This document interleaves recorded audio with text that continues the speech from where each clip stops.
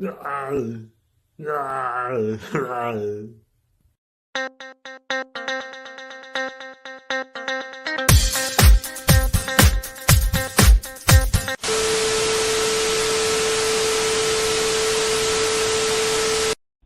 interrupt this regularly scheduled program to bring you the newest trailer for LS11 Impact.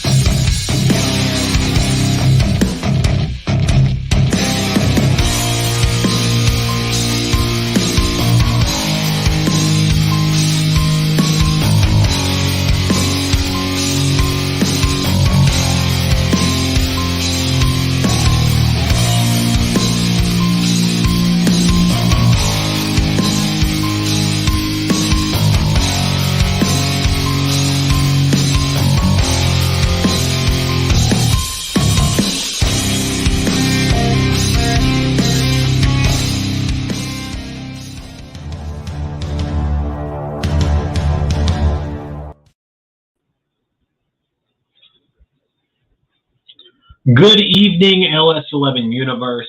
My name is... excuse me.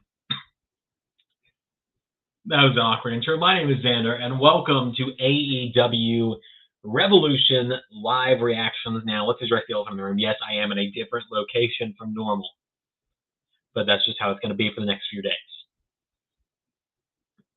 But here we are for AEW Revolution. Yes, we have a new Impact trailer that is dropped featuring the entire match card. I'll get to that in a second. I apologize. I might not be as talkative as normal during the streams tonight because I am dealing with a very, very sore throat. But yes, we have a new Impact trailer. We just announced the whole match card. I might be willing to announce a new Call Your Shot entrant tonight. We'll see. But yes, here we are. It is Ray versus Carnal tonight. Round 2 to find out who's going to WrestleMania. And I see Zach asks, what theme are we using for Jeff Hardy? I believe it is Similar Creatures. I think. You will have to give me a moment to check because I do not remember. I didn't really grow up with Impact. Similar Creatures, yes, that is what it says I have modded in. All right, so first matchup on the buy-in tonight is Layla Hirsch versus Chris Statlander. Ray has Layla Hirsch, and so does Carnal for this one, so both guys are going to have the same points after this match. I think this is the only match they have the exact same picks for.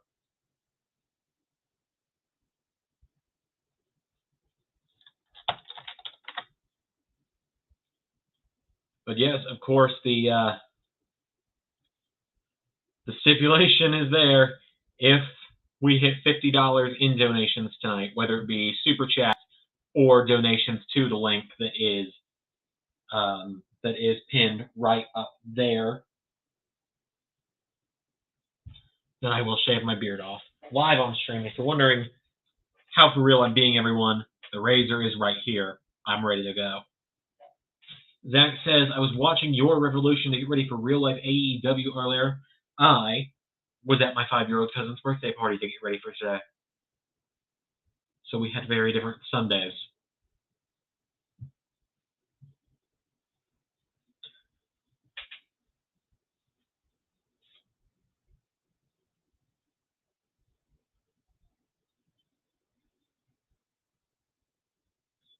Good for you, Hook. I'm sure that's totally actually Hook.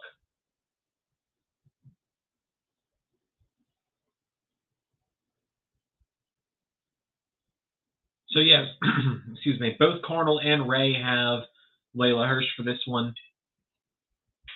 Kind of surprised that they both went for the same one on this one, but it's just how it is.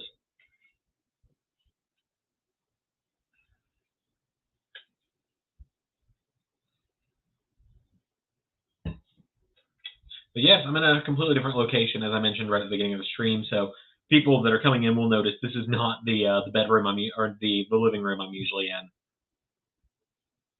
I'm actually at a desk.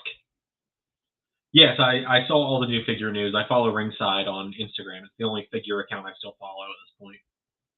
So yeah, I saw everything yesterday. Looked through it as I was going to bed because I was a very busy boy yesterday. For those that are on Discord, that are in Discord, which you can join in the link in the description. For those that are in the Discord, I was playing 2K19 on PC for 9 hours yesterday, and 8 of those 9 hours I was actively doing things on the game to get things set up. Because I am almost willing to bet, I'm not going to put money or anything on it, but I'm willing to bet we're gonna be back on 2K19 within a few days of 2K22 coming out, because it doesn't look promising to me, and I'm not looking forward to that. I was excited to finally get away from 19, but I also was getting nervous because of all the mods that are in it. But at this point, it's like tomorrow night at midnight we'll find out. I'll install the game at midnight. I'll probably start streaming at 2 a.m. or however long it takes for the game to install. Or I'll probably get a night of sleep first. We'll see. I was up till 2 a.m. today, so.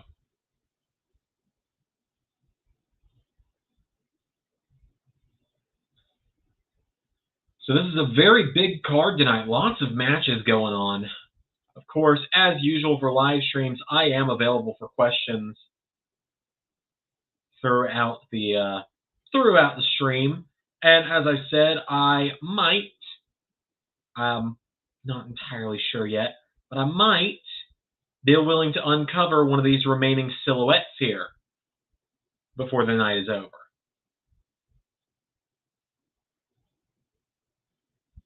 Yeah, I don't blame you if you're not there if I do a 2 a.m. stream. I don't know if I'd be all there if I did one. For you, it'd be 1 a.m., but either way.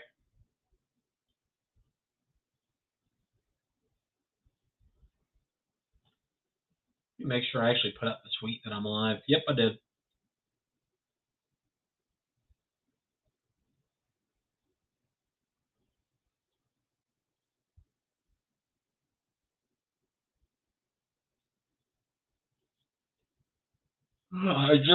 I just ate dinner about 20 minutes ago, so I'm a little tired now.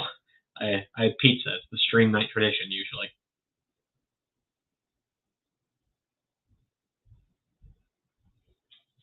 But I've got my Zander Mania shirt on. We are live. We are here. It's only my second ever AEW pay-per-view that I've purchased, so that's exciting.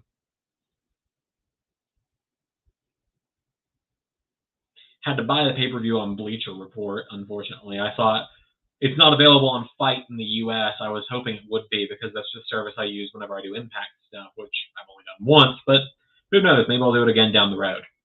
I know Sacrifice was last night. Had I known Sacrifice was last night, maybe I'd have watched it. Or maybe not, given I was already having to cough up $50 for this show.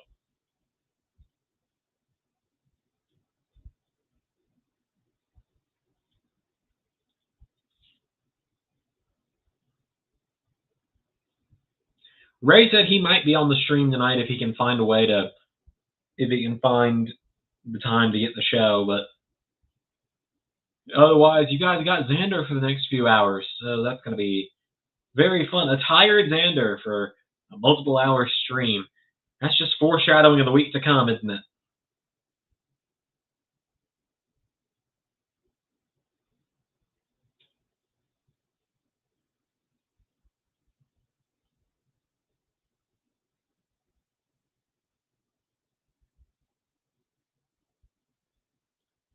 This has been a fine match so far.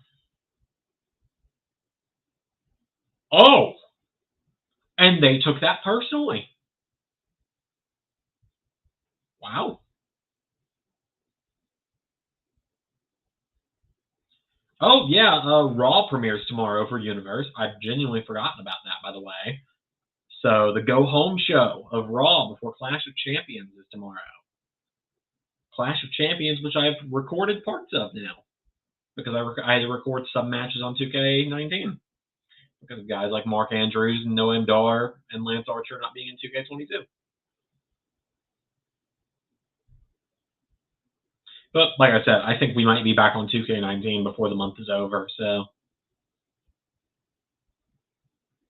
I'll give 2K22 a fair shot, but I don't know if it's going to be for me. I don't know if it's going to be best for Universe creators. Again, I apologize if you see me like grab at my throat a lot. I hurt my throat last night in a very stupid way. So dealing with the repercussions of that today.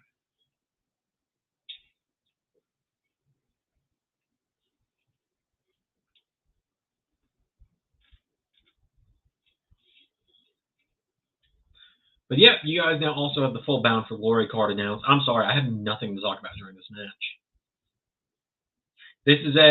This was built on Rampage at most, and then Dark and Elevation at best.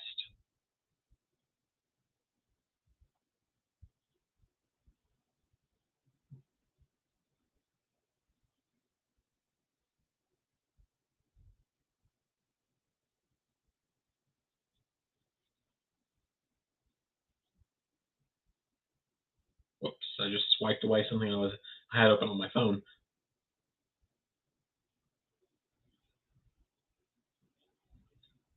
Open up eBay real quick, see if I won this auction. Nope.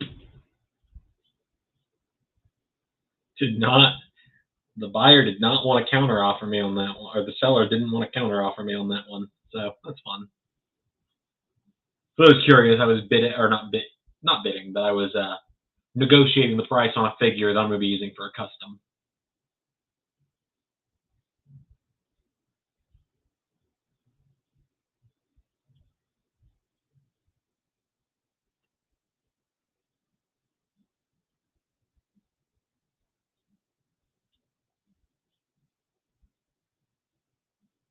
I've noticed there's no hard cam going on tonight. Oh, Hirsch has got a weapon. I think we're about to go 1-all for Ray and Carnold. I think we're about to go 1-1 for Ray and Carnold tonight.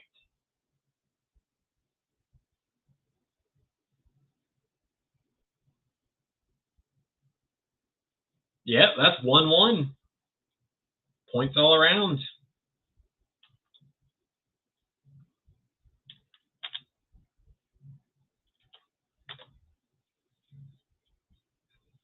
The Bradley Carver rule is out the window nowadays, so. Now, the Death Triangle match won't be part of the predictions because predictions came out before the match was announced. So we didn't feel like trying to round everyone back up for that.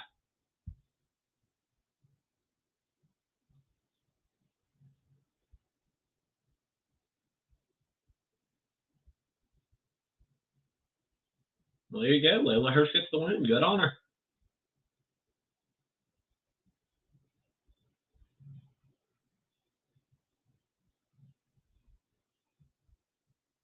I mean, good on them for finally doing some other non-title feuds in the women's division. I mean, not counting Deeb and Sheeta. That one was on a few-week break, though.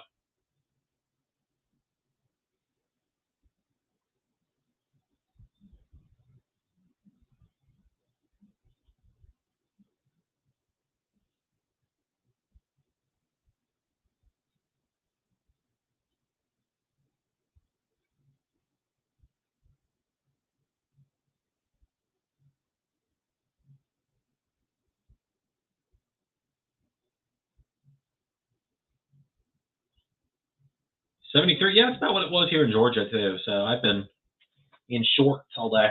It's been great. Shorts and flip-flops. Finally, my favorite kind of weather. Oh, there we go. This seat actually reclines really well.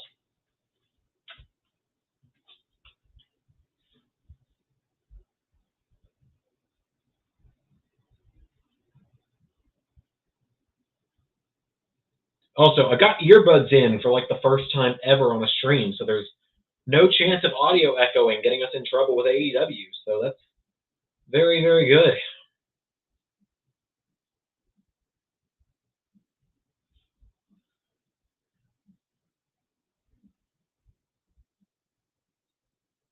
DJ Dangerous, did the dog collar match happen? The pay-per-view hasn't even started yet. We're on the buy-in. Zach asks, have you decided if Impact normal episodes will be live or upload? It's at this point what I've decided is that after ARW is done, special episodes will premiere for all 4 shows, but that is it.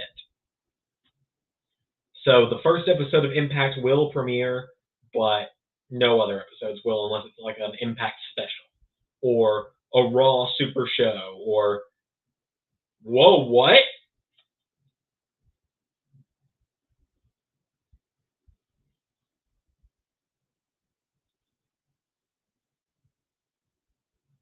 Oh, shout out to Grim from fucking Grim's Toy Show wearing a neon John Cena shirt to the pay-per-view. Anyway, they just hit Kenny Omega's music and Don Callis walked out.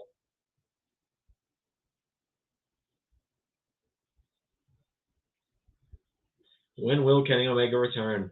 No idea.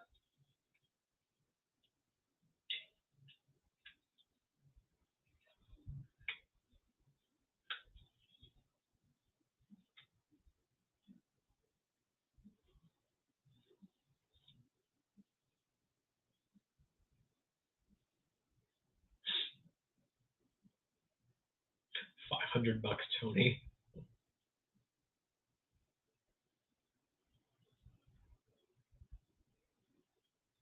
Oh, Don Callis.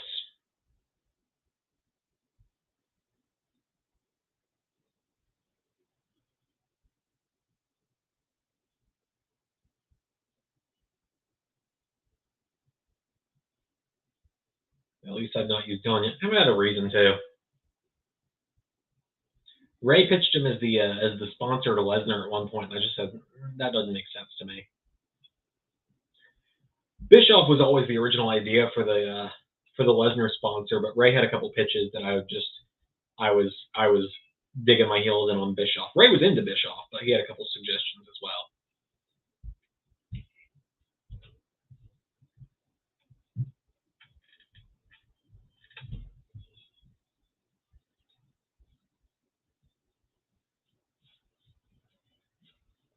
Yeah, Don just doesn't fit the LS11 stories going on right now with the Undisputed Elite faction.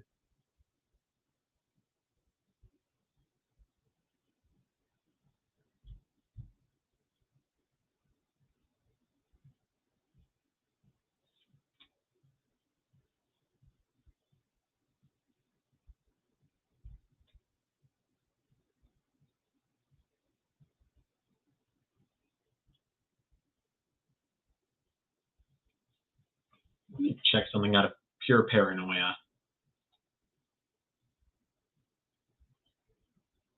Oh, fantastic. My mic has been attached to the webcam for the last 20 minutes, so I probably sounded like dog shit for a while.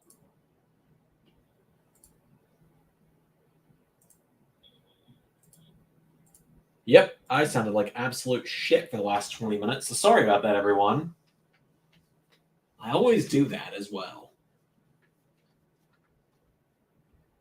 It's the downside of the new webcam. One hand, I've got nothing against Pete Dunne. I might actually like him, but on the other, he's wrestling your favorite. Well, it's just how it is, you know? Wrestlers are going to wrestle.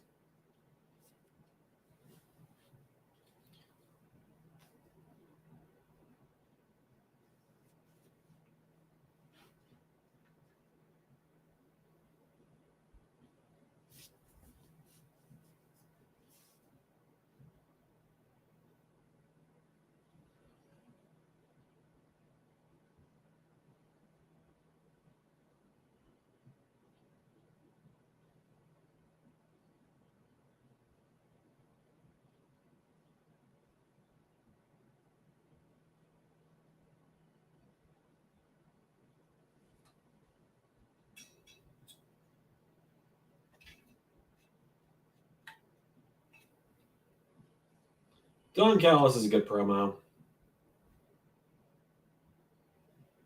I vaguely remember that. I vaguely remember you doing that, Zach. I don't remember every premiere.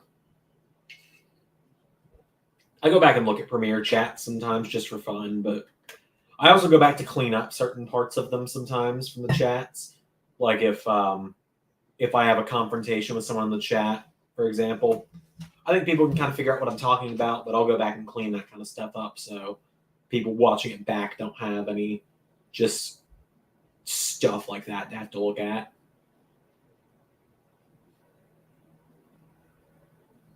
Young Danielson and Young Mox, wow.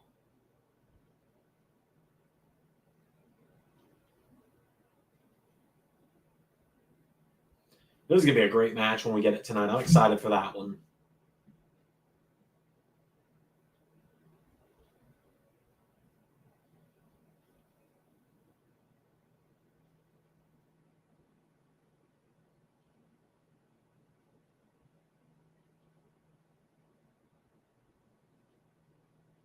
I will say, and I stand by this, you can see it in Universe as well. I'm not a fan of the new paradigm shift where he lifts them into the air. It just looks less effective.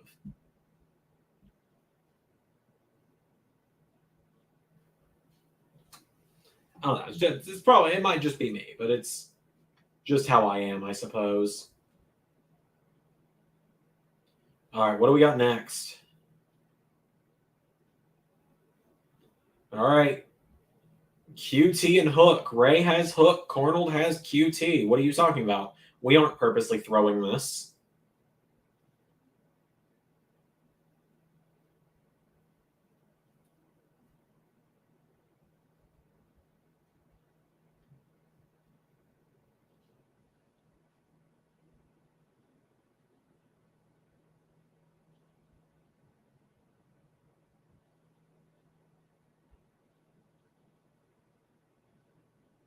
Hope Kenny comes out to confront Punk after the dog collar match. I doubt they're going to do it that quick. Genuinely, I just kind of doubt it's going to happen that quick. They're not going to tease him coming back on the pre-show for him to then come back on the main show. He could be back Wednesday. He might not be back yet. He had a lot he had to get taken care of. I know that much.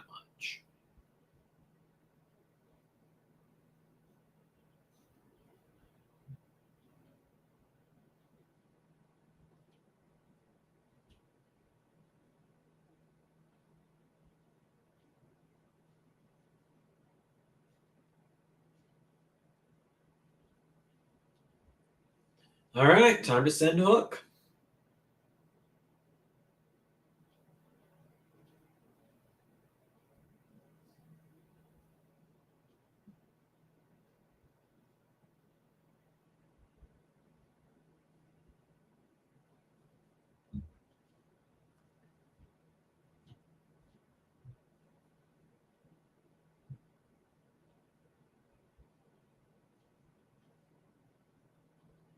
I just feel happy for Taz every time I see Hook. Like, you can just tell how proud he is, and I love that. What do I think about the Edge heel turn? It makes sense to me, yeah. I think it was well done. It mirrored Edge being turned on by Randy a couple years ago. It was good storytelling. All right, then. So, for those that haven't figured it out yet, from Twitter, I mentioned it. I'm at my mom's house. I'm house sitting for her for next week, and she's getting ready to go on vacation tomorrow morning with my stepfather, and she is packing up upstairs for tomorrow. And I think she's just put her suitcases on the ground because the ceiling just shook.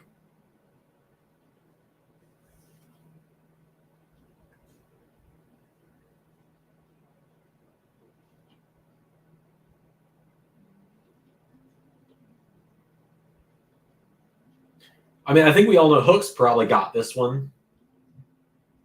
Cornell went QT because, like I said, we're totally not throwing this to do Ray versus Mata.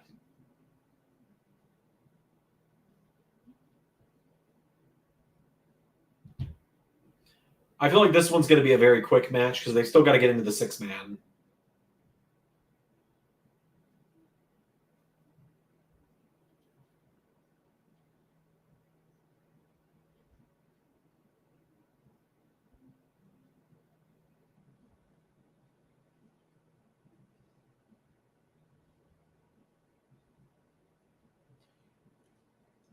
We had a great week of Universe coming up, guys. I don't really have much to say right now. Like I said, there's not terribly much going on tonight. Chat's very quiet as well. It's really just Zach in here right now, which I'm not used to either.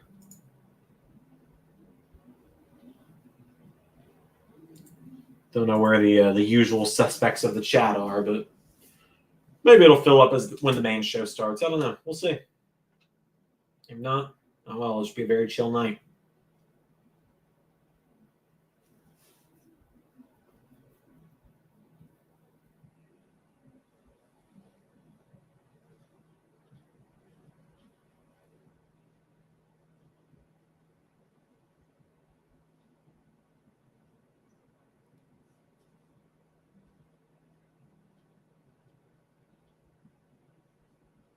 Oh yeah, when Redbeard showed up on Rampage, and what was the other thing?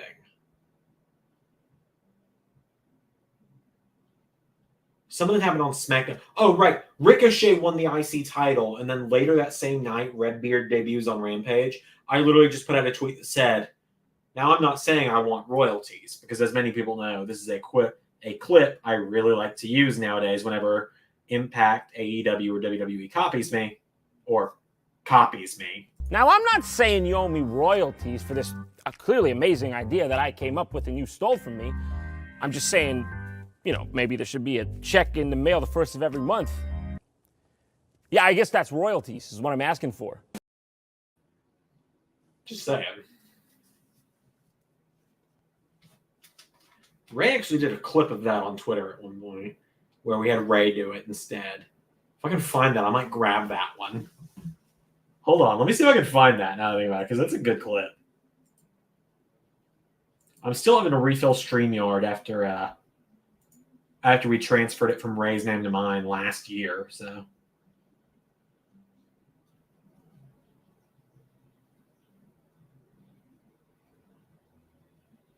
It was well over a year ago at this point. It was TakeOver Vengeance. It was when the UE split up this time last year when Ray did it. So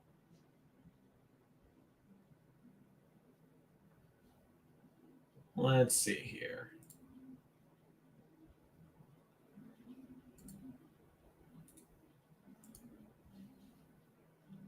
Okay, I think I found it.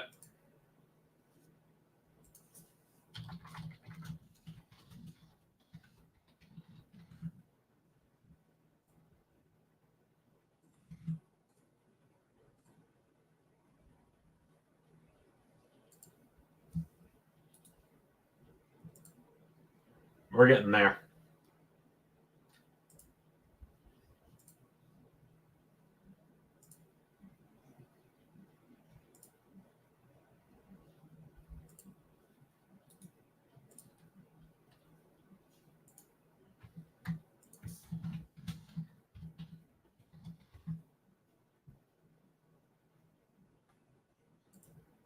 Okay, I found the Ray clip. I'm going to get it in StreamYard. Just that'll be the other one we use sometimes. It just depends. Oh, QT Marshall showed up once in LS11 Universe. I wouldn't expect him to ever really show up again. That's it. And Ray now takes the lead.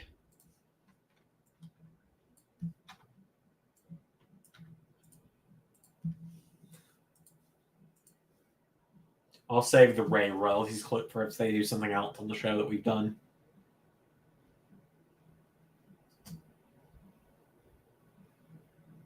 Hook for LS11 AEW Universe World Champion. The kid is 0-1 right now, so he's not exactly on the right track. What do I think of Heel Matthews? I think him being in House of Black makes perfect sense.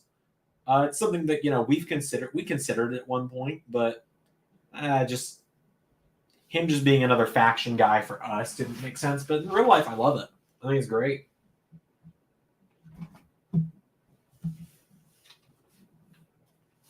There we go. Only downside is I'm used to being on couches for live streams now, so being on this chair is a weird change. I haven't had to sit in an office chair for a reaction stream in months. literally month, like well over 6 months at this point. Because last one I did from the office chair was SummerSlam.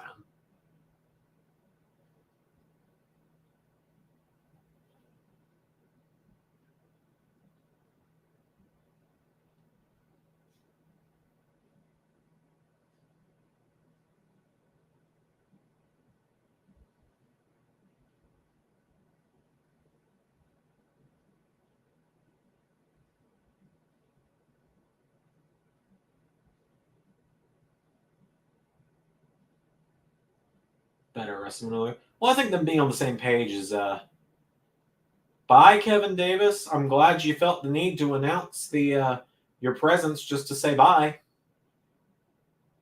I don't know if maybe you were just trying to get me to say your name, but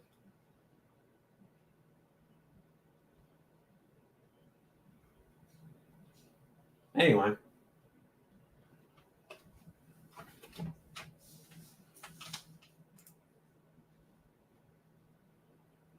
All right, here we go. House of Black match. This one is not part of predictions. I feel like House of Black has to win, right? Like it's Buddy's first match in AEW. Unless I'm forgetting something, because if I'm forgetting something, please let me know. But I'm pretty sure this is his first match in AEW. Oh, he's got a mask too.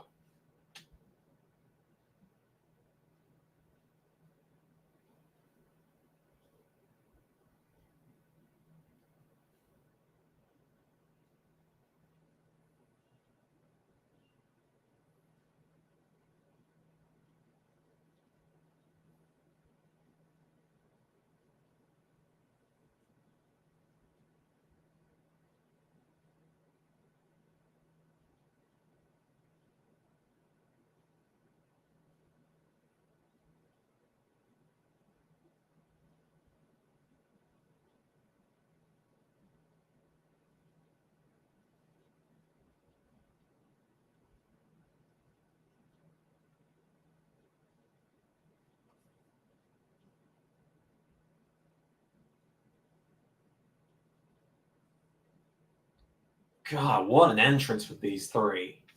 At least we don't have KO versus Sammy on the millionth time. I like it when they wrestle. That one's not gotten old to me yet. That's not Roman and Brock levels of old to me yet. Like, a lot of people say Cena Orton. I say Roman and Brock at this point because I wasn't around for Cena Orton for starters. And second off, I'd rather watch Cena and Orton wrestle than Brock and Roman. For Universe Minus Matthew versus Sky and Iron Man. I don't know where you'd have gotten the idea that it was. But it's not. No, it's a one-on-one match. One-on-one match, 30-minute time limit, like all AEW matches.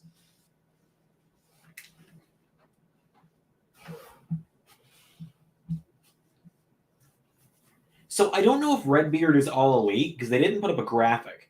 He might just be on like on a match-by-match basis right this minute. I don't know though. We'll see.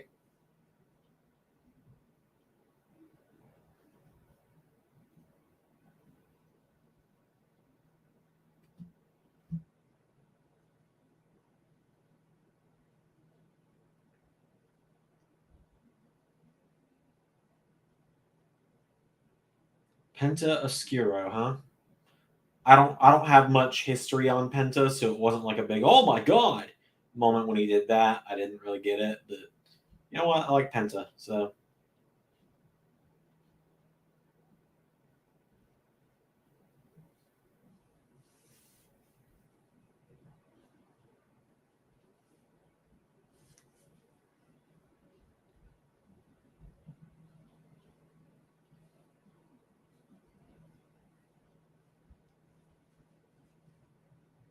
But here comes Redbeard. I just realized there's no tunnels tonight. But I guess there are tunnels, but the tunnels aren't facing outward. They're inside this time.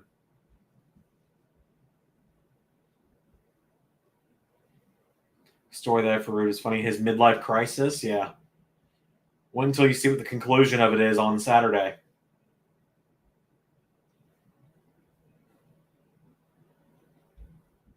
Or not conclusion, I guess. Wait until you see what the next step of it is Saturday. At the pay-per-view is the best way to put it.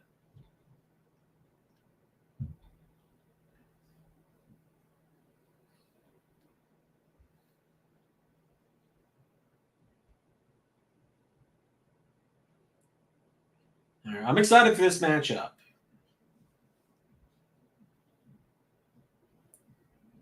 Hopefully the music my mother is blasting upstairs isn't hitting the microphone. Check. It might vaguely be hitting it, but we'll see. We'll hope not, though. I still got my food over here if I get hungry. I got pizza, I got breadsticks, I got brownies. I don't know if I'm going to eat it all on stream, though. I usually don't. Or I try not to, usually. Like buying the sports car for no reason. Yeah, I mean, I genuinely do this story. I looked up typical midlife crisis things men do. And buy fancy sports cars was one of them. The one I didn't do that was like the most typical one was get a younger girlfriend. I didn't do that, one, because Rude is married, and two, because I don't know. Women being objects in storylines is not something I'm cool with.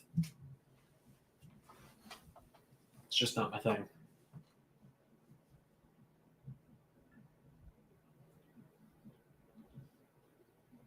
Huh. Buddy Matthews making his AEW debut in-ring debut at Revolution. Now, I'm not saying I'm kidding.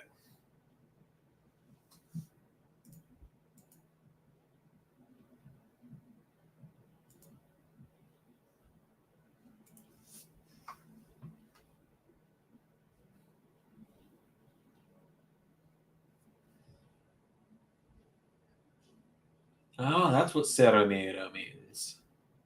It means no fear. Didn't know that. Learn something new every day, I suppose, huh?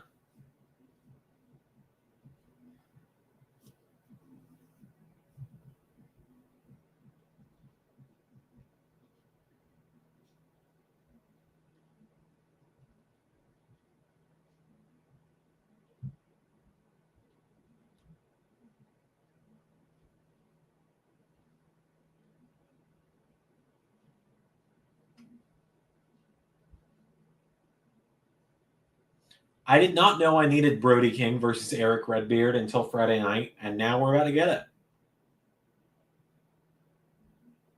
Also, it's so weird seeing Redbeard with all the tats because, I grew up watching him as Eric Rowan when I was like 14. And until 2018, when he aligned with Daniel Bryan, he didn't have tattoos. Or at least he didn't have any we could see because he was always covered up by the boiler suit.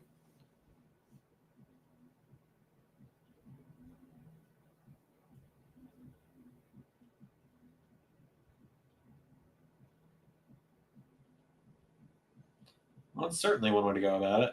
It'd be funny if at the pay-per-view you gave Reed the motorcycle injuries. Well, I've already recorded his match for the pay-per-view.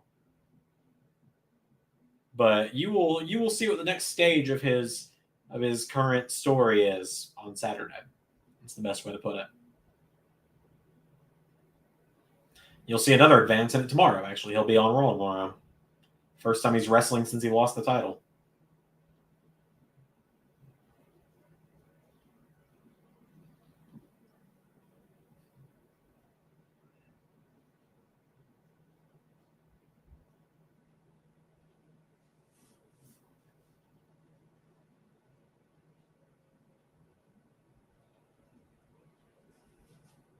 God, I love Redbeard, and it's not just because he looks like one of my family friends.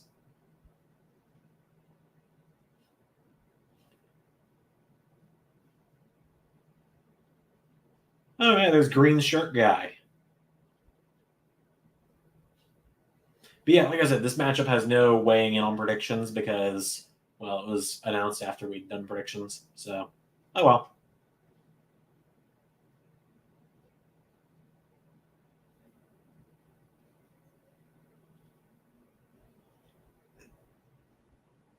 God, I'm excited for whenever I can use Brody King in Universe. I'm fine on his gear. Well, like I said, I've already recorded it, so you'll see when you see. What happens on Saturday, I think, will interest a lot of people.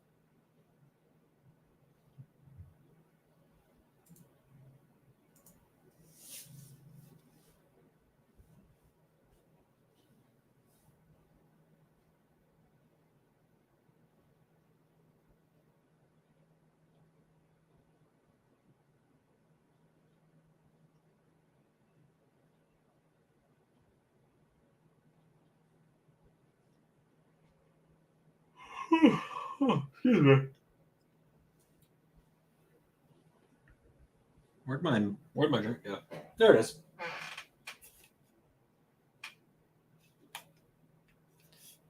Eight, 10 more minutes till the main show. There's still so many matches coming up tonight. All Out was my first AEW pay-per-view, and from what I've learned, these shows run really long. Every one of them is like the length of WrestleMania 32. I will never do a 2-night WrestleMania myself for Universe, but I will admit it's kind of nice with 2-night WrestleManias because they're over so much earlier in the night each night. I know Ray has a problem with him because he works on Saturdays, but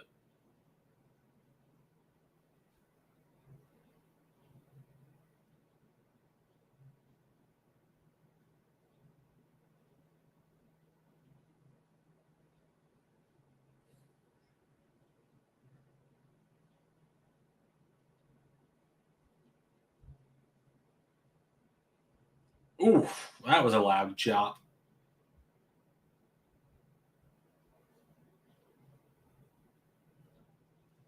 Let me make sure I haven't missed any super chats or anything. No, we're good. We are working on getting emotes drawn and stuff. We will have channel memberships available starting in the next month or so. Probably by the end of March is the earliest, I would say. I've got to design emotes, though. I don't want to just steal other people's.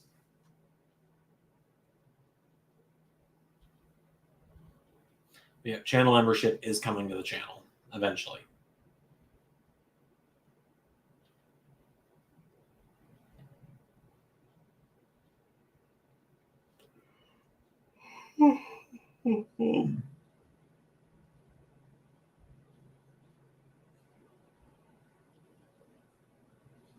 It's good heel work there. Distracting the ref so Black can get him away from the ropes.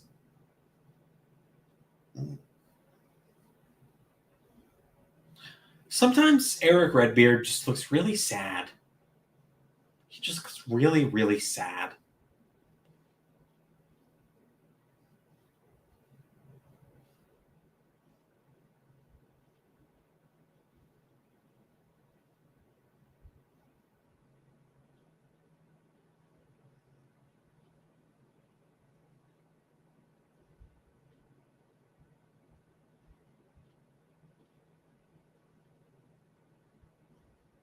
I will say one thing AEW does a really good job of is their pre-shows. Calling it the buy-in makes sense because you're trying to get people to buy it and buy the pay-per-view. But although I just think, they put a lot more intriguing matches on their pre-show than WWE does. Just quite honestly, I'd rather see 3 wrestling matches than Booker T saying shucky ducky, quack quack, and then a bunch of little animated ducks appearing like this.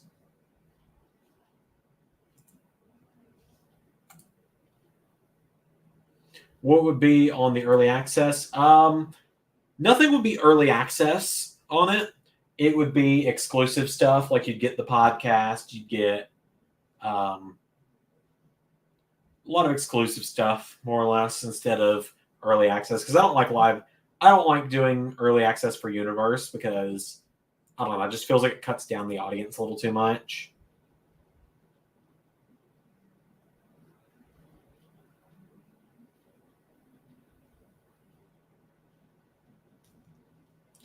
Let's see here. I've been setting it up. Let me see what I've actually written for it.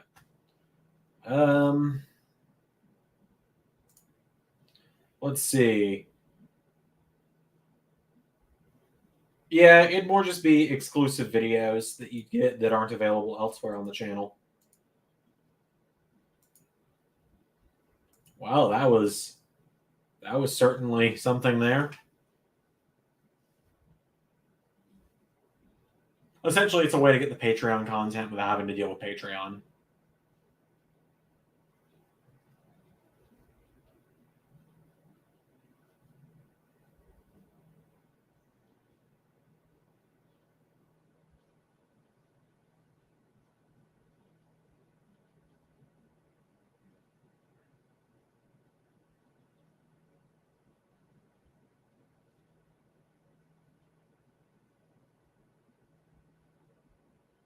Going for Fear Factor? Nope. Smooth tag there. Uh-oh.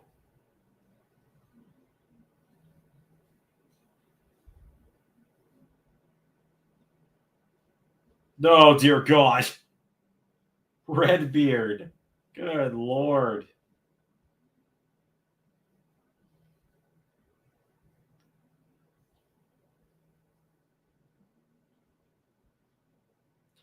I'd like to acknowledge some irony here that I believe Malachi Black had Redbeard's final match in WWE. I could be wrong, but I believe he did. Or it was one of his final matches. It was where Malachi beat him twice in one night. And now he's Redbeard's first match in AEW. That's kind of neat.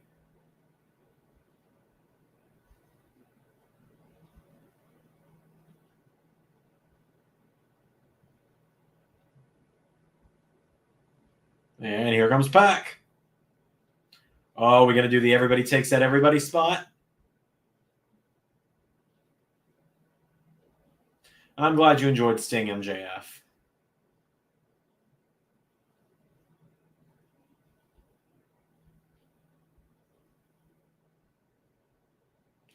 Jesus!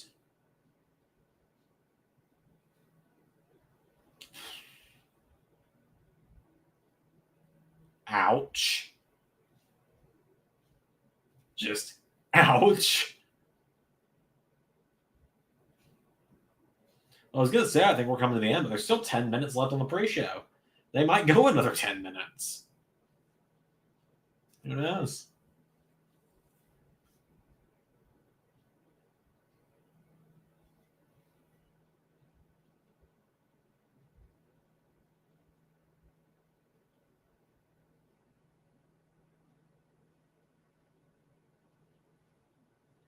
Oh, there goes my phone again. Tower of Doom. AEW didn't really do Tower of Doom, as far as I remember. I've been watching for a while.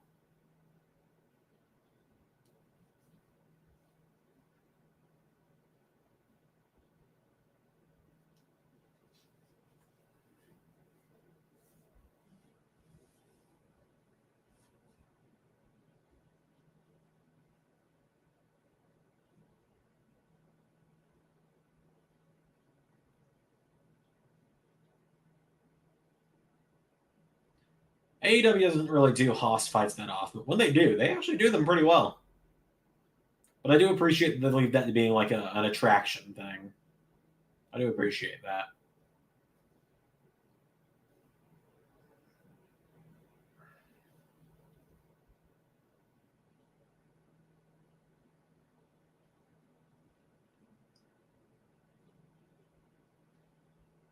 All right, where are we going with this?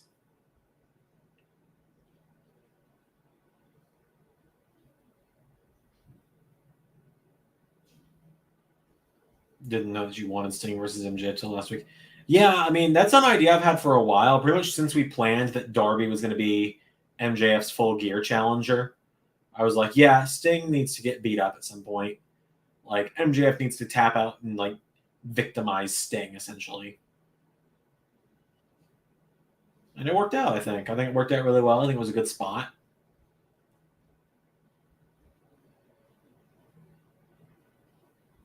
So Sting's going to be out for a little while now.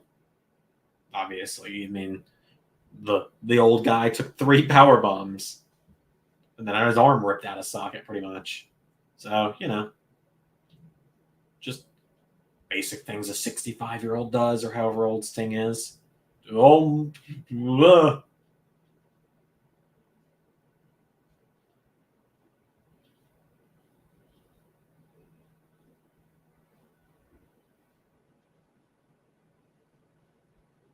Oh my God.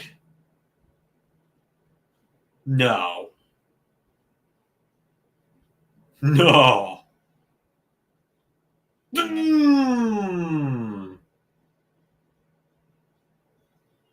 Ow!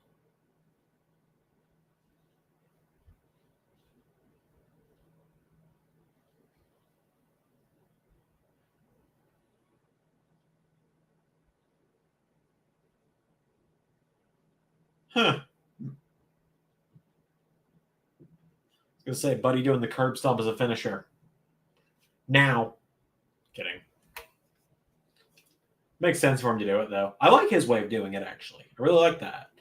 I like the Rollins way of it coming out of nowhere as well, but I like Buddy's way of, like, ripping them off the ground and then stomping them. I think that's a really good way of doing it, too. It's definitely more of a heel move to me, though. Irony, or that way of doing it, anyway.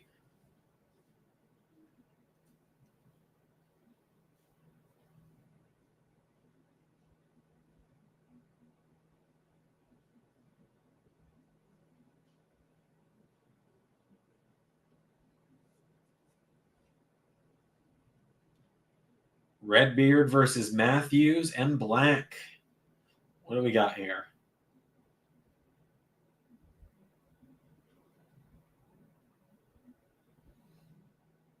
I love Redbeard, by the way.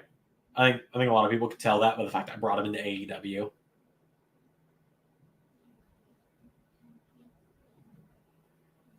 I both am and am not surprised that they brought him in, but didn't have him join or be involved with Dark Order in some way this time.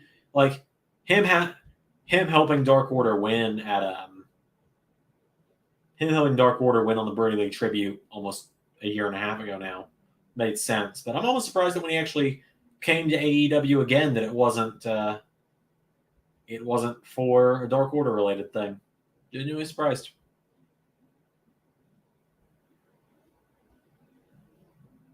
Oh!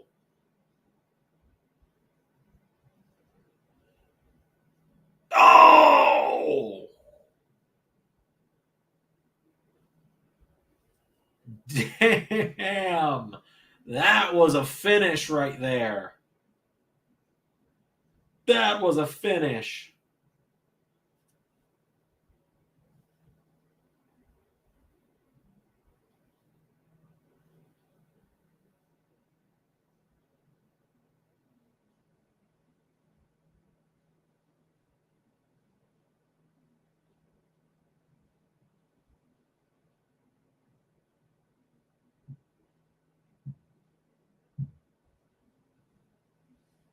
Wow, that was a hell of a finish.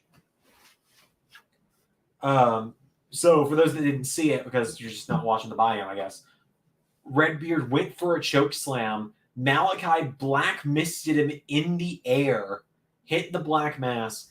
Matthews hit the rising knee, which is what I call the B trigger.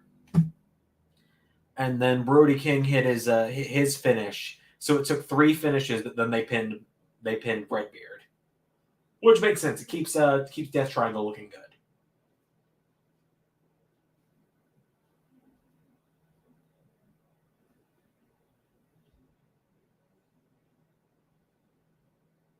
We're going to take a brief intermission in a moment here for me to be able to go to the bathroom, which is just right next door. So literally a wall away. So.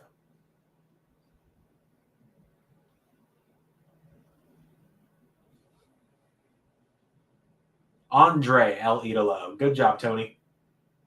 Love Tony.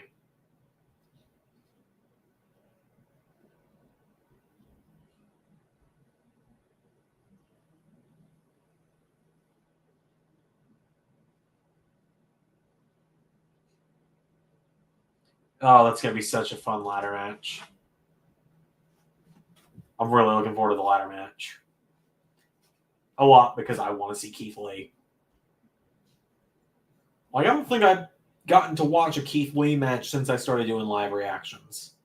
Like, I mean, gotten to watch a Keith Lee match live with you guys, which is a shame.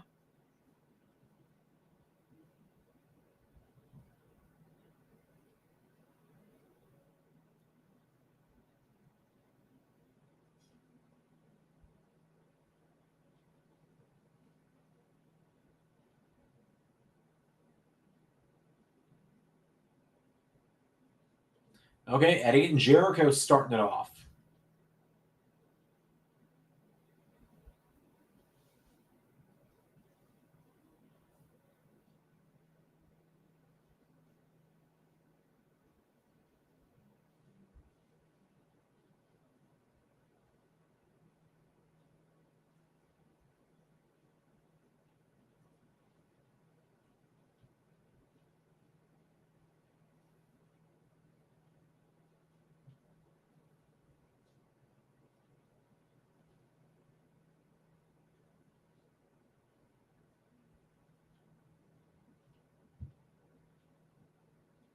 I'm going to watch this video package, then I'm going to throw up an intermission image and run across the hall real quick.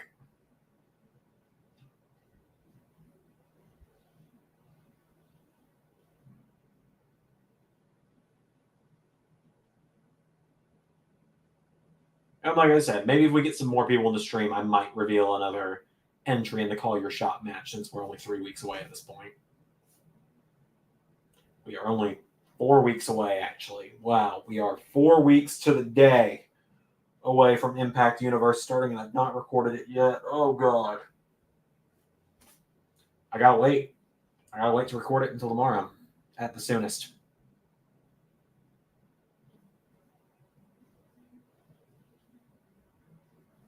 All right, so JR is coming out. I'm going to throw up an intermission. I'll be back momentarily, everybody.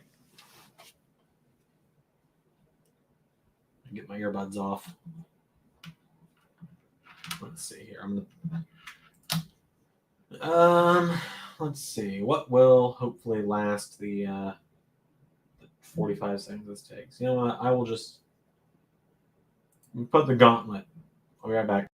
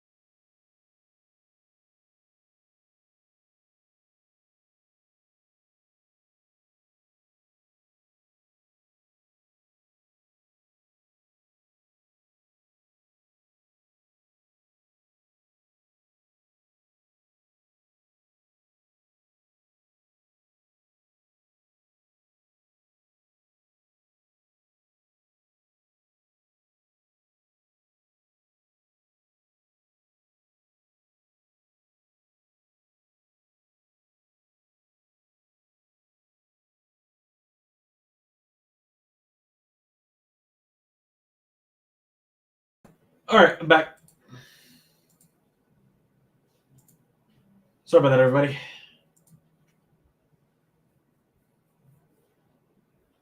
I'm gonna have a breadstick to kick off the pay-per-view, or a cheese bread stick to kick off the pay-per-view. It's not gonna be piping hot like it was an hour ago when I got it, but I guess almost 2 hours ago now.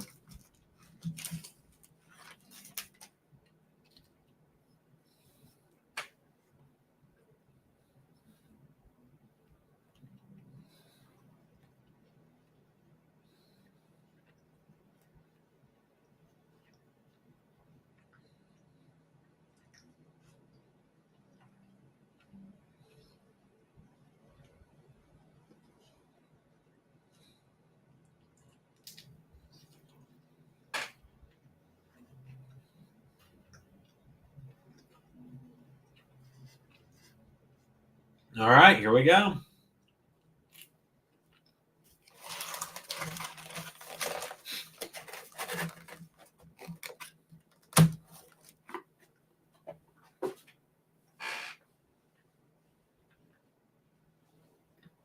So the show is sold out, which is awesome. It's great for AEW.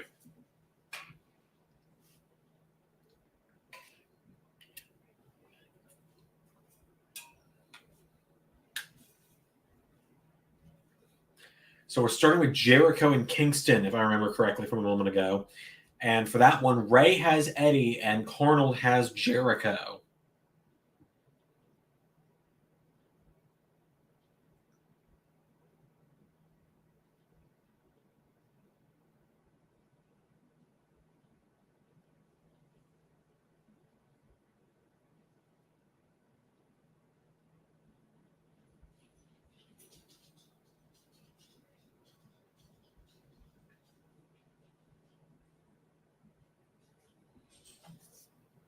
All right, here we go.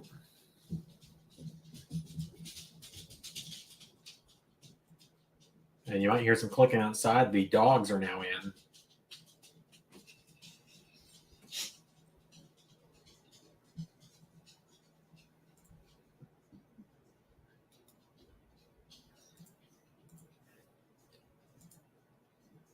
All right, kicking it off. Here comes Jericho.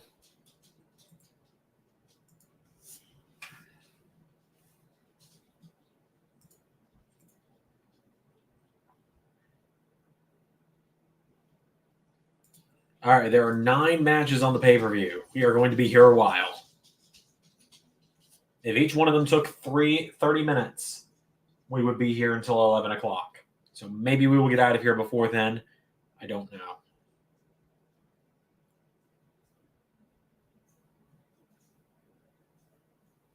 We will see.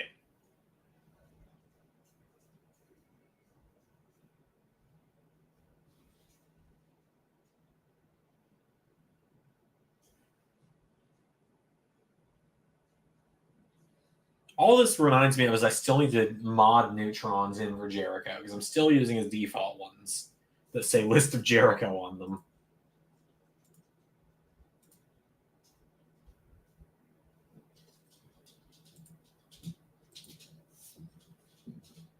So I need to get rid of those, which I should have done last night when I was literally modding stuff in.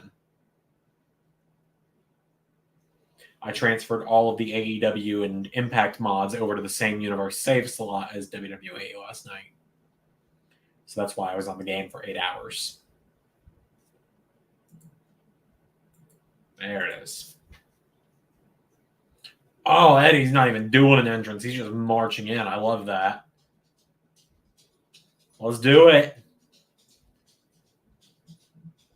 Eddie and Jericho, let's do it.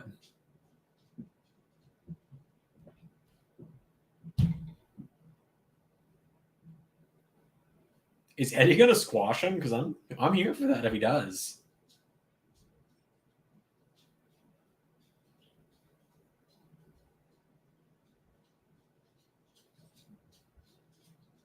I love Eddie Kingston. He's great. He's so good at what he does. Like he just plays a very genuine character. That's because I don't think he's playing a character. I think this is just him. So he just comes off very genuine with everything he does. That's the best way to put it.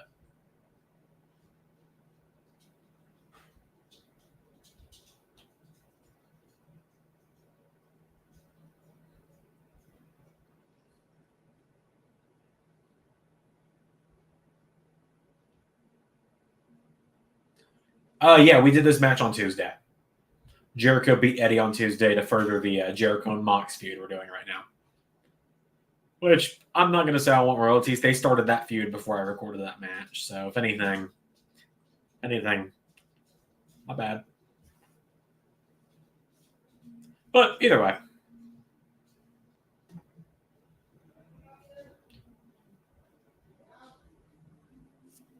I'm going to move the mic a little bit closer to myself here. It might make me a little louder, but lots of loud noises going on outside the office. So I'm just trying to be safe, you know. with Mike there. How about that? Hey, Hanzo, welcome to the stream, man. Good to see you. And just a reminder to everyone, $50 in super chats or donations combined. It doesn't have to be all from one person. And beard comes off live on stream. So just a reminder to everyone on that one. You want to see me with no beard? We'll do it. Thank you, Hanzo. Got new shampoo for it. That's why I'm hesitant to shave it. I've also lost some weight this week. Watched an old match on... That was dogs again.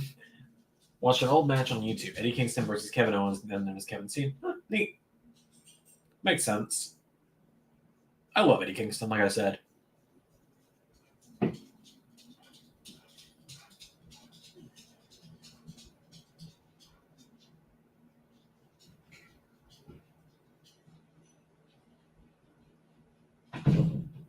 Kick his ass, Eddie. Kick his ass. Let's not shave it. I'll donate to keep the beard.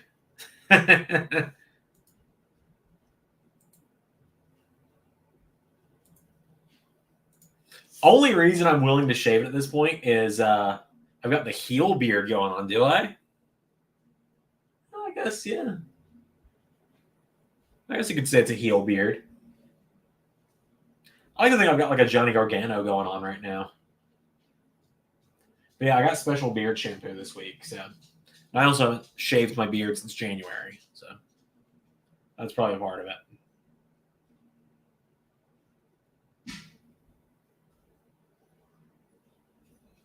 But yeah, the only reason I'm willing to shave at this point is I got back in the gym last week and I've lost a lot of weight within the first 2 weeks. So my face is actually small again instead of being like a circle, which makes me so happy. Because I don't know if anyone saw, but when I shaved my beard back in September, I didn't get on camera after that. I shaved it, showed that I shaved it on camera for one stream, didn't stream again for a while. And that's because I was really self-conscious. I gained a lot of weight in the last few years, and so I was really self-conscious about what I looked like.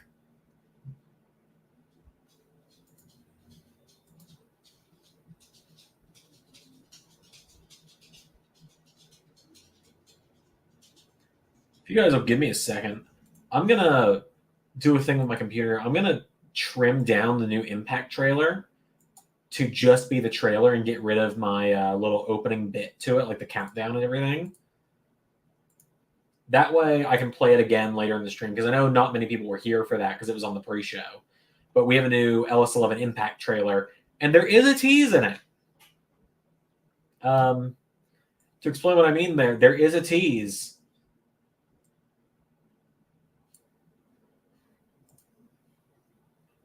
There's a tease for who one of these there's a tease for who one of these silhouettes is in there.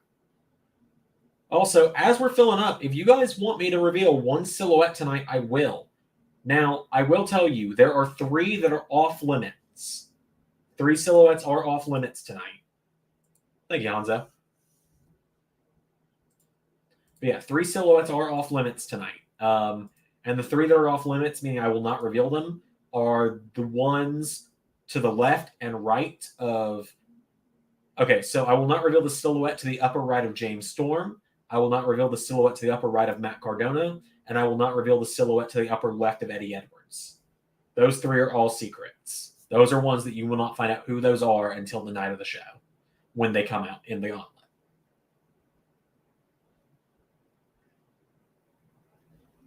So... who are we going to reveal? I will let you guys pick the silhouette. Like I said, the ones that are not allowed are upper right of James Storm, upper right of Cardona, the one with his fists up, and then the one to the upper left of Eddie Edwards. Those 3 are not allowed. But if you guys want another one, let me know. Yeah, we are growing pretty fast. It's pretty insane to see. This is the first stream I've done since 1,000 subscribers, by the way. Bottom left. Okay, let's look at the bottom left.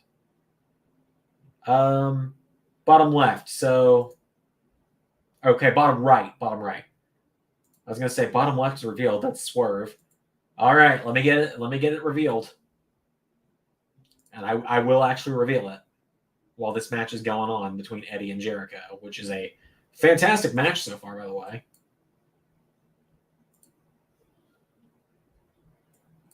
So hold on. I'm having to get all these people out of the background. All right.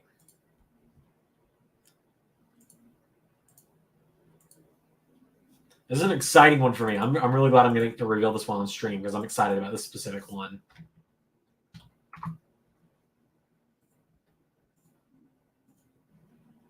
Okay, bottom right. I'm getting them dropped in. Now, before I show who the bottom right is, does anyone have any predictions of who the bottom right was? So pull this up again. They are the silhouette that is right below Shark Boy, right next to W. Morrissey.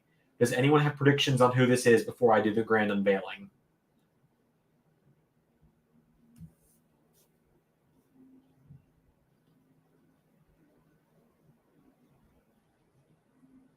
So I will give it just a minute. I will reveal it after Jericho and Kingston. How about that? Just to be respectful to their match. Or, I'm going to do it right now because, Zach, you are 100% right. It is the former Bronson Reed, now known as Jonah. He is the next man in Call Your Shot. So there you go.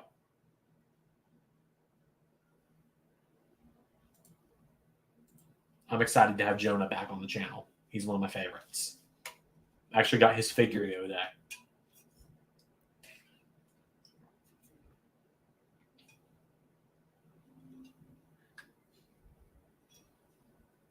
So, yep, we are now almost halfway through announcing people.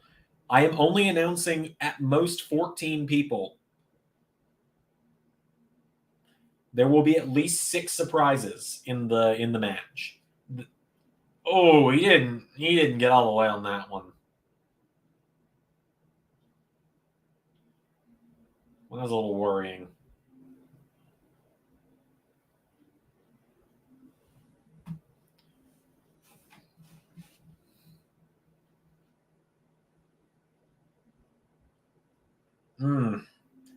Eddie Kingston just sells, man. He's so good.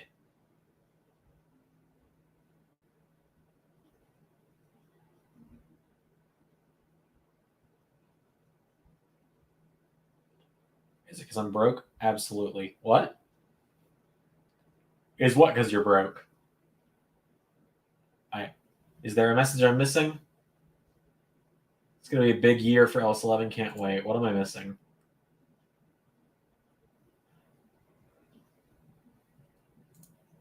DJ, is there a chat that I just missed from you?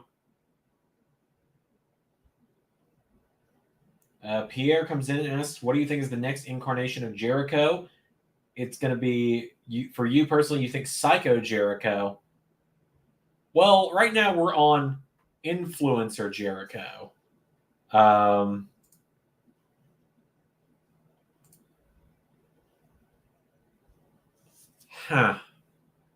I don't know. I think Psycho Jericho is a good shout.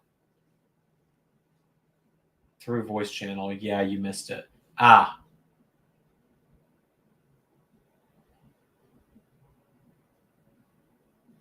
Matt Cardona, love Matt Cardona. I love Matt Cardona as well.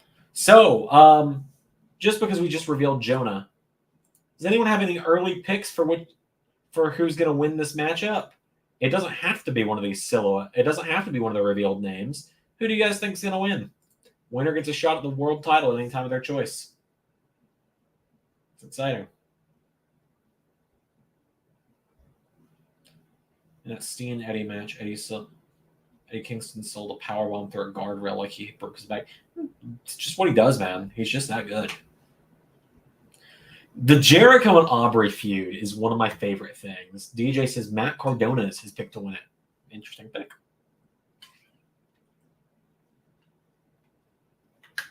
I think I got the Impact trailer completed. Yep, it is now rendered. Good. So let me add the new Impact trailer I showed off, and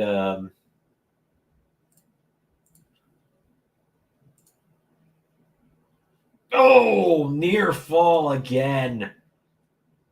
Ah, damn, poor Eddie.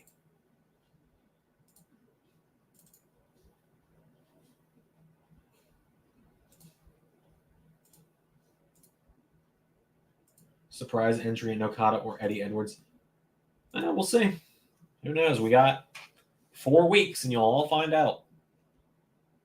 Ray and I will be commentating it in a week. And now the stream's going to lag just a little because I'm uploading while streaming. Whoops.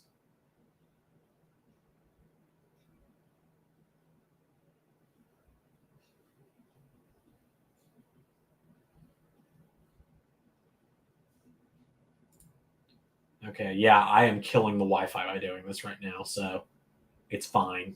It's a 40 megabyte file. It'll be done in a minute. My theory is the Inner Circle finally breaks. Officially, all Jericho has left is Bat Floyd, and your pick is Hardy or Swerve. Those are also very good picks. I'm hearing a lot of good picks for that matchup. I'm excited for you guys to see it. I haven't recorded it yet. It's going to be one of the most heavily scripted matches I ever do, but I'm excited for it. Of course, for those that don't know, the Call Your Shot works like a 20-man rumble, but then when it comes down to the final two, it becomes a one-on-one match.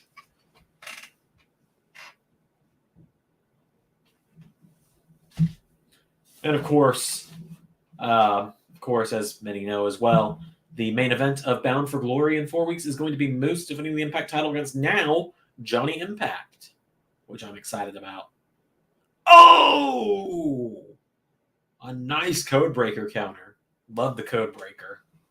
I get why he doesn't use it that often anymore, because Y2J isn't really what he does anymore, but I do love the Codebreaker. It's still one of my favorite moves.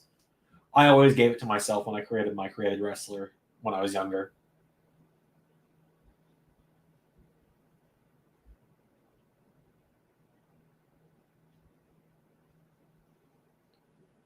What match were you talking about being scripted? The Call Your Shot Gauntlet. It's going to be a very heavily scripted match for me.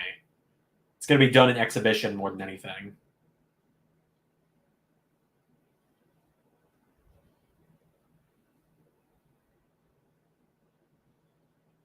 Oh my God, is Eddie going to tap him out?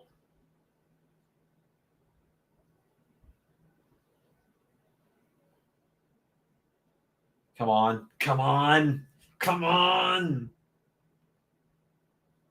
Come on, Eddie. Yeah! Eddie with the win. That is 3 on the board for Ray. Ray getting another step closer to keeping his title against Carnal tonight. Hey, Wrestling Culture. Good to see you, man. Welcome to the show. Codebreakers have always been cool to me. Understandable why he doesn't do it, but it's still cool he doesn't. Oh, yeah, like I said, I love the Codebreaker. It's part of why he still uses it pretty often in LS11.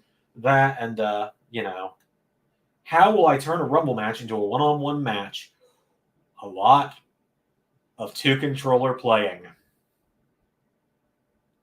Literally, when it gets down, like I said, I'm probably not even going to use Royal Rumble mode to do the gauntlet. It's probably going to be a series of singles matches with multiple controllers plugged in, using some highlight reel probably, and then like 3 or 4-man battle royal modes, stuff like that. It's a very spot-for-spot match, and I'm going to be doing a ton of editing for it, so here's to me. A nice drink of water. I do not drink alcohol that often anymore.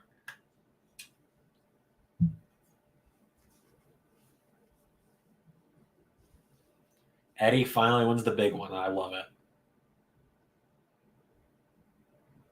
Are we about to get a Jericho heel turn? I'm waiting. I could see him shaking his hands, like kicking him in the balls, and then saying, "But you're still a loser," or something like that.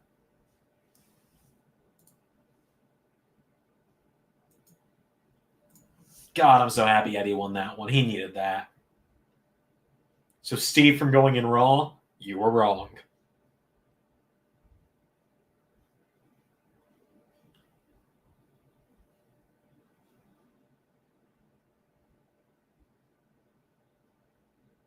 Yeah, Jericho being a dick.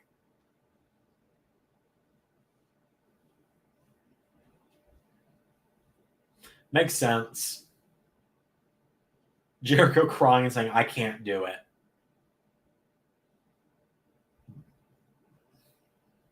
Just hell yeah, Eddie. Hell yeah. God, I love Eddie Kingston, like I said.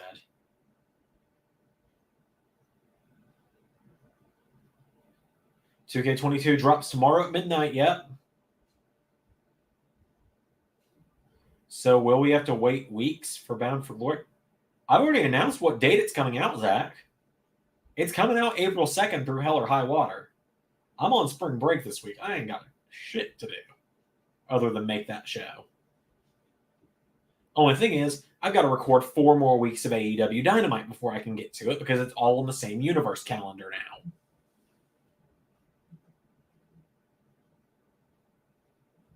So, you know what? Just for a minute, because I'm going to grab a snack. Since a lot of you weren't here for it, I will now once again play Impact Trailer number 2.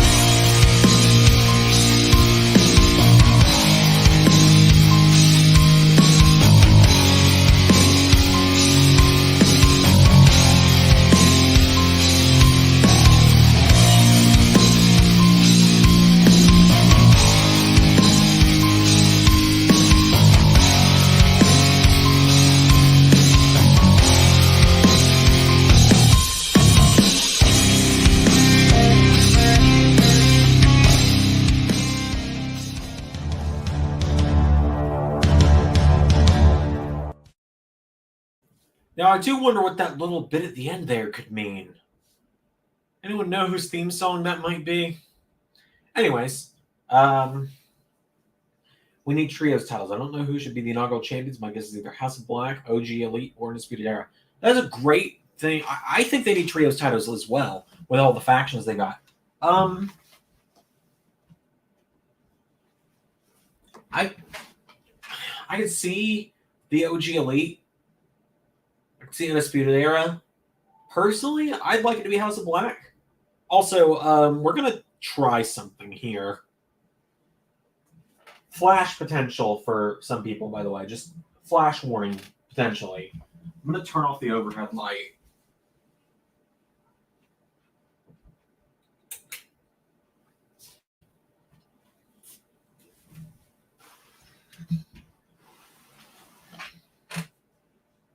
Okay.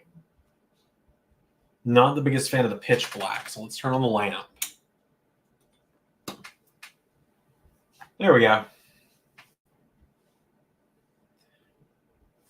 Let me pull this a little closer to myself. Let's try like this. Am I visible enough? Am I too dark? What do you think? Do I need to turn the overhead back on? Tag titles up next, by the way. Ray has Red Dragon, I believe. Let me double check. Ray has Red Dragon, and Carnold has Jurassic Express. Wild card pick for trios titles. Team Taz. You know what? That'd be fun. Hook, Starks, and Hobbs. I like all three of them together. It's kind of looking like I might need to put the overhead back on, unfortunately.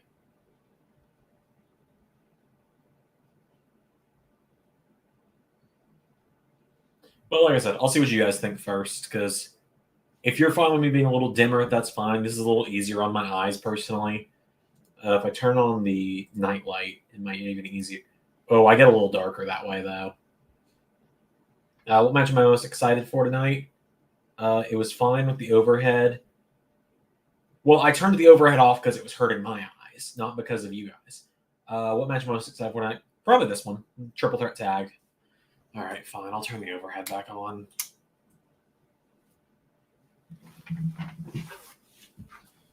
As much as I don't want to.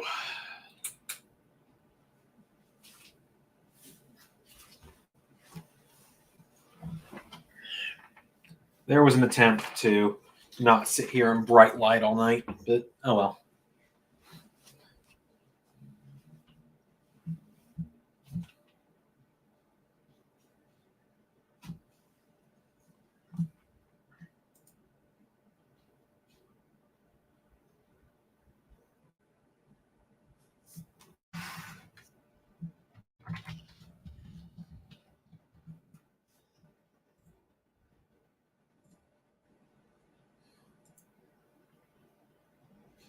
Quicker than a hiccup.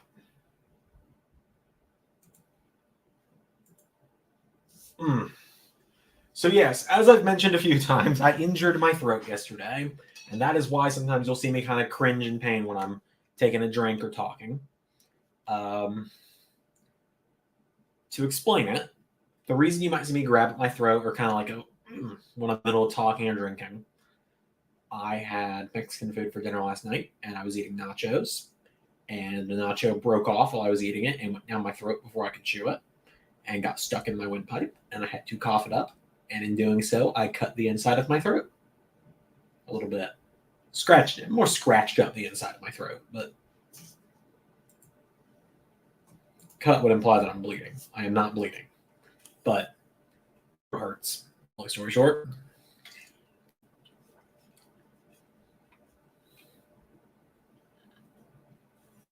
Also, the Wi-Fi is just kind of tanked randomly.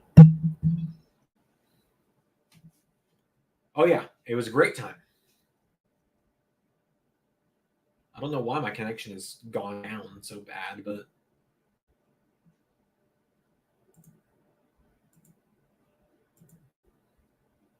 I still appear to be decent quality at least, so that's fine. Yeah, but I'm okay too. I mean, I'm fine. My throat just hurts a little bit. It's gonna suck doing commentary this week, but you gotta do what you gotta do. I gotta record one way or another. Bad Blood's getting recorded this week, whether it's on 2K19 or 2K22. You'll all get to see my first impressions on 22 when I wake up. Let's see. When the Hardys become an act in AEW, I don't think they need to win the tag titles instantly. There are enough teams to keep them busy for a while. Also, Jeff versus Darby. Yep, I agree. 100%. They don't need to win the titles straight out the gate. Plenty going on with those. I don't know if the titles are going to go into the Red Dragon Undisputed Era. Or not Undisputed Era. Red Dragon or Undisputed Era versus the Elite story yet. I don't know if those are going to go in tonight. Or I don't know if they're going to keep them away from there by keeping them on Jurassic Express. We're about to find out, obviously.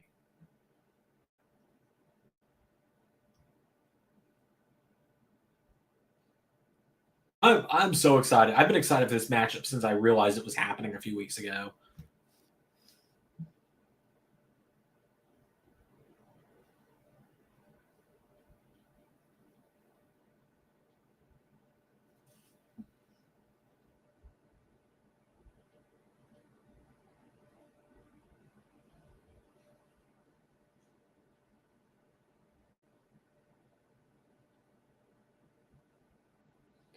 When they do win the titles, Private Party should dethrone them. I don't know. I'm just not a big Private Party fan personally, but we'll see what happens. We'll see what happens.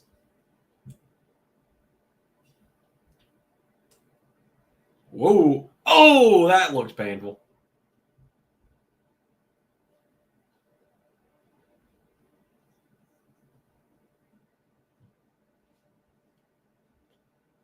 So the ref was counting one of them in. Are you going to disqualify them in a triple threat? I generally don't know.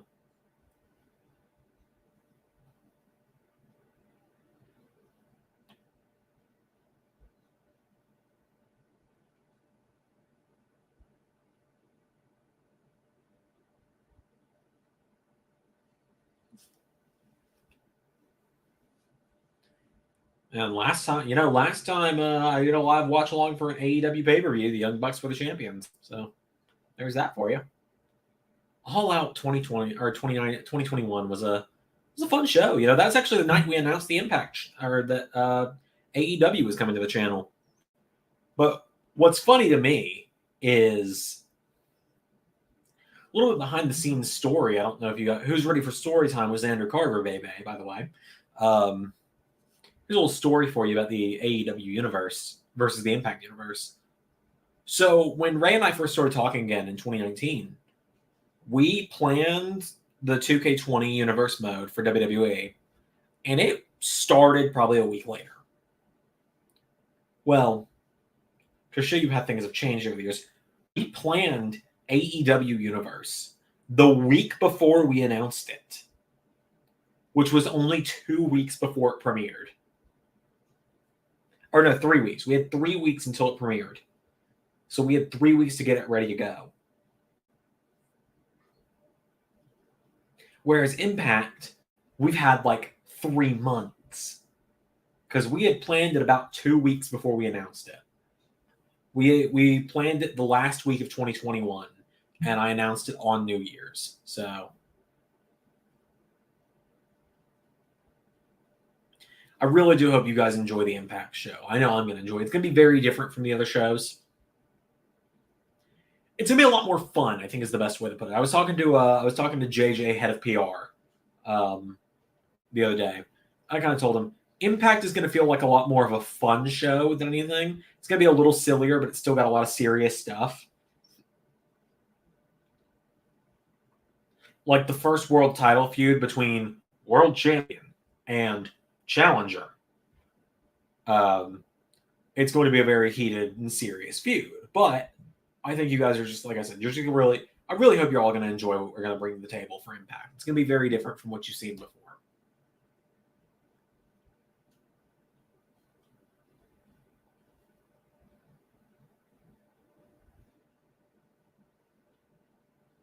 Super kicks? No, not yet. Ooh, that looked painful.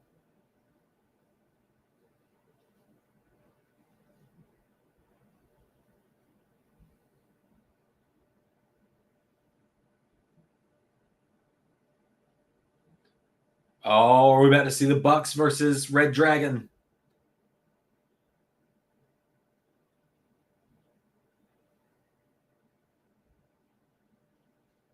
I don't know how 2K22 is going to turn out. Some stuff they announce, I think, is going to make the game suck, and then there's other stuff they announce that makes me think it's going to be good. Well, we're a day and a half away from finding out. Like I said, I'm going to go live pretty much the minute I wake up. Well, the minute I wake up, I'm going to let the dogs outside. I'm going to feed the cats, and then I'm going to go live on Tuesday. They're not coexisting. Oh, that's comment of the night right there. That's good.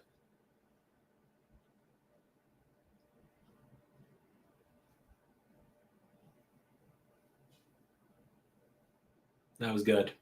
Good job, Pierre. I liked that one.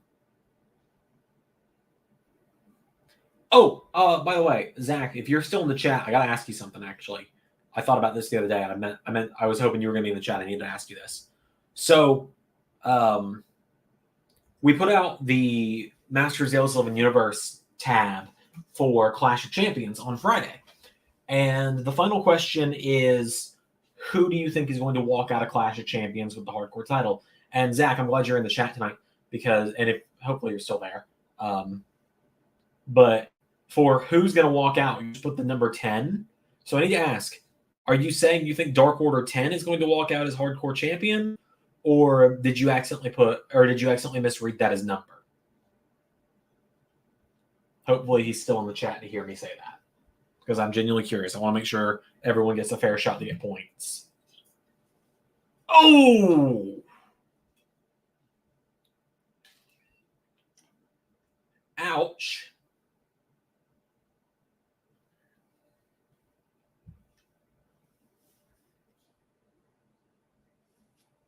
Are the Bucks about to win the belts again?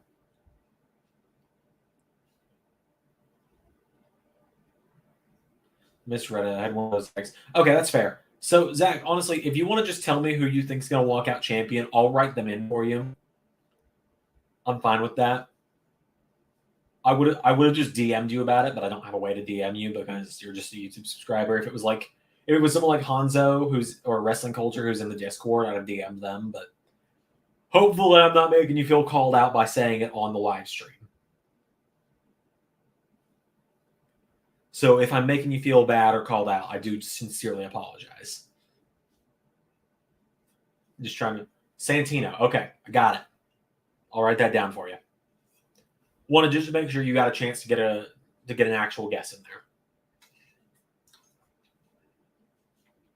Honestly, had I not asked you, I would have taken it as Dark Order 10. Oh, wow, Doomsday Device. Man, kicking out of these classic finishes, these Young Bucks are killing the business.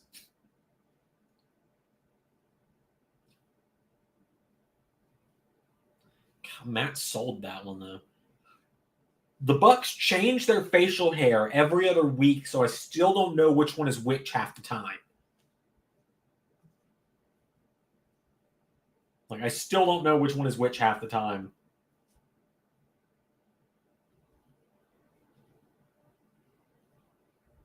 No advanced entrance is a bummer. Personally, I can call bull on it was causing the crash. Yeah, 2K20 existing was causing the crashes.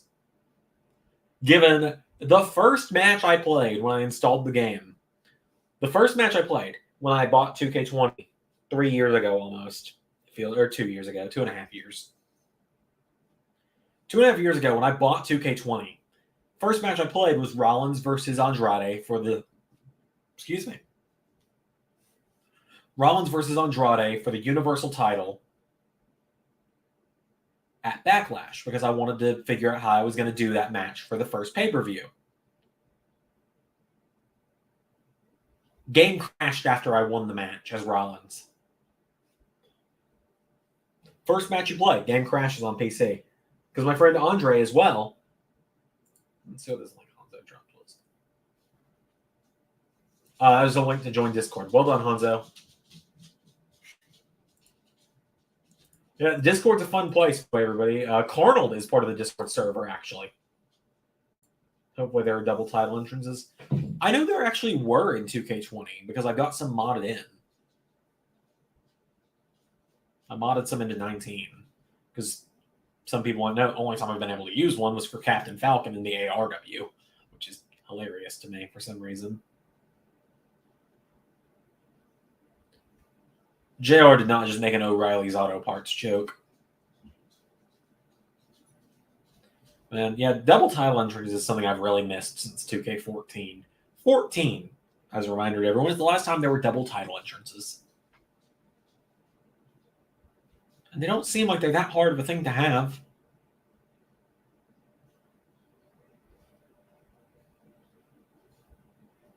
These landings are rough. Yeah.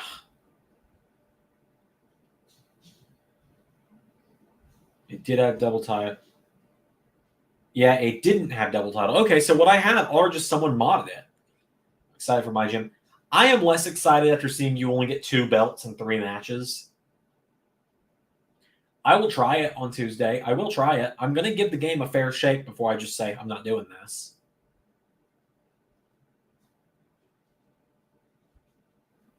I'm not a fan of having to lock up before you do every move. I'm really not.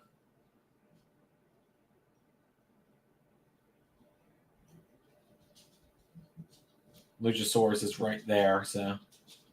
Oh my god.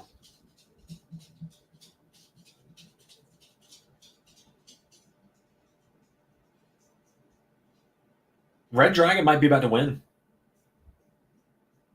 Oh, never mind. Jurassic Express really do just feel like transitional champions. I hate to say it, but they do. Those titles have meant nothing since the Bucks lost them. See the new ringside exclusive Father Son pack? I did, and I love it, and I want it. I'm very tempted to order it. I might wait a few months. I might wait a little while to get it. Hopefully it won't be a hard one to get. Ringside exclusives are very hit and miss on what's easy to get and what isn't. Ref counting is slow as well. It appears they fixed that. It appears that was just for the game preview that they showed. Hats off to 2K19 for holding it down for years. Yeah, they might hold it down for another year for me, honestly.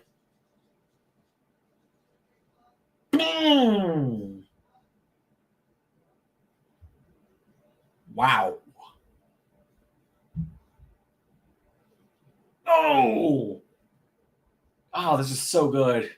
Oh, I love this match. Did it freeze for anyone else? No idea. Man, Kyle rules. Yeah, he does. Kyle O'Reilly's great.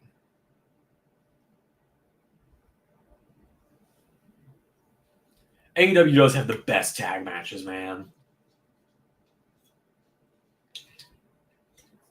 I'm not a huge tag team guy, personally. And a lot of that comes from...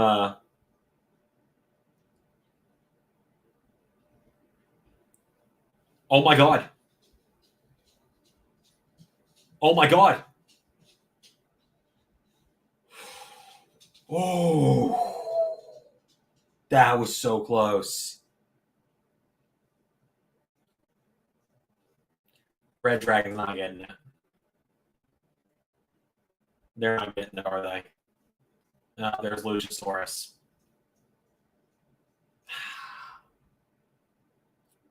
I'm not even rooting for anyone here. I'm not rooting for anyone in particular because I'm not champion. I'm not challenging for the title. I want Red Dragon to win because I love them.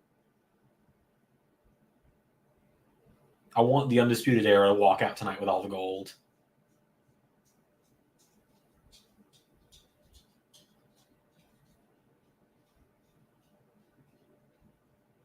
Oh my God, are the Bucks about to steal it?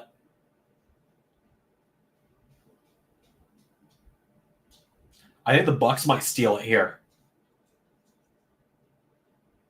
What do you do for the wrongs? Because I don't think they had the Kingslayer into the 2K20. I'll figure it out. I'll figure it out.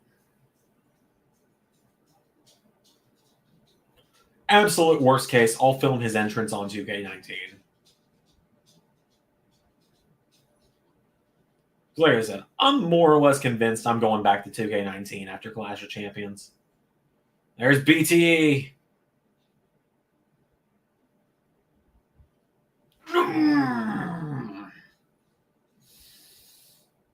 That was really close.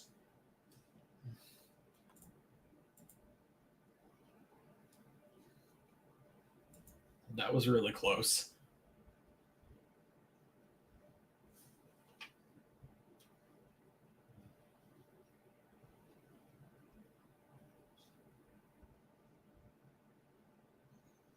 They're going to set up Meltzer Driver now, aren't they?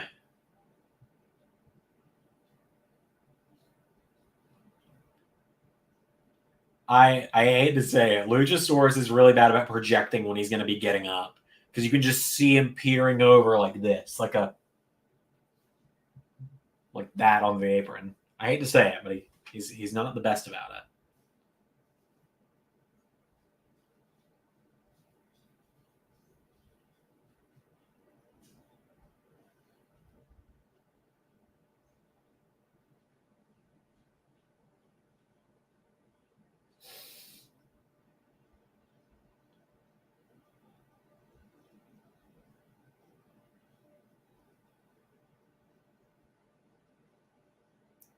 And Jurassic Express win.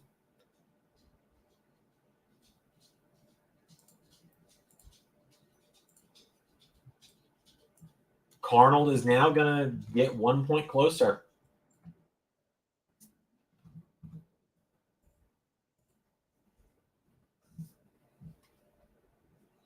I can't stay optimistic for 2K22. Yeah, I have a hard time.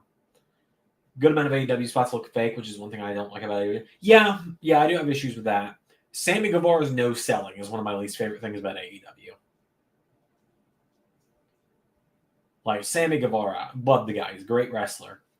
Does not know how to stay down. Like, the cutter off the ladder to Cody was up 3 seconds later.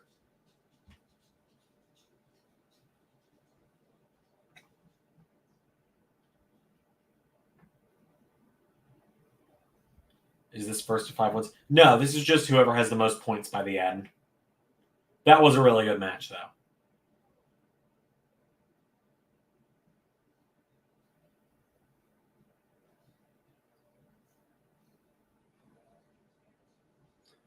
Bucks and Luchas. Yeah, I agree with you on those guys as well.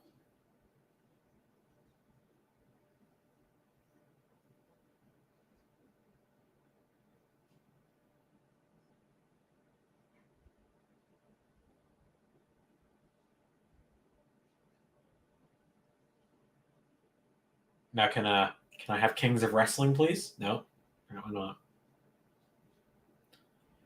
God, another pay-per-view in just 2 months. I don't have $50 to throw away again. Unless you guys want to donate or give super chats. $50 in super chats or donations combined tonight, and I shave off my beard live on camera.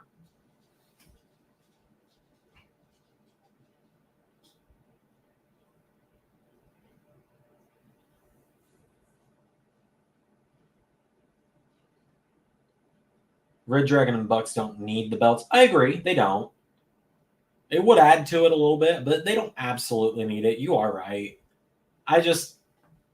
Jurassic Express's reign has been very lackluster to me so far. Hasn't lit the world on fire. Lucha Bros didn't either, though.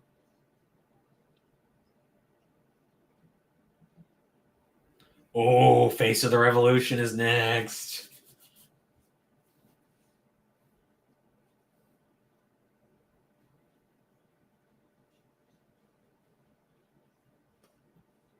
You guys have never gotten to watch me watch a Keith Lee match. It's an experience because he is my favorite human being, and I love him.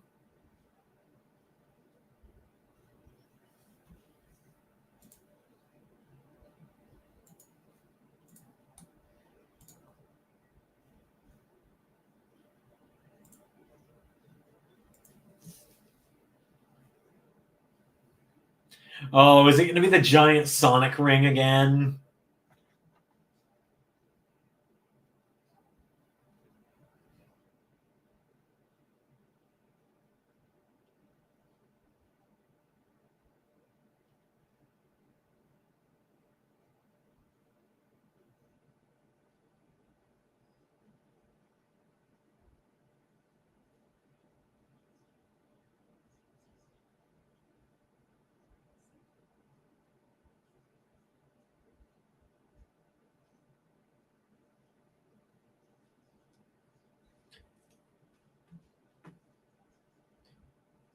Okay, let's see. Either Lee or Wardlow are winning. I guess if it wasn't those two, I'd go Starks. Those are all good picks. Hanzo says, be right back. Gotta go cook a steak for my dog. Have fun with that, Hanzo. Hope they enjoy it.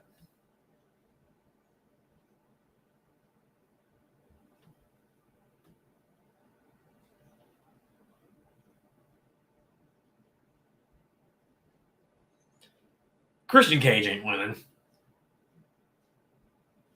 I'm sorry. I like Christian Cage. He's fine. I like him just fine. He was going to be the SmackDown GM in LS11 Universe. Then he signed with AEW.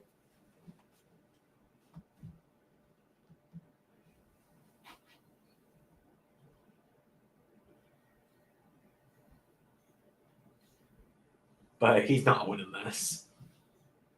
So, for this one, we actually split the predictions halfway down. Actually, I'll just bring my laptop. Have fun. I can't wait to still be here while you cook your steaks. All right. So Ray has Keith Lee, Wardlow, and Ricky Starks. So the three people that I believe it was Pierre. Yes, the three people Pierre said are most likely to win. Cardinal has Orange Cassidy, Will Hobbs, and Christian Cage. Christian's not winning. Zach said, I think Wardlow because it'll add more to this tension between MJF and Wardlow. I think Wardlow as well. I think Wardlow would be my pick if I was doing this.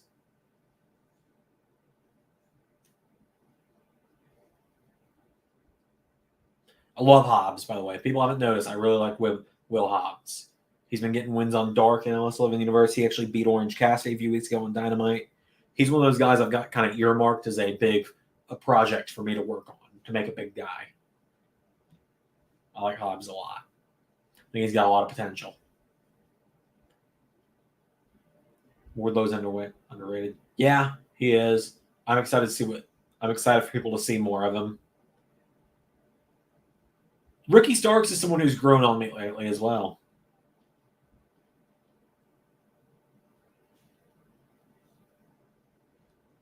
Want MJF to destroy Punk? I think MJF should beat Punk. I do. Getting Triple H versus Batista, where the muscle had enough heel vibes from. I think it's probably exactly what it kind of is based on. It's a trope we see a lot as well.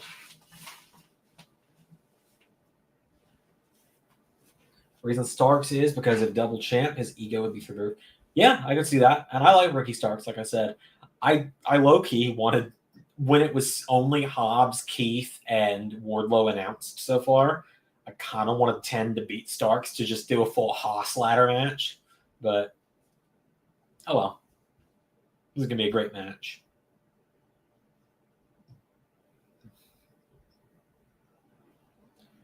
MJF is great. Like, I've always known he was a big deal. I've always known he was going to be like one of the best heels in wrestling.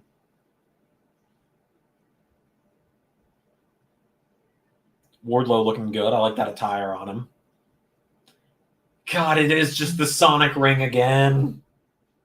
And I love Sonic the Hedgehog, for those that aren't aware. It's one of my favorite games. It is my favorite game franchise.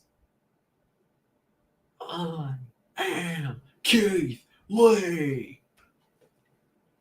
Fire. You got this, Keith. Keith Lee. God, I love Keith Lee so much.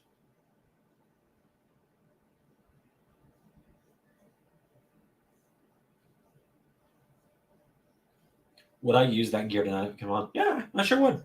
Yeah. Dog collar match and Mox and Danielson are the hardest matches to predict. Yeah, they absolutely are. Those were absolutely the hardest matches to predict. I apologize if you guys are hearing me typing. I'm going to just text on my computer instead of on here. And now Orange Cassidy. I will answer questions in just a moment. I'm going to text with the future misses.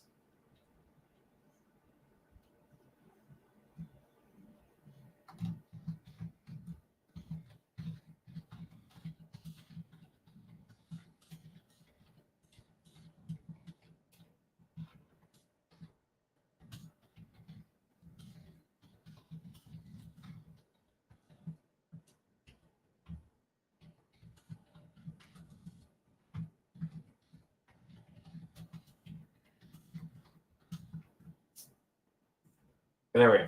So, let's see. Where do you think Cesaro will? I don't know, man. I really don't. It's a hard pick. It really is. I want to say Impact at this point. I could also see the upcoming...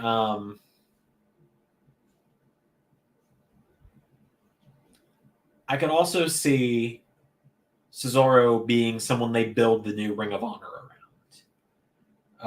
Let's see. All of Lee's theme slap. Not counting that generic one they gave him before they created Born to Bring It. I agree. Is dog collar match where they have to... No. It is they are tethered to each other around the neck, and it's the first one to make the other one either pass out or tap out. It's going to be a bloody match. God, I love Cesaro to be in the G1. Now probably isn't the right time. I don't know much about New Japan, honestly. Sorry. But I just hope whatever he does, it goes well.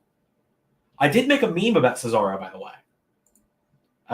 For those that aren't in Discord, like I've said before, you guys really got to join the Discord if you haven't already, because I shitpost in there all the time at this point.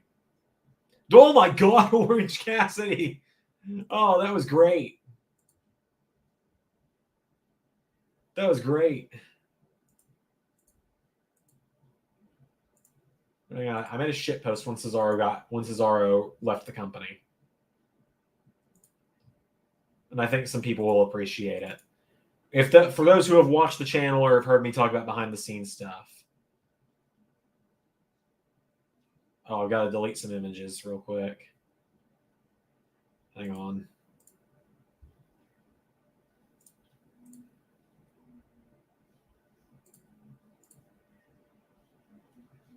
I'm gonna get rid of some stuff real quick. I've reached my upload limit with StreamYard, so give me a minute and I will put the shit post up. So I'd like to see the Kings of Wrestling reunite, but I don't know if Hero's in ring shape. I have no idea. But this is the meme I made when Cesaro's release got announced. If I had a nickel for every time my world champion left WWE right after I uploaded SummerSlam, I'd have 2 nickels, which isn't a lot, but it's weird that it happened twice.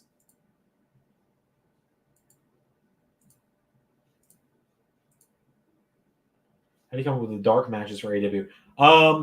Depends on the mood I'm in. I decide who needs wins, more or less. Like, and then I put them on a little sticky note. So, like last week, I decided Sammy needed to win. I decided Britt Baker needed to win. I decided Malachi Black needed to win.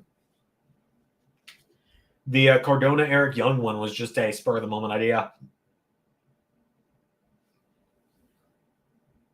Throw it again.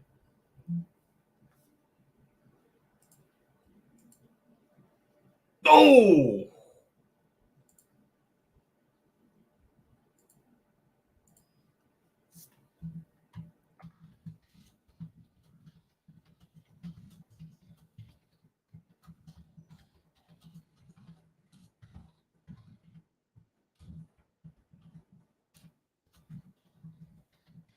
Oh, the Keith Lee spot. I love it.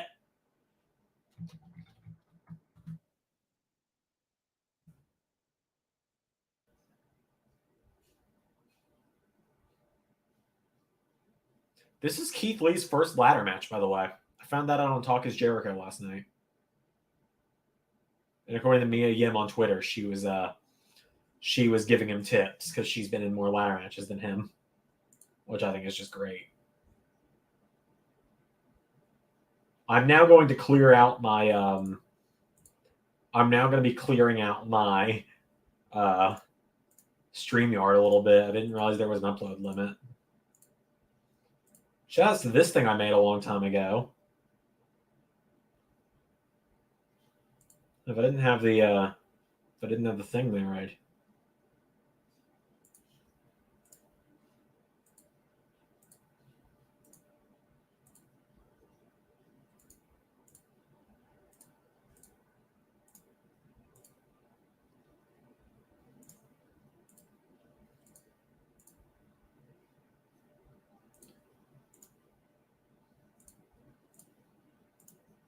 Let's see.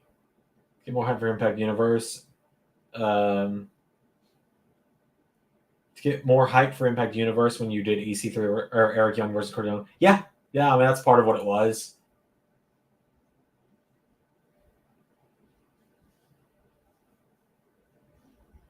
All right, I've got to get rid of some of these.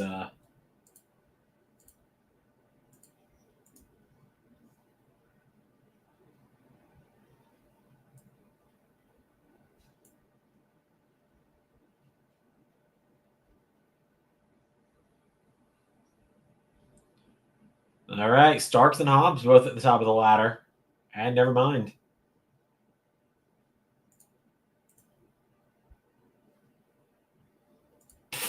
Someone just shouted from the crowd, Wardlow, kill everybody. Brilliant. Brilliant.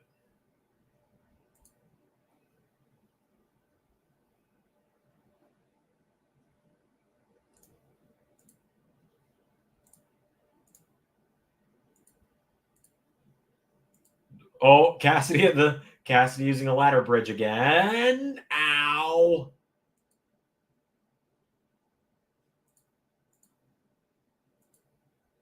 Just dropped him on his dick. Ow.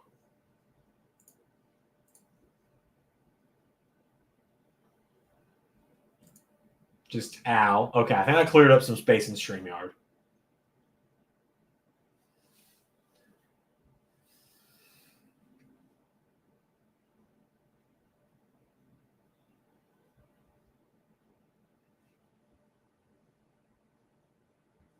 Oh!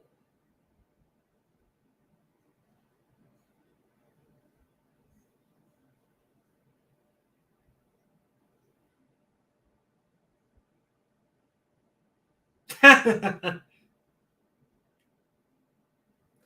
a ladder match without a ladder bridge spot. Oh, yeah, obviously.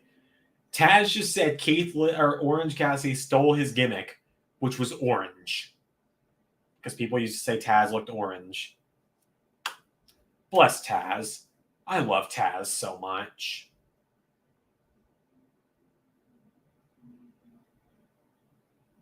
God, I love Taz so much.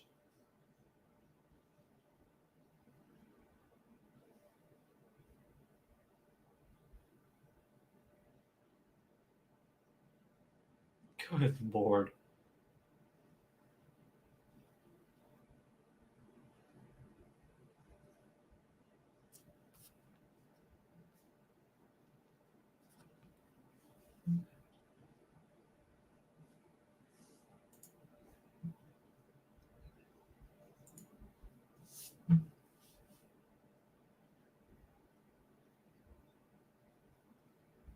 Oh, God.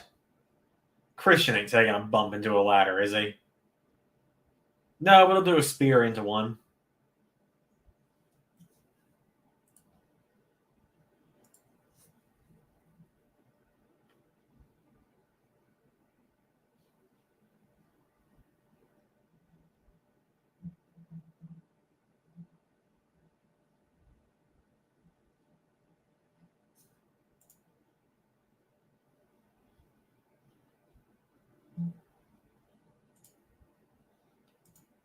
Christian's getting the ladder up.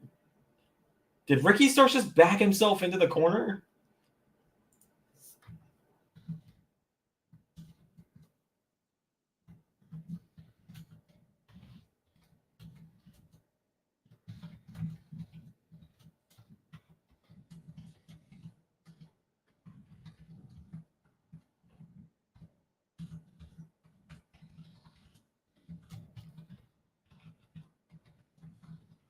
Oh, oh, Wardlow. Oh, splat.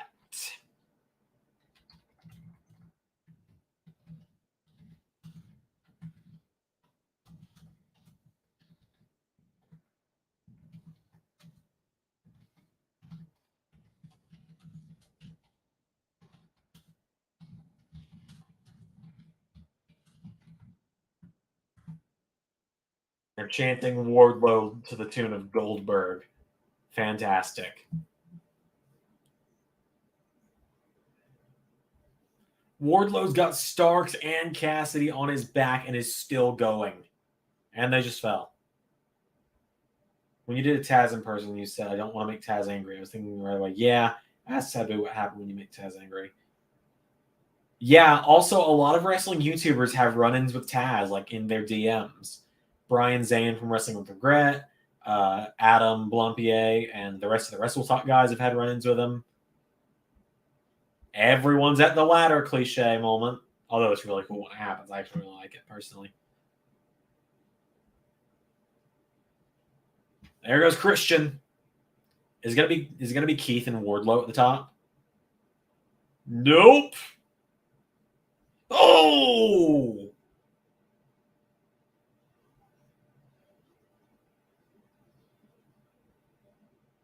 Wardlow and Hobbs.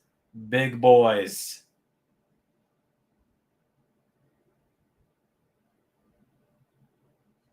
Oh!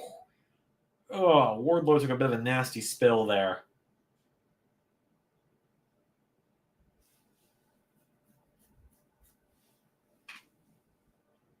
That was a little precarious.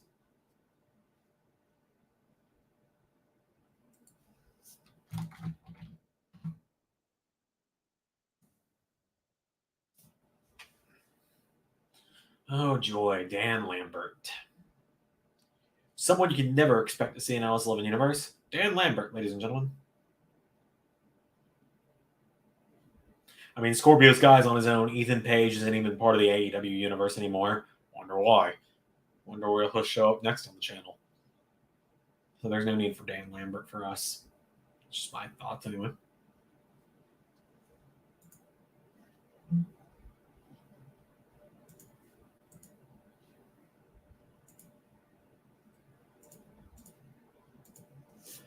Oh no. Oh, there goes Orange Cassidy. Oh, they overshot that a little. Oh!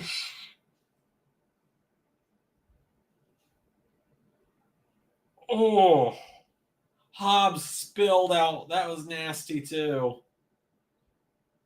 Is Wardlow going to start powerbombing people? Is Wardlow about to start powerbombing people? Because I love it when he does that.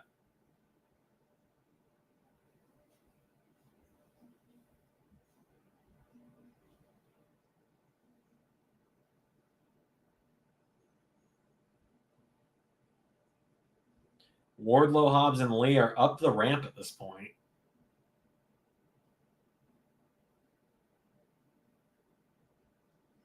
So Wardlow and Hobbs working together. Didn't expect that.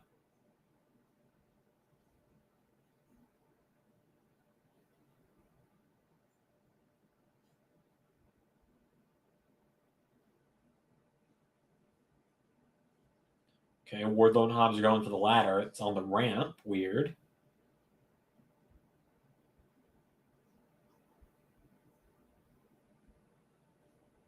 Oh! To show you the power of flex tape, they broke that ladder in half. Oh!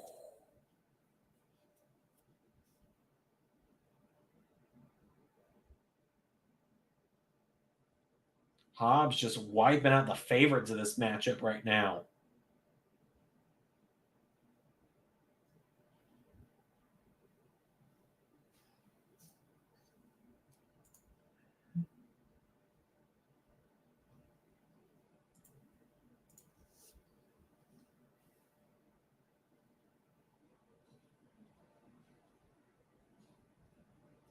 Uh-oh. Powerhouse Hobbs is in danger.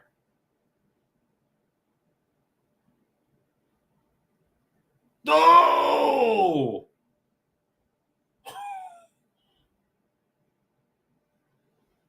I think Keith Lee and Powerhouse aren't going to be in this match anymore. I don't think they're winning. Holy shit. Jeez. That was cool. That was a great spot. Christian is not about to win this. Christian is not about to win this. Christian is not about to win this.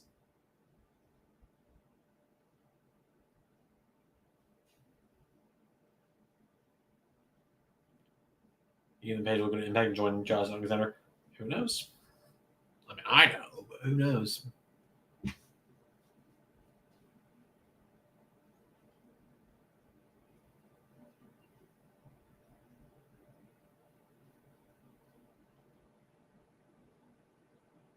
All right, Ricky's going up. That's what? It's Danhausen. Danhausen. Danhausen.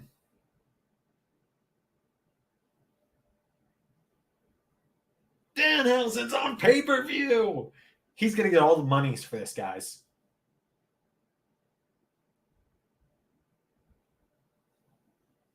Danhausen.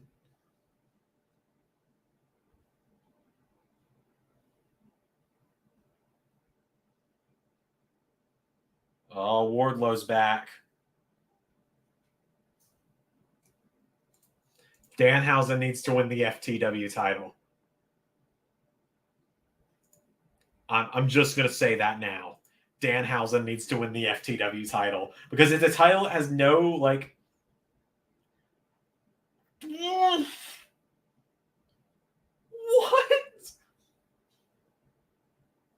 Wardlow and Hobbs going for a ladder fall at the stage spot when they go.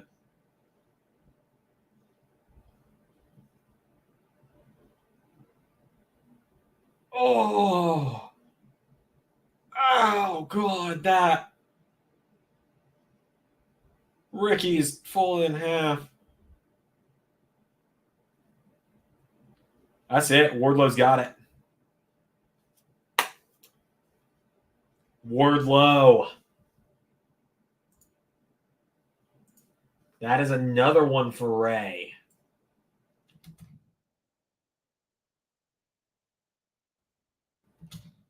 That is another for Ray.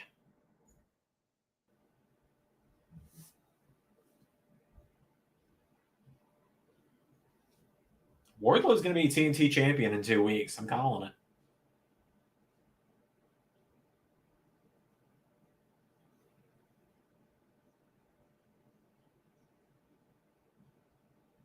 Wardlow wins the Sonic the Hedgehog gold ring.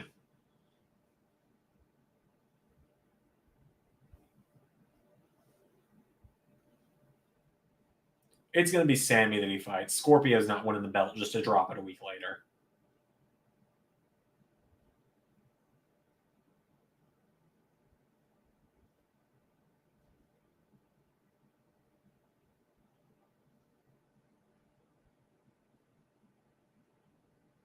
So Wardlow is face of the Revolution. I mean, it makes sense. That was who my pick was from the beginning.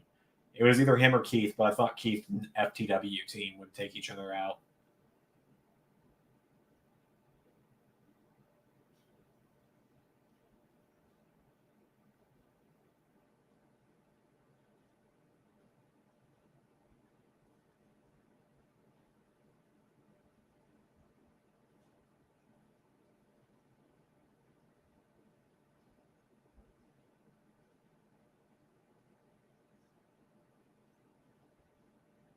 Well, MJF let him keep up. He said he would, but I think this means MJF might not win tonight.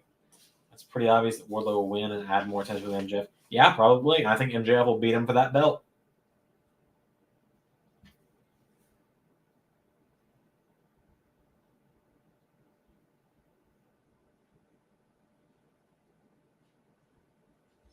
We got an announcement from Tony. Well, I now know what that's for. He's holding a contract that says Swerve on it.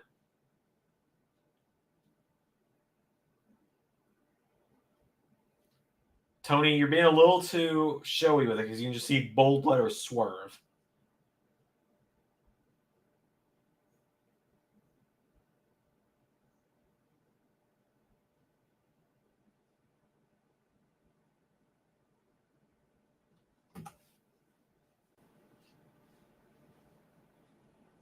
And the pulls ahead. Yep, this is very much a very clean win. Nothing was rigged about it whatsoever, right? And Swerve is all elite. Yep. Thank God they're calling him Shane Swerve Strickland in AEW. So I'm a few minutes behind you, I think, because Tony Schiavone's just talking for me. What are you watching on? Never mind. Don't say it out loud. Wow, how the turntables, Ray. Well, Now I'm the one a few minutes ahead. well, how the turntables. Swerve's all elite. But if one of you guys are looking to watch the show, just add the Discord. Slide to my DMs on Discord. Mm-hmm.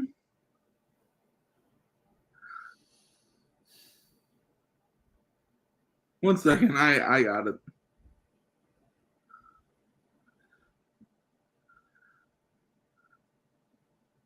What are you doing? Would you look at that, Kevin? It's the police. Yep. Yep.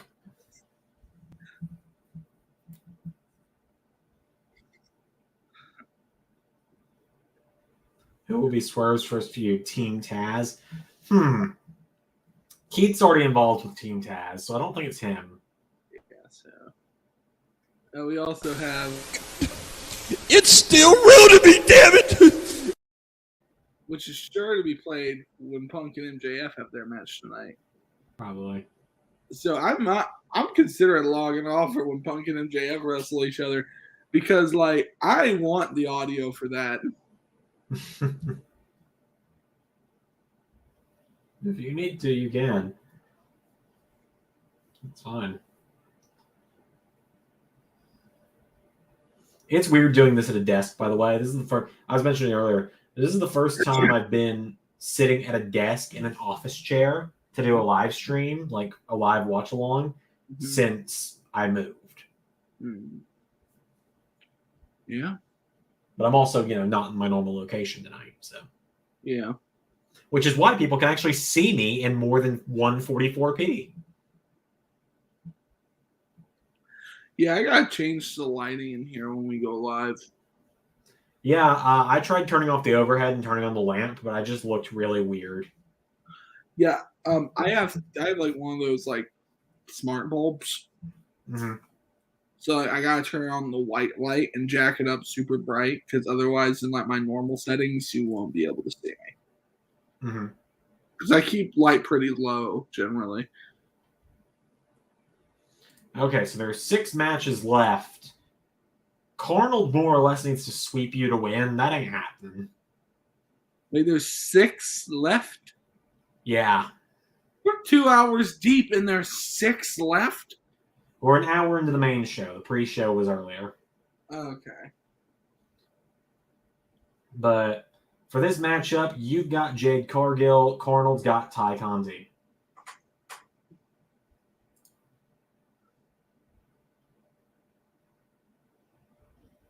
No pop for Ray when I came in. What? No pop for me when I came in, I guess. Ray, hold it down for a second. Hold down for a second. I gotta pee.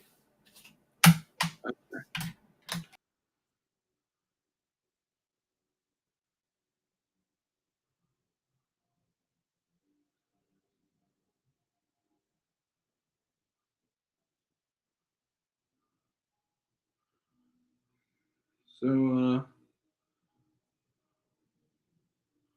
all right, let's cut back. All right, so right now, oh, look, it's, oh,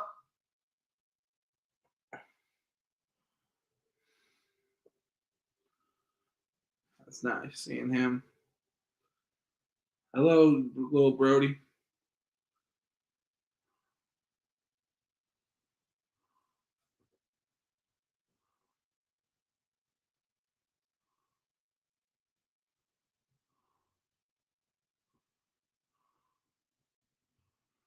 So right now we got a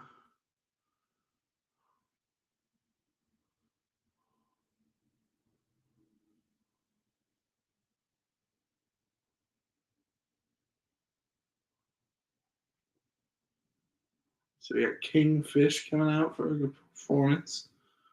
Okay, as we I'm back. all right, hello, as we gear up for this TBS championship match. I'm just kind of saying what I see going on. Ah.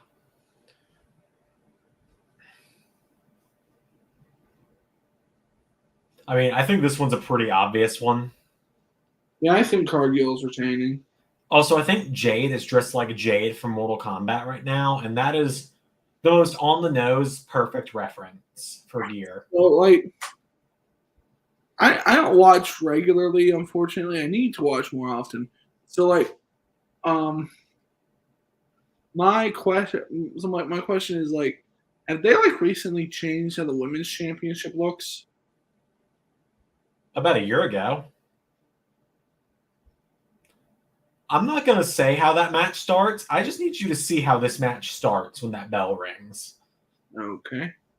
So when your 100% Bleacher Report catches up. He's still strumming that guitar. Yeah, you got a minute. But that was a interesting start to the match.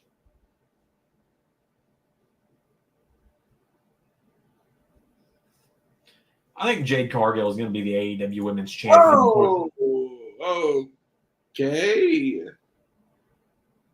I was going to say, I think Cargill is going to be the Women's Champion before the year is over. I think she'll have both belts. Maybe she needs to get less green. Well, she's literally all green right now. Yep.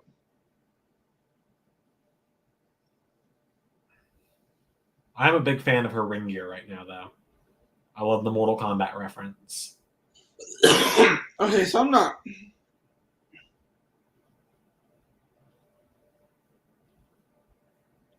All right, they upgraded it to be like slightly bigger, but it's still a pretty small belt. Yeah, I'm really not a fan of the women's title. It's one of the uglier belts going around in wrestling right now. And like, I'm just sitting here like, because now like you have this TBS belt, and the TBS belt looks a lot better. Yeah, I mean, it's just the TNT title blue with the TBS logo instead. But that's fine. It has size. It has presence. Hello, Hanzo. Good to see you, Hanzo. Just the way you tied that into your little rant. You know, funny.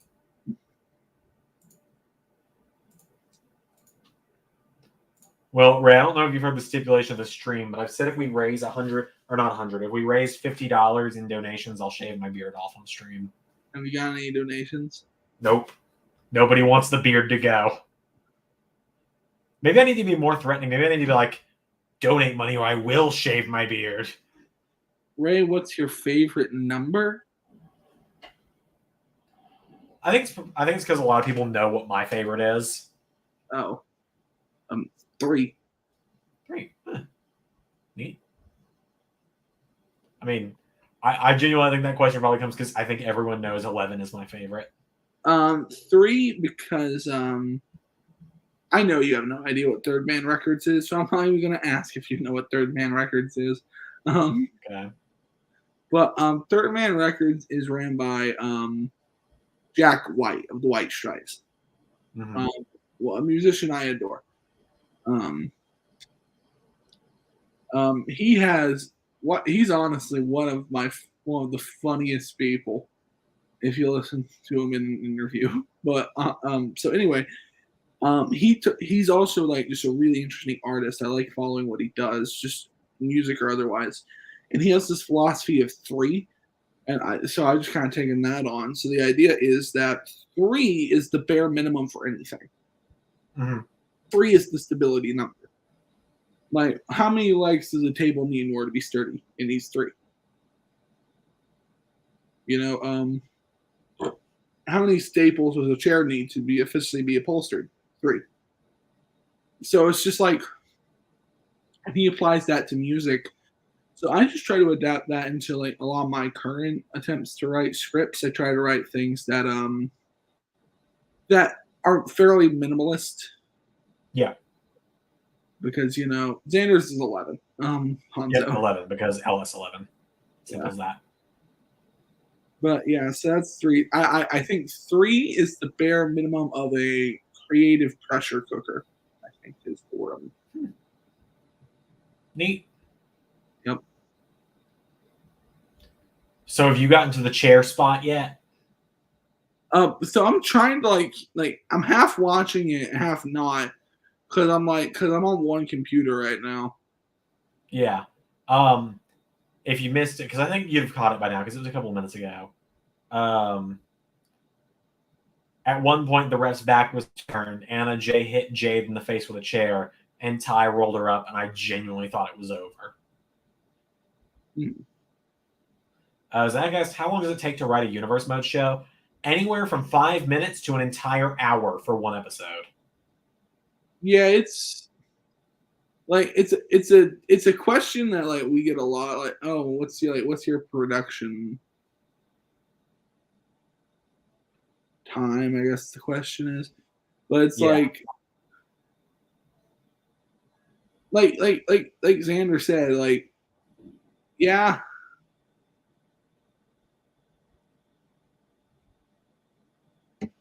Like, it can be a lot, guys. It can be a lot to write one episode of the show. Yeah. Especially the bigger episodes. Yeah, this month of WWE has been AEW is the hardest show for me to write. Yeah, because like honestly, like I'm gonna be honest, since I like trying to be honest with our fans. It's kind of hard to write WWE shows sometimes nowadays. Mm-hmm. Just due to the sheer lack of talent. Okay, so I'm trying to arrange my browser in a way where I can have. I mean, you could do half and half.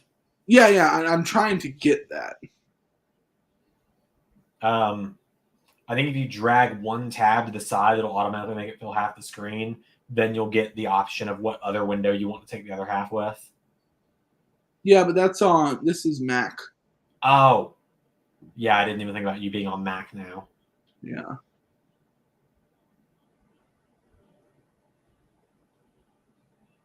How soon am I allowed to update standings of a match finishes before you see the finish? I'll tell you when I see the finish. Okay. Just, I guess, don't look at the banners section, because I'm going to go ahead and get the next banner ready to put up.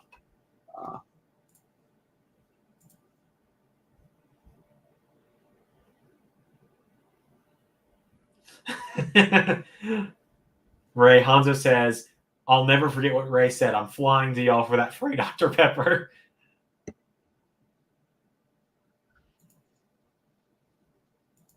So Jade Cargill wins? I think you got it at this point, pal. Yeah. How much money for a Hanzo banner and profile picture? Gonna do a little elaboration. Like for your personal channel, like you want Zander to design you a banner. Well, we both have skills in that department. So Zander and I are both fairly good at graphic design. I mean, I literally draw almost every night at this point. Yeah, like that's oddly that's kind of where this show is based. Right? I mean, like it all started with graphic design. Yeah, kind of. It all kind of just started with us like just designing different wrestling cards and showing them to each other because we thought they'd be cool. Yeah, pretty much. I've got our WrestleMania card finally designed for this season. Are we finally getting to the match everyone wants to see? Yep. Hanzo, we'll DM about it. Like, you can either DM me or Ray about it. We'll discuss it. Yeah, it's not now, Hanzo. We'll figure it out. Because I'll have to think about rates and stuff and discuss ideas. Or you and Ray, whichever is fine. Yeah.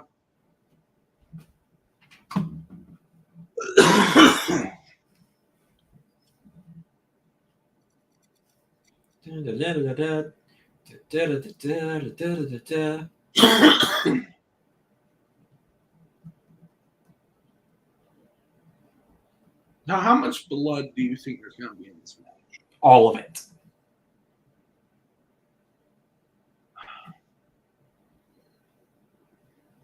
If someone doesn't hit a discus clothesline in this match, I'm going to be very disappointed. And MJF.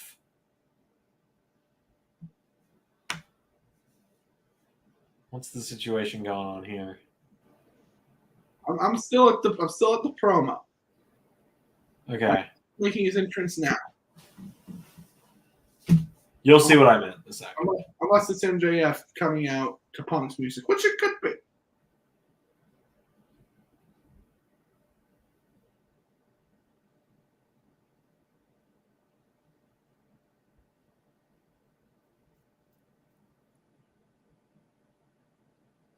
I like MJF's attire tonight.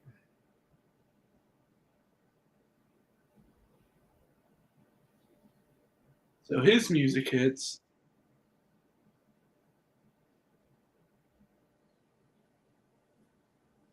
Okay. I'm not quite a fan of his attire. So they were playing Punk's music. Punk didn't come out. And now they're playing MJF. Yeah. MJF kind of came out to Punk's entrance, I guess. Sort of. Unless they're doing a Punk injury angle.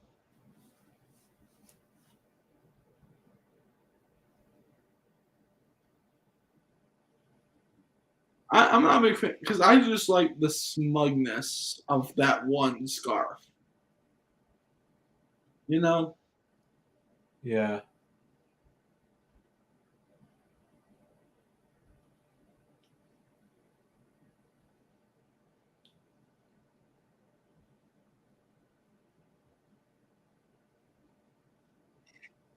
Unless Punk wants to do some Shawn Michaels entrance shit.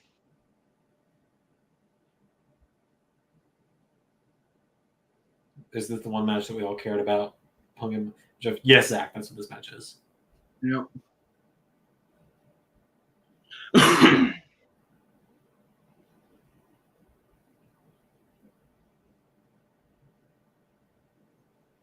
right, so there's some steam.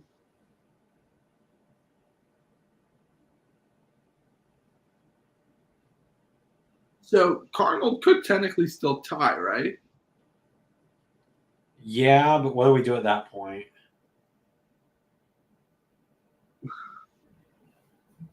Jade Cargill won the last one, Zach. If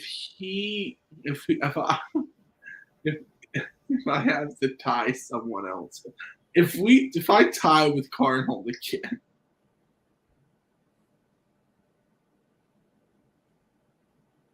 I think it'll become a triple threat at Mania at that point. oh boy, oh that's cool. Okay, can you explain the situation with this entrance to me, please? Okay, so this is based on his old school Ring of Honor entrance. Oh. So this, I'm pretty sure that's the gear that he wore in his last dog collar match. Okay. Yeah.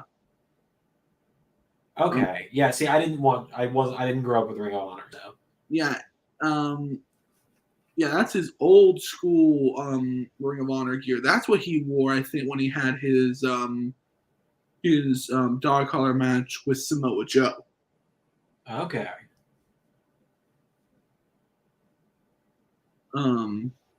Yes, the most prestigious way to choose who the champion is. A rock, paper, scissors match.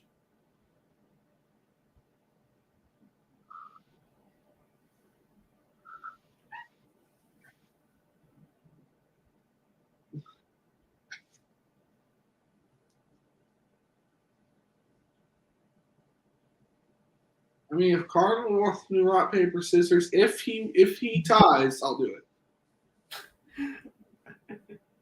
I'll call him in here if there's a tie. Yeah, and we'll do rock, paper, scissors for it. We'll do 2 out of 3. We'll settle now. 2 out of 3 for rock, paper, scissors. No 3 out of 5. No anything else after that. Okay. No 2 out of 3 or 2 out of 3? Just 2 out of 3. Okay.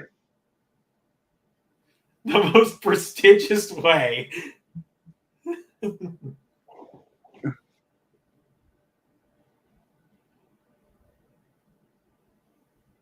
Oh, dear Lord.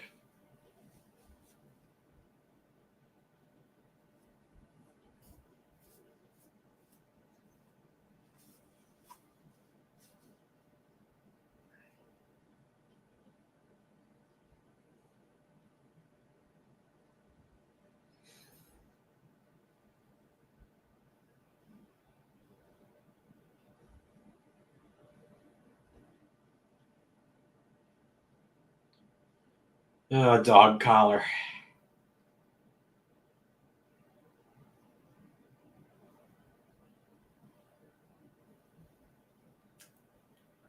So, Ray, Uh-huh. if you would like to have the Would You Look at That Kevin It's the Police clip ready, I'm going to say something that could potentially get us in trouble. I am not gonna go. This is a very sensitive setup of the browsers here. Okay, I'll get it ready. Let me know if I need to click it for you.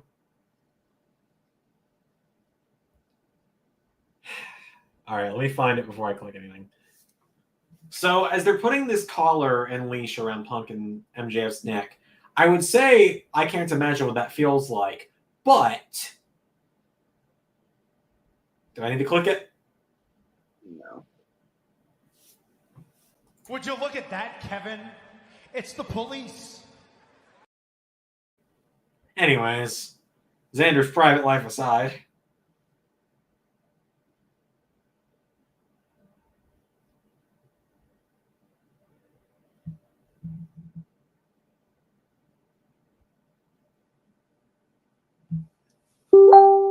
Okay. So I like the MJF and Wardlow of matching gear. Oh yeah, that is really cool. I didn't even notice that. Yep.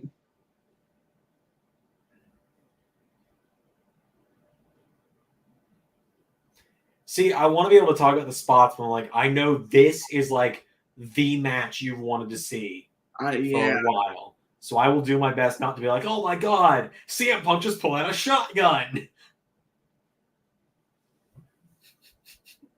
If you Also, I was curious. if you want to do the live react, No, you're good. You're good. and Ray has MJF, Arnold has Punk. for the match. You're good. So, Ray, you have MJF, Carnal has CM Punk for this one. How confident are you feeling? Kinda. I mean, I think he really should win. I agree. He absolutely should. And I think it should be clean. I agree. Like, no shenanigans, not anything. I think he should just beat CM Punk. And then you could have Punk win a trilogy match, so Punk gets the heat back, but MJF can kind of still go over with the 2 wins. Maybe do a submission match, and CM Punk can win that because MJF really doesn't have that of a submission. Wait, Salt of the Earth, sorry. Yeah, I was going to say, he's got Salt of the Earth. Yeah, sorry. You're good. But then that probably will be their 3rd match, I imagine, like something like a submission match. If they do a 3rd match. I think they'll probably do a 3rd match. This program's been so successful. It really has been. I've loved it. Whoa! Oh, God. What'd you just say? I saw Punk make a loop around the turnbuckle, essentially. Okay, you're not that far behind. You're about 60 seconds behind. Good job. I can't say that. Good job, hackers.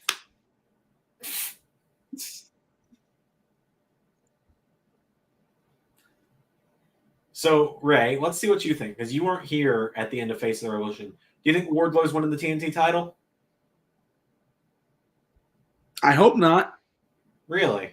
No, I would like Sammy Guevara to keep it. I'm kind of just over Sammy being TNT champ. His reigns have been bad. Or not bad, but lackluster. Yeah, which is why I think he needs to keep it, because I think Wardlow can be the beginning of really getting something going with him. I could see MJF either accidentally or on purpose costing Wardlow. That's a cool spot. The super kick, I assume. Yeah, how he used to change tuck his head for the super kick. Yeah. I kind of like the shorts look more for Punk, honestly. Oh, yeah? Yeah. Doesn't make him look too much like he's UFC and Punk? No, because it was really popular when he first started doing it in the mid-2000s. That was a really popular wrestling look for a while. Yeah. But since then, it's kind of fallen out of fashion. Right. Ooh. He's whipping him right now for me. Yeah, I am now seeing the welts that have formed from that. Oh, God. You'll see it in a minute. It's pretty bad.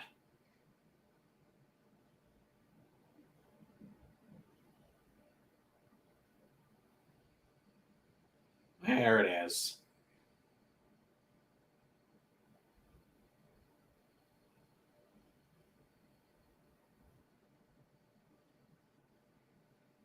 I imagine I'll see the welt soon.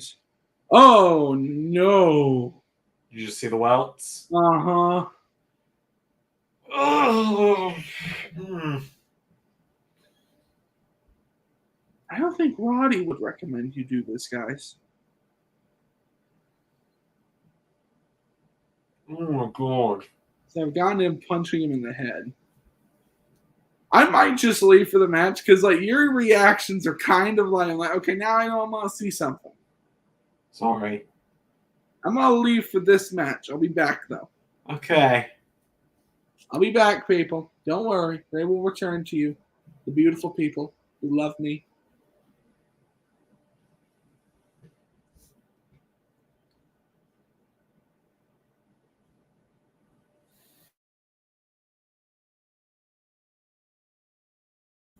Ray, muting me means no one will be able to hear me. Not just you. You'll have to mute your computer, buddy.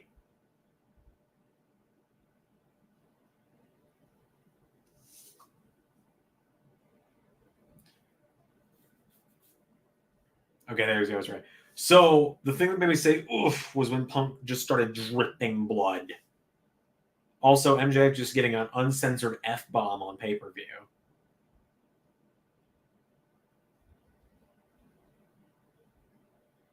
Ow. Headbutt to the dick. This match is already pretty gruesome. I'm not a blood guy. I don't do blood very well. From the head areas.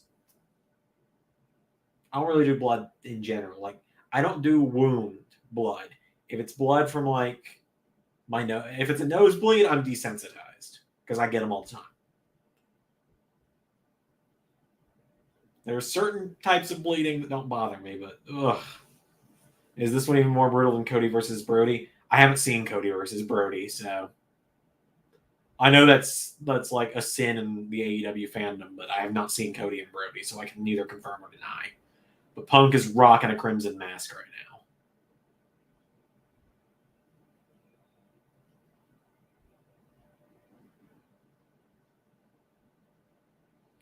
Good Lord.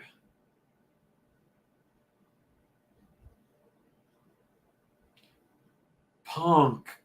Jesus, dude.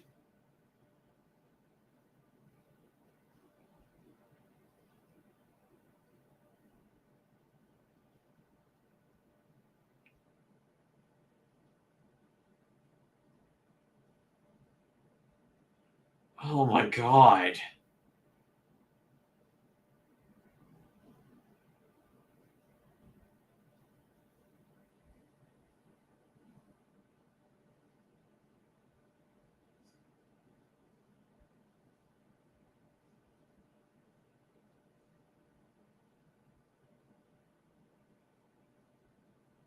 Oh my God. This is. Ooh. Like I said, I'm not a blood wrestling guy. This is shit. Is Greg Valentine? I don't think so. I don't know. Doubt it.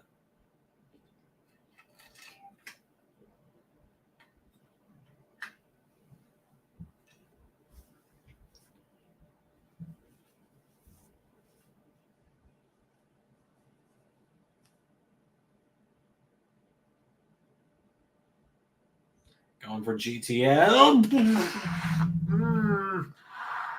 Fuck that.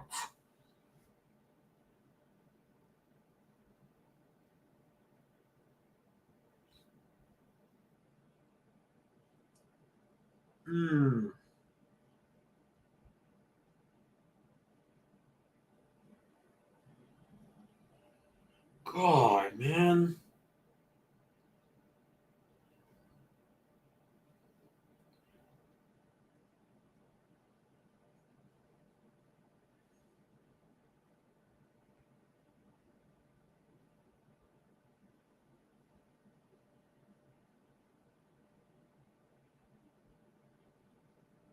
Oh, man.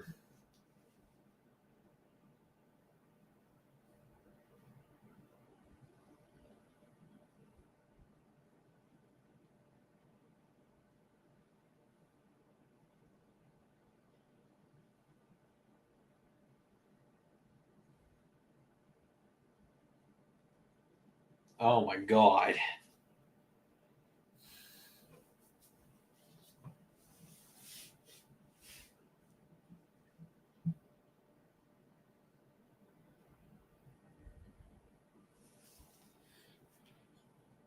Oh, man. This is...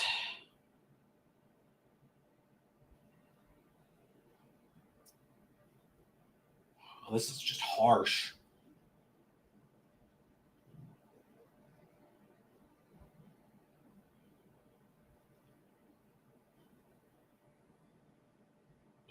Oh! GTA! Nope. Salt of the earth.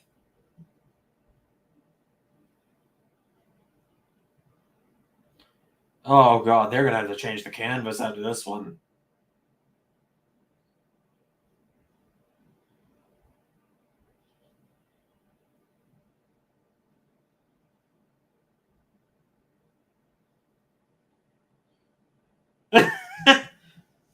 When MJF realized he was about to get put in the Anaconda vise, you just hear, "Ah, shit!"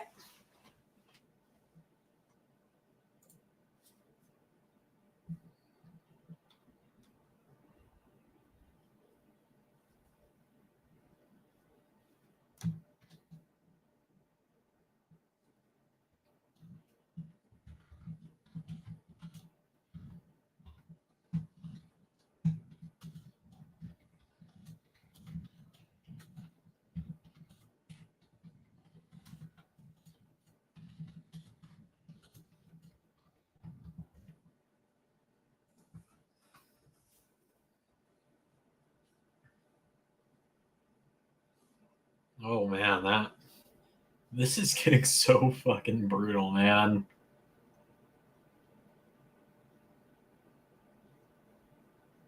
Uh-oh.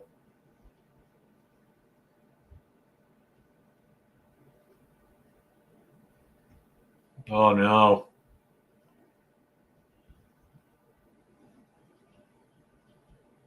Oh! Ow!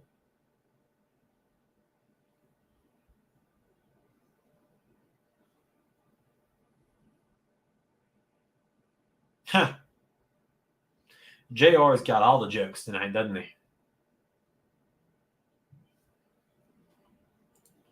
See, because we have the super chat ability now and Streamlabs, I'm going to jump between the three tabs just in case there are any special messages. But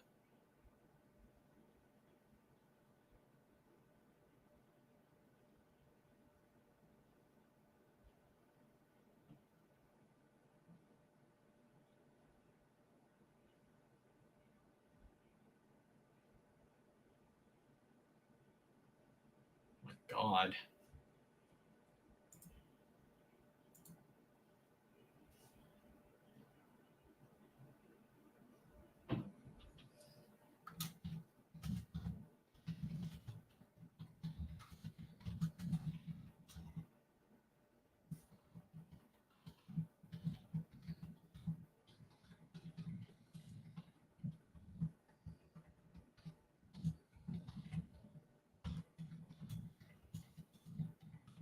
Oh, now MJF's bleeding.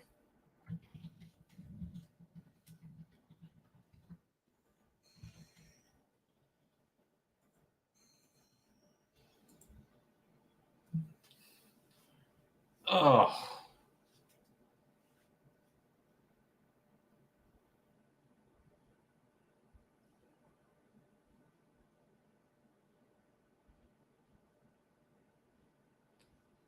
MJF's just got such good facial expressions, man.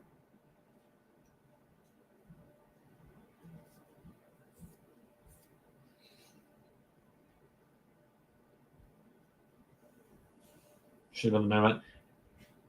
Yeah, I can see it, but also Hangman needs to main event. Like, his title reign's not been that great, so he needs to main event to try and get something.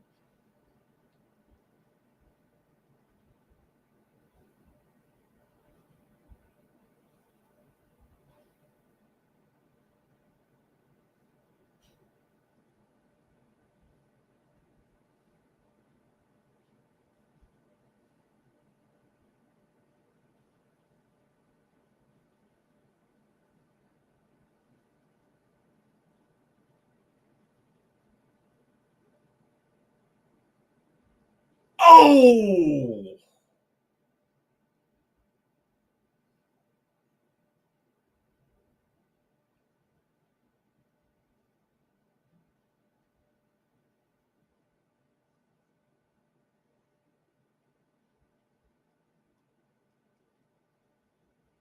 Oh, man.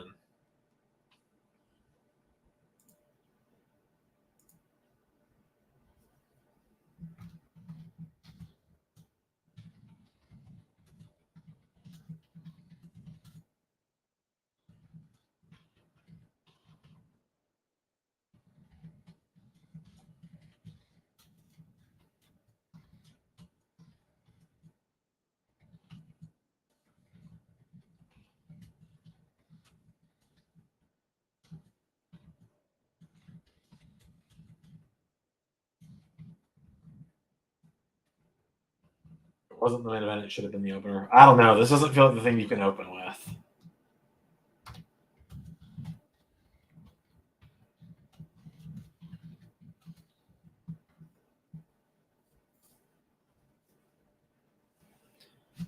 Oh, man.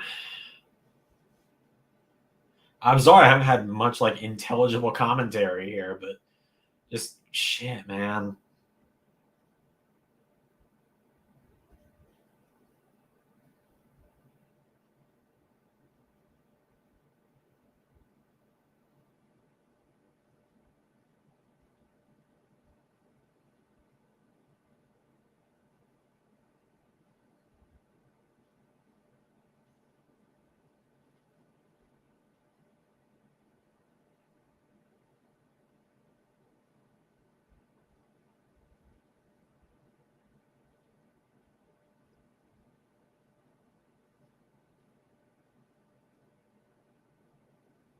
I think Punk using it was on. Yeah, it was.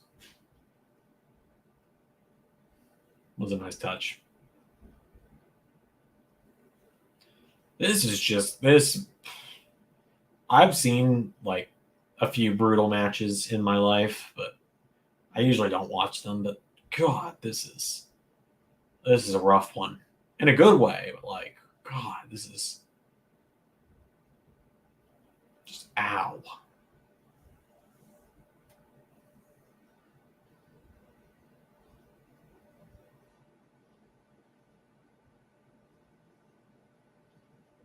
Whoa.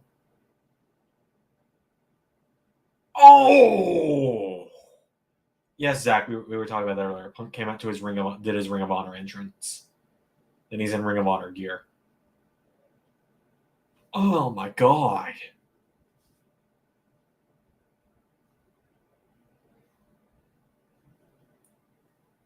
That that was nasty.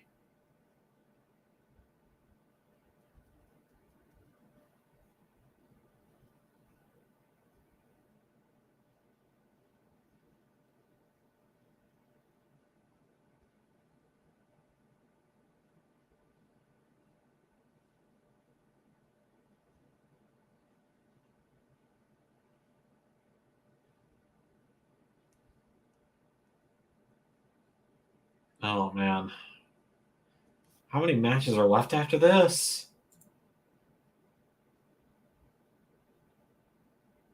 There are only 3 matches left after this one, I think. No, 4. 4. Because God forbid we don't have that 6-man tornado match.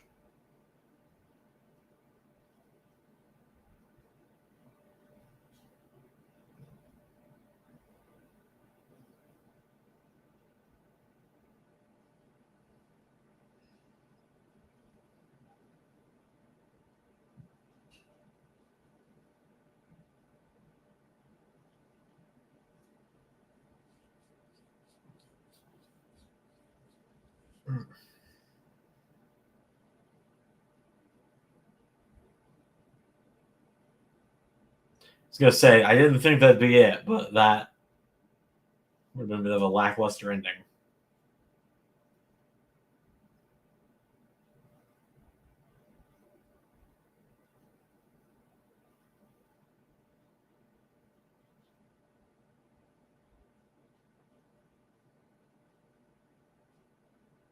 What is MJF getting?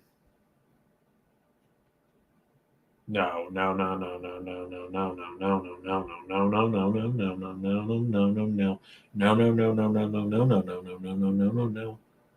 Please no. Oh dear God, no. Oh, there's tax.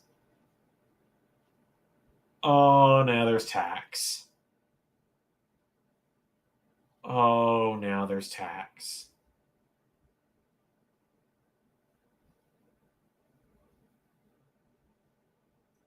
Oh, no.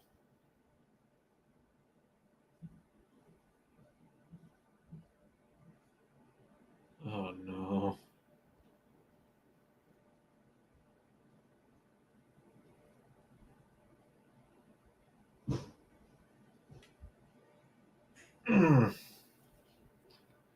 Oh, I don't want to. Oh, I don't want to.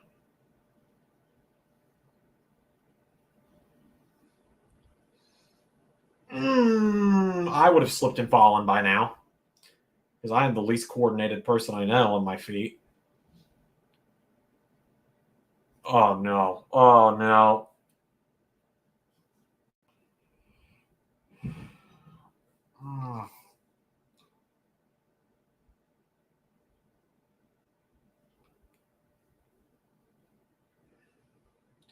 Oh, I don't want to. I don't want to. I don't want to.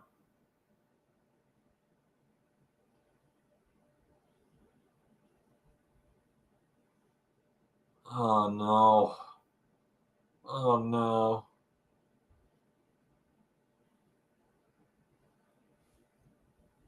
I'm really nervous for what's about to happen.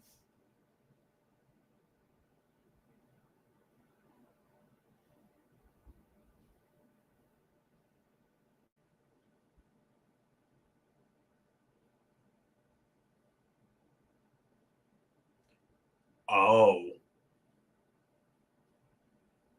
Oh. Oh, no. Oh, Phil, no.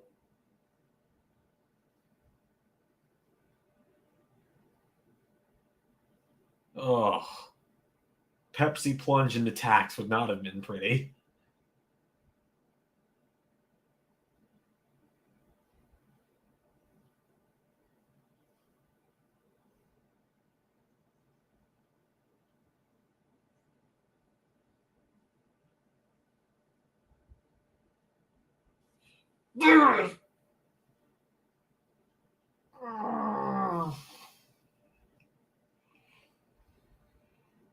Oh, God.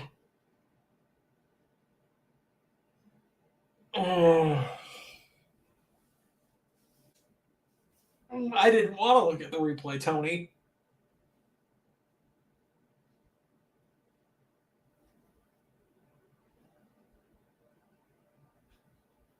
Oh, God. Oh, God.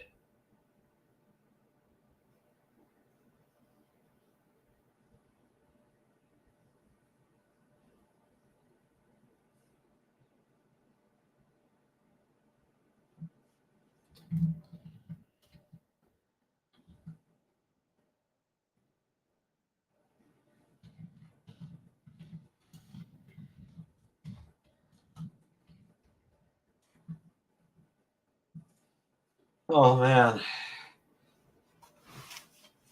Oh, man.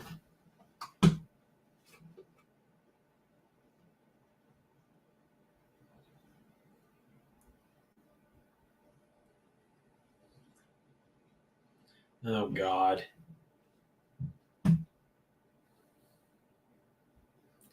MJF somehow got himself disconnected and called for Wardlow.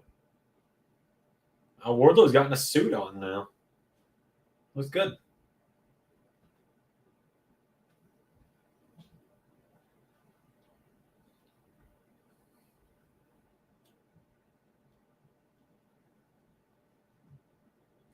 Wardlow doesn't have the ring, does he?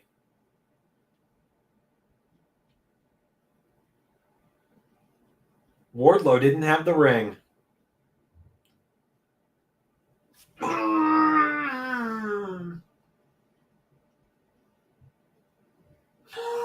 Motherfucker!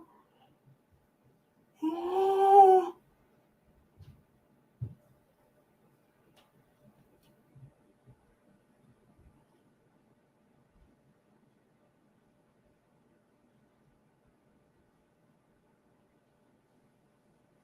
Oh.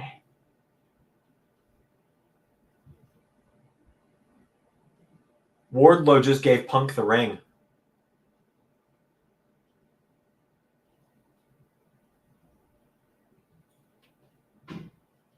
Punk's about to win. Oh, the attack's coming out of Punk.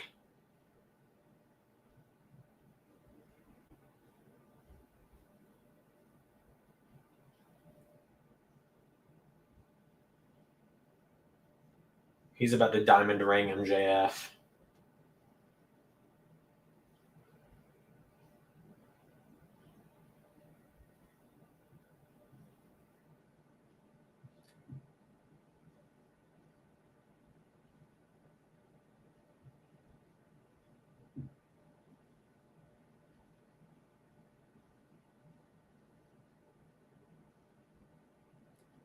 And good night.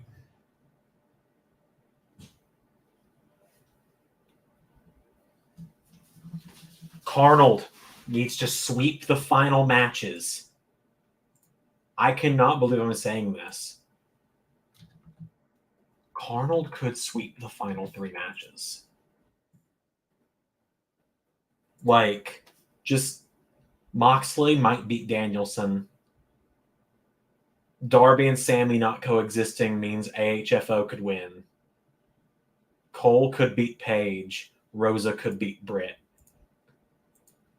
Guys, we tried to rig this for Ray to win. Carnold might win. Oh my God.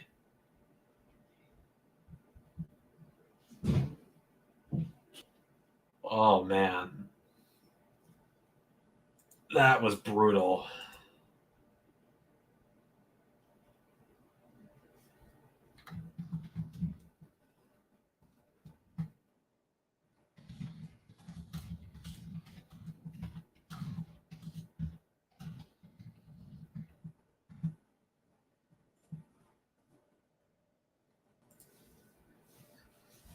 That was brutal, dude. MJF and Wardlow's about to go down, I'm pretty sure.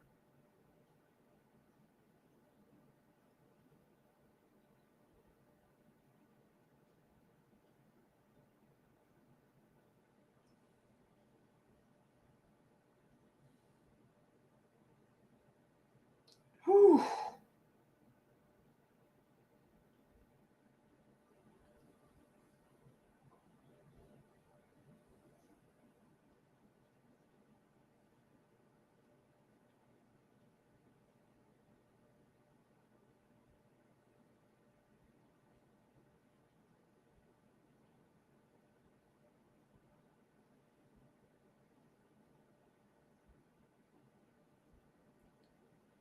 All right.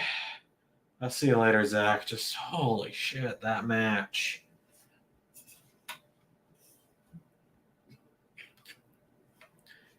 Fucking A.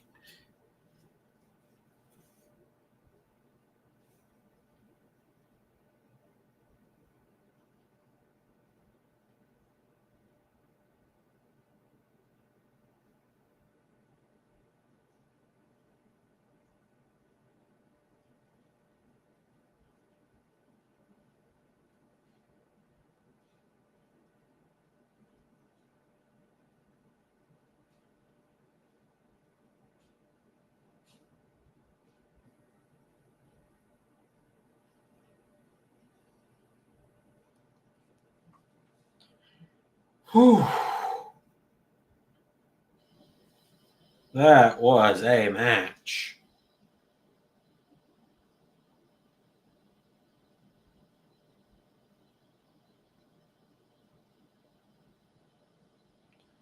Oh, man. That match was brutal. Like I said, brutal.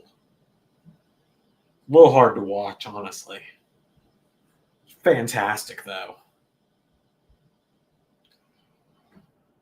Punk winning in a way that sets up Wardlow and MJF makes perfect sense to me. I think Punk could be the next world title challenger.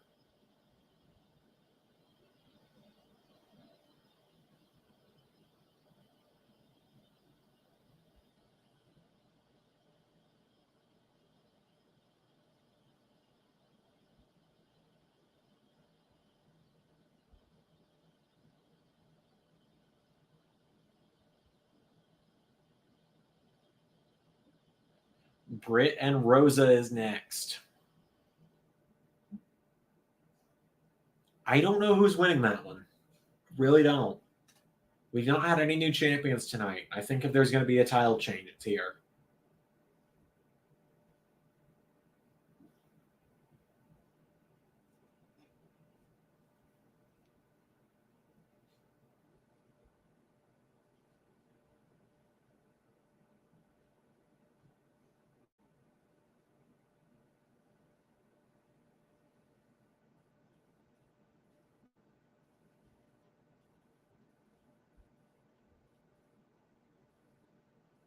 Ray should be back any minute now, I assume.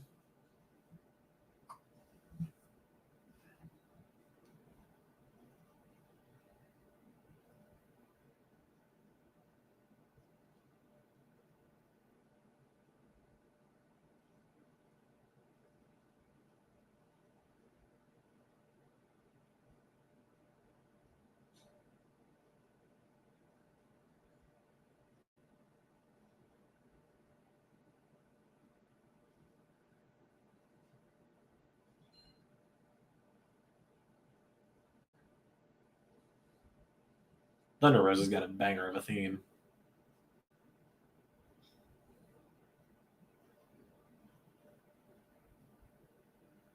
That's a good attire. Like that.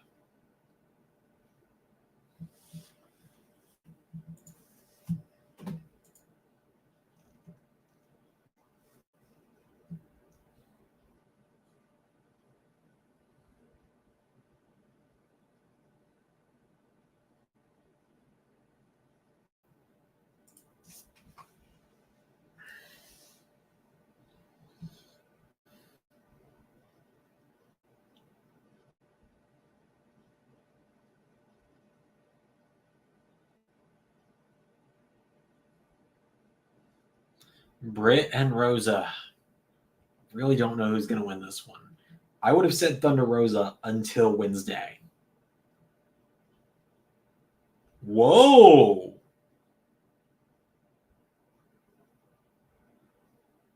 It's a new belt.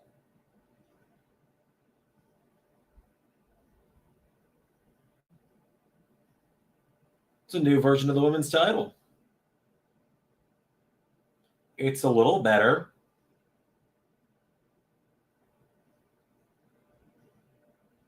It's a little better. I'm still not a huge fan of it, but I like it more than I like the last two.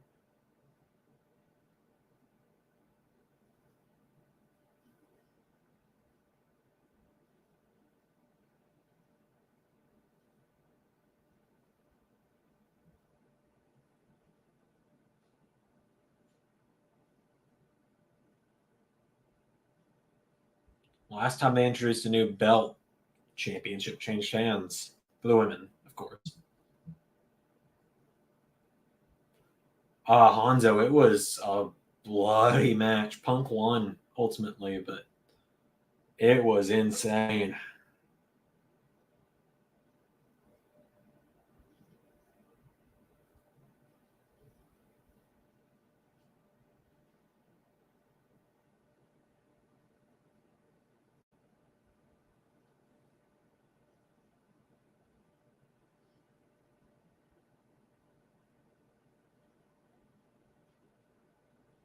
So now it is Baker and Rosa.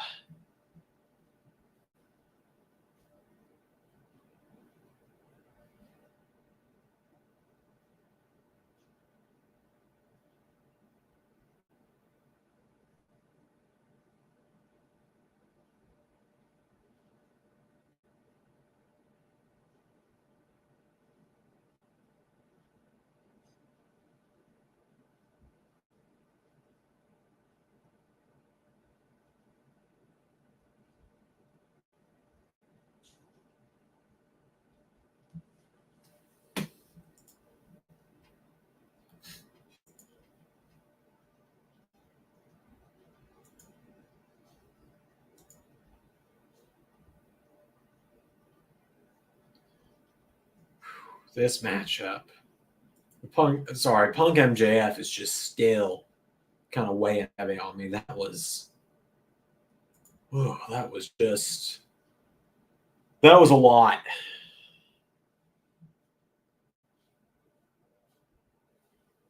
There we go. Get my hair out of my face.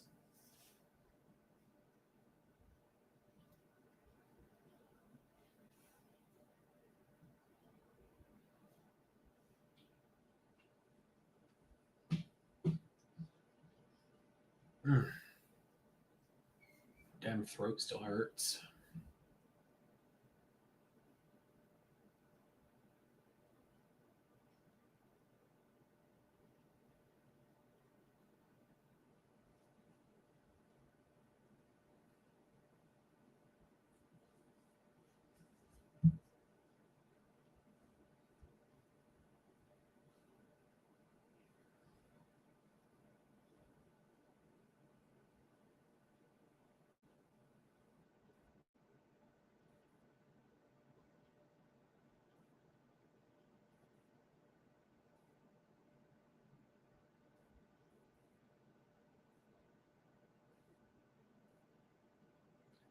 So yes, as a reminder, everyone, Carl has Rosa and Ray has Britt for this one. I feel like the 6-man should have just come here to be the cool down out of that dog collar match, because this just feels unfair to Britt and Thunder.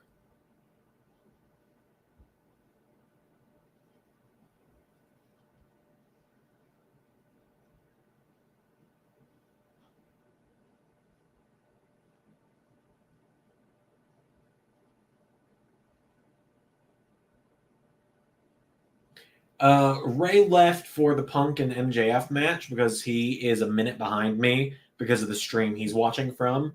He's not using Bleacher Report. He's using a different service. And so he didn't want me accidentally spoiling anything. Must suck when your co-host is a minute ahead of you and accidentally spoil shit, huh? Love you, Ray. But he said he'd be back. I don't know if he's going to be back anytime soon.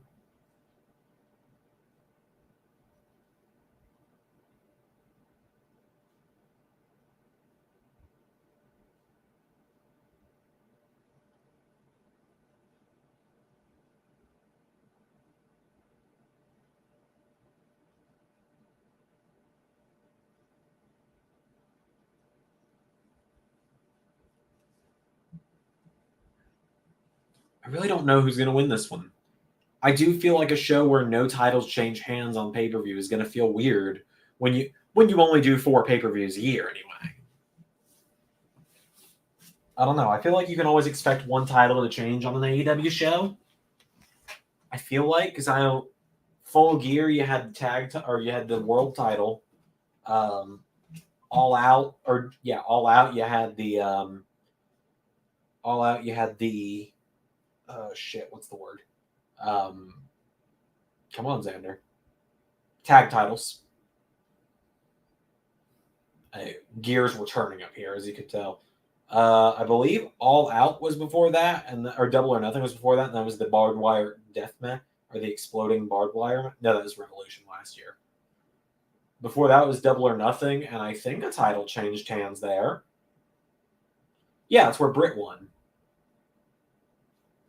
And then before that was Revolution, and I don't know, actually. Maybe no titles changed hands there. I really don't know. I haven't watched every AEW pay-per-view. This is only the second AEW pay-per-view I've bought, so.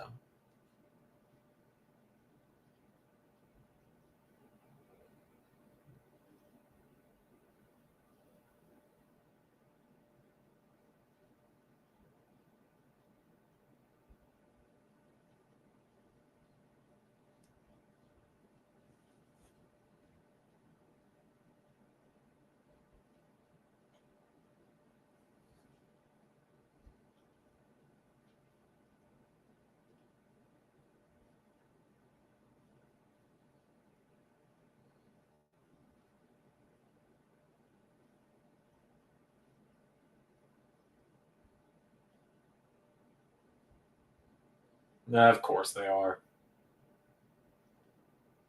I'm trying to figure out if their interference is going to lead to Britt winning or if it's going to accidentally screw her over in the end.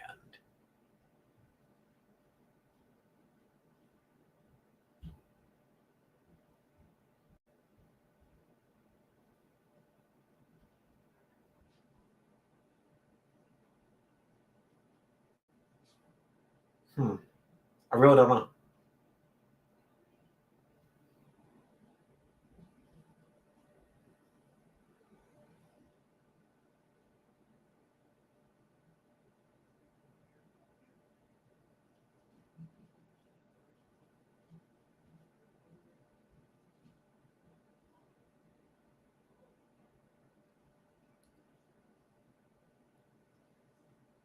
Oh, yeah, there's still Danielson and Mox as well. I forgot about that. So there's still 4 matches, which means Carnold could win or tie, possibly, which is weird. Because I think Mox might beat Danielson. I really do. I don't know, man. This predictions title could go any way, and it's going to be hilarious if it does.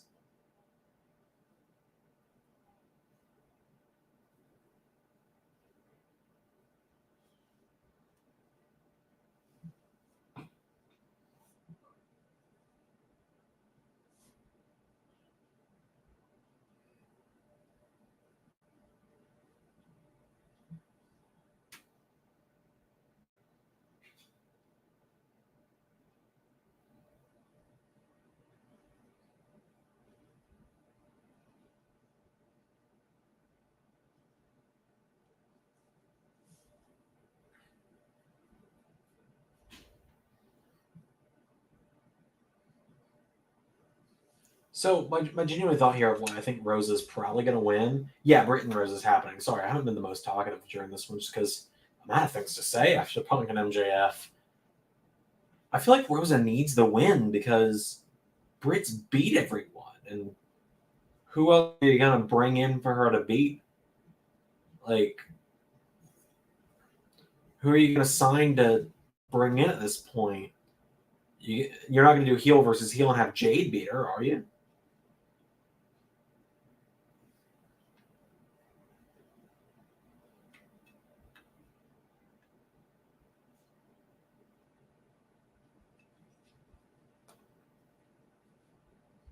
Like, because I think Rosa wins and the belt goes to Jade later.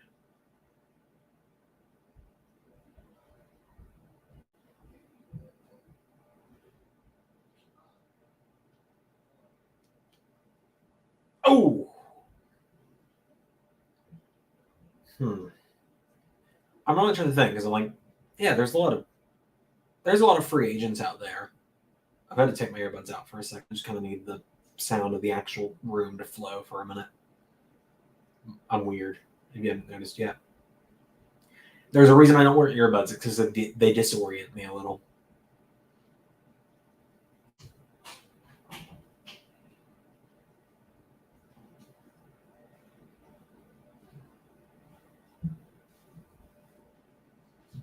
But like, I don't know. There's a lot of free agents out there, but I don't know who you'd bring in at this point. So I think Rosa's got to win, right?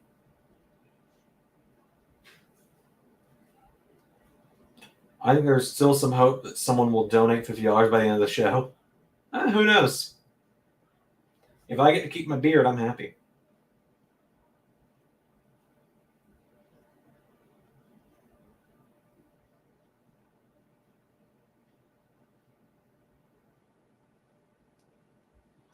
I'll check Streamlabs and the super chats to see, but I don't think we've gotten any kind of donations at all this stream. No, we have not.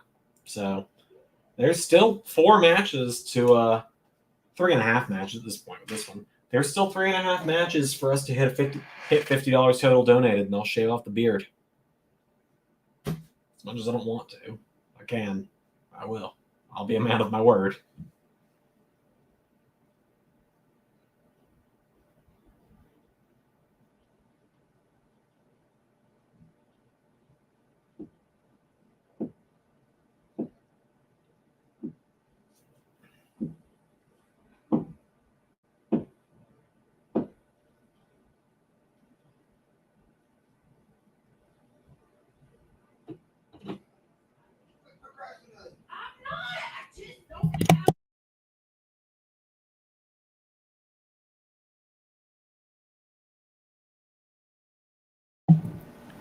Apologies for that, everybody. I had to mute the mic for a moment to make sure that didn't pick up.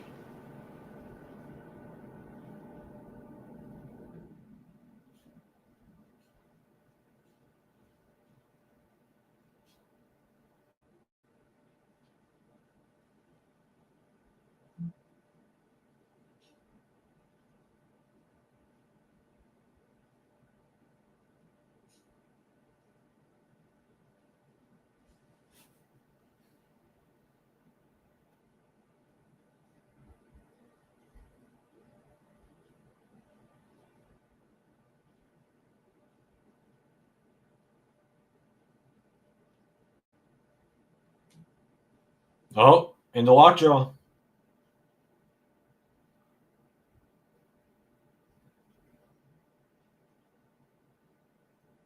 AEW pay-per-views are always long, man. They go on a while. I'm just now realizing there's 3 matches left. We're gonna be here till midnight. I was hoping to go to bed before midnight tonight.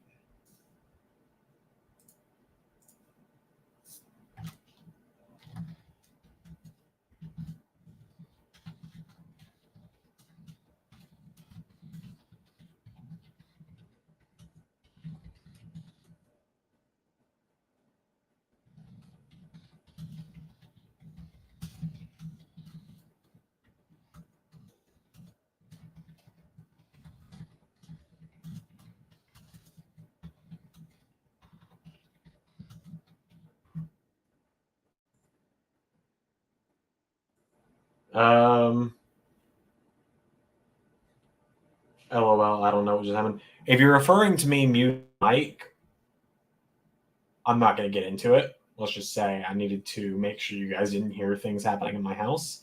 Match-wise, I got very disoriented. Again, I'm a little out of it now.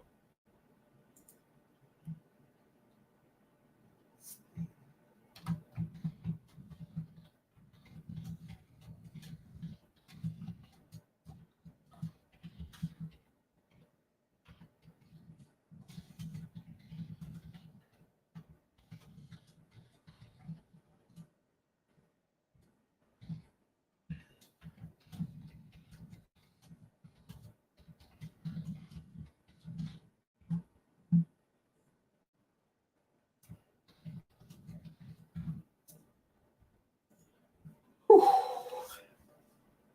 Oh. There have been a lot of tombstones on this show.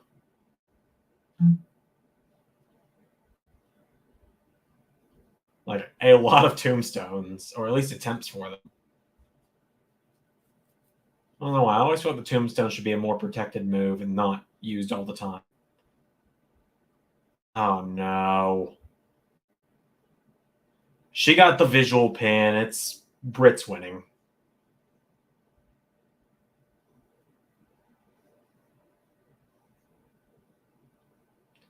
Britt's winning.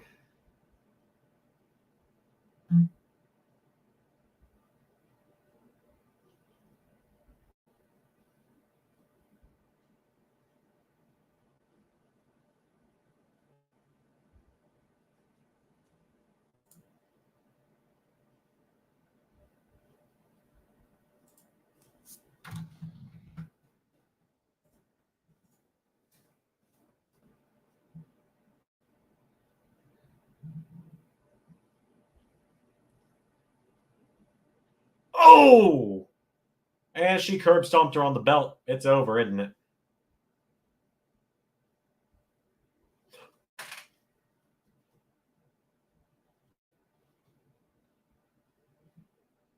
Oh.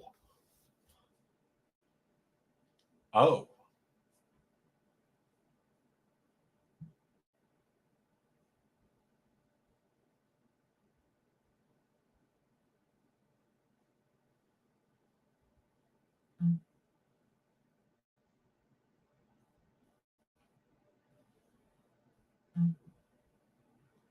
Oh, lockjaw. Oh, no.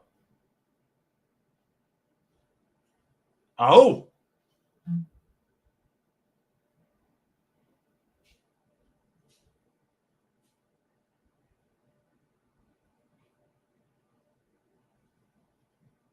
Oh, man. Whoa. Whoa. I'm conditioned through WWE to believe that bullshit roll-ups are going to end everything. And that's 2 times she's visually beaten her. Britt's winning.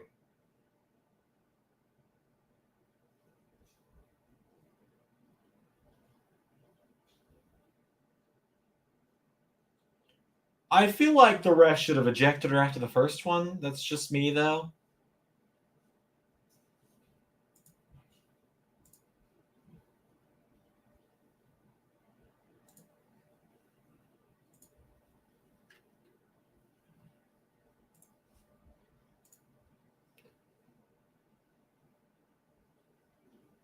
Yep, there's the stomp. Yep, I think Ray's got it at this point.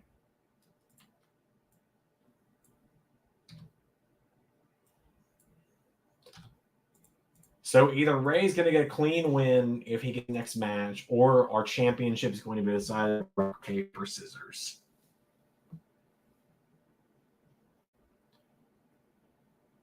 Thank you, JR.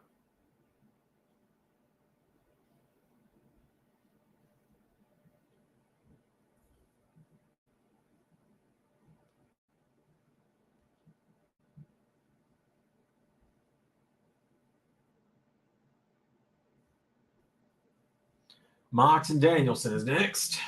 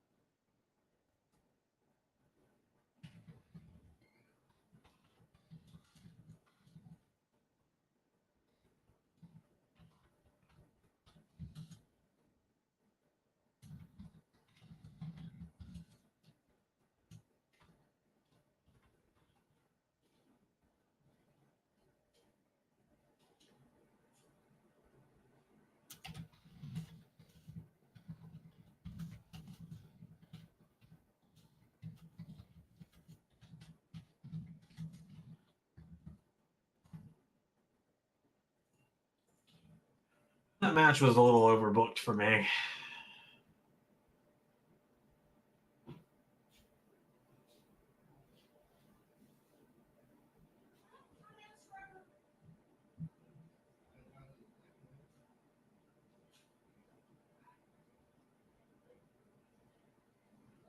All right, so Danielson and Mox next.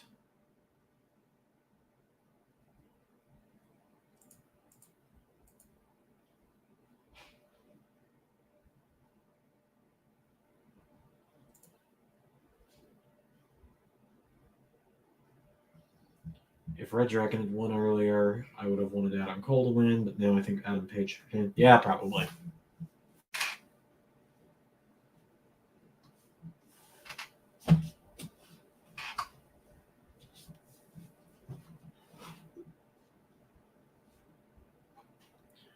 Danielson and Mox. Here we go.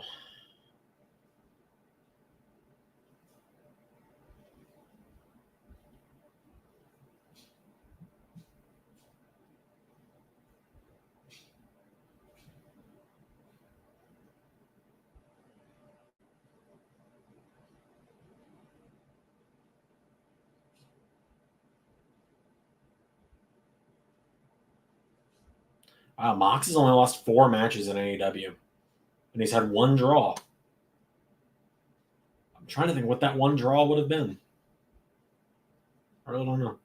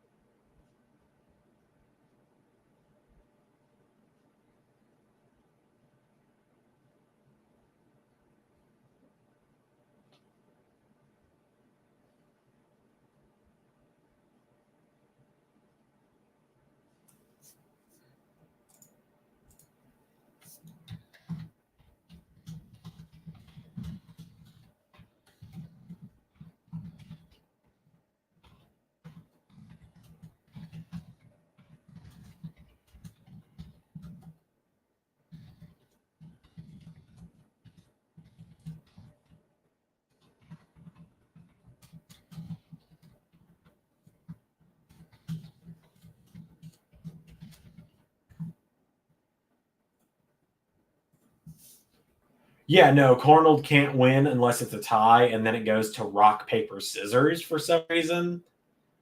Because we only have the most prestigious way of deciding our titles, apparently. Hey, Ray. Hi. How's it going? Fine. I was literally hanging around just to hear, wow, bang!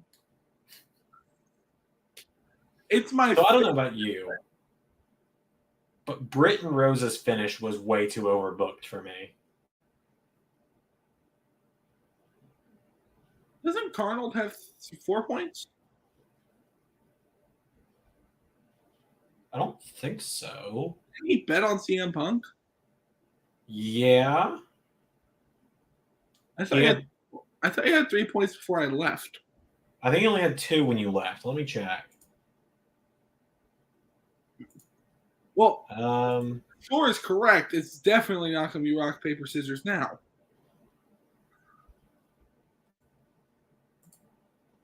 Yeah, no, he had 2 before you left, so he's at 3. So unless he gets a clean sweep, which I don't think's happening, I think Sammy and Darby are beating Andrade and Hardy. You got it. Spirit. I was thinking about this. Think about the crazy fucking career Daniel Bryan has had. Bryan Danielson. Yeah. And when you think about it, it's insane. Yeah. Comes to the WWF, gets fired, gets hired back, gets buried, gets over, becomes a world champion, gets buried again, tag teams with Kane, because becomes literally one of the most over wrestlers ever. Wins the world championship in the main event of WrestleMania. Has to go out with an injury, comes back, has to retire, comes out of retirement, wins the world title again, goes on a heel run, has a spiritual main event of WrestleMania against Kofi Kingston, has a real main event of WrestleMania, and now is in the competition main eventing shows. Yep. I have mostly enjoyed the pay-per-view. Like I said, Britt and Rosa just felt too overbooked at the end for me. Yeah.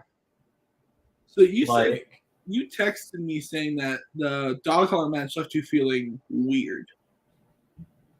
I don't do bloody wrestling. You know that. Yeah, you're very squeamish. For other people, when it's myself, I'm not.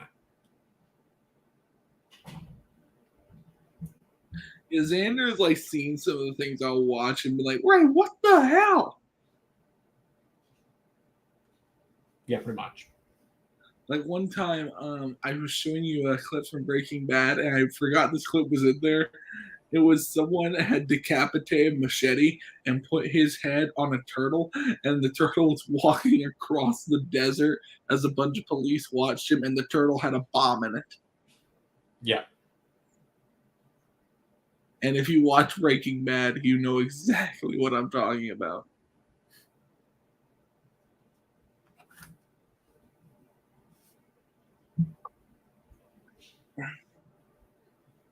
Moxley looks really good. He does, yeah. Like he got bigger in the last few years. Mm-hmm. Like just a lot. Like I never thought he was like unhealthy or anything. It just looked like he had just gained mass. Yeah. Like now looking at it, I'm like wondering, was that all like his alcohol problem that was making him look like that? Maybe. I mean, look what W. Morrissey. Yeah. Similar thing for him. Because he looks like he did when the Shield first broke up. Yeah.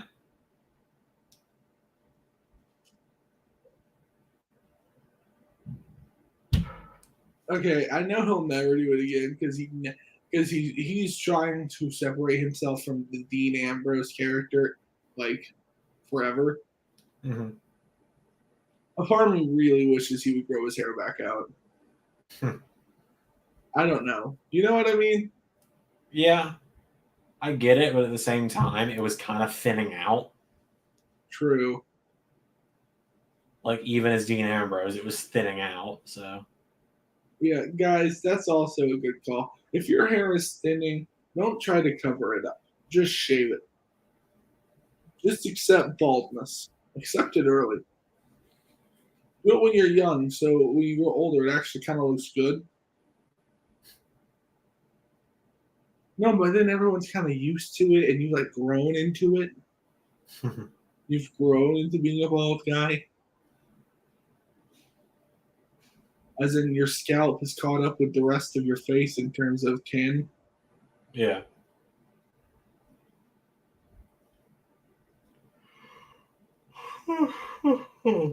My coworker, I didn't know how balding he was. He's like my age, and he's balding so bad because he's always wearing a hat. And someone knocked off his hat the other day, and I saw it. And he looked at me, and I looked at him, like, oh shit, he saw. And I was like, oh no, I saw something I wasn't supposed to see. So it was the SpongeBob clip. Bald, bald, bald. Basically.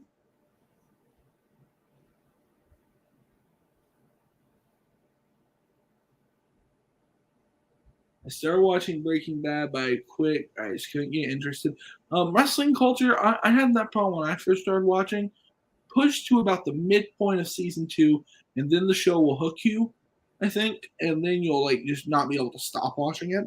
And then when you actually go back and watch the earlier episodes, they're more compelling because you know this is the calm before the insane storm that's about to happen in this show. I mean, the first 2 seasons are kind of slow. The next 3 are freaking breakneck. It's awesome. That's because I've seen that complaint a lot about Breaking Bad, that like you couldn't get into it because it was kind of slow at first. And I say, just push through, and you'll see it. So the big money match for WrestleMania is Prince Nana versus Ray Wood for the Predictions Championship. Yep. Looks like it.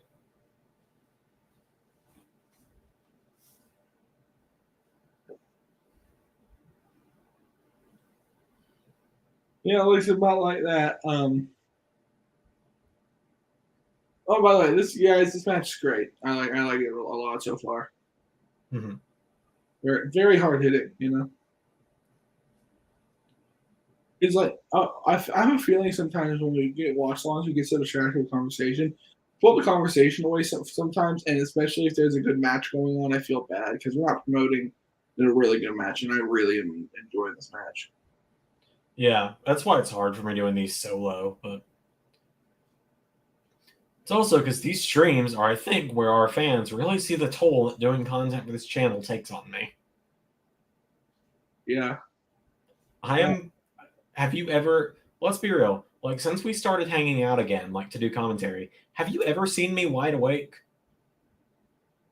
A few times I've seen you like awake. A few times. I'm just always very tired, I feel like.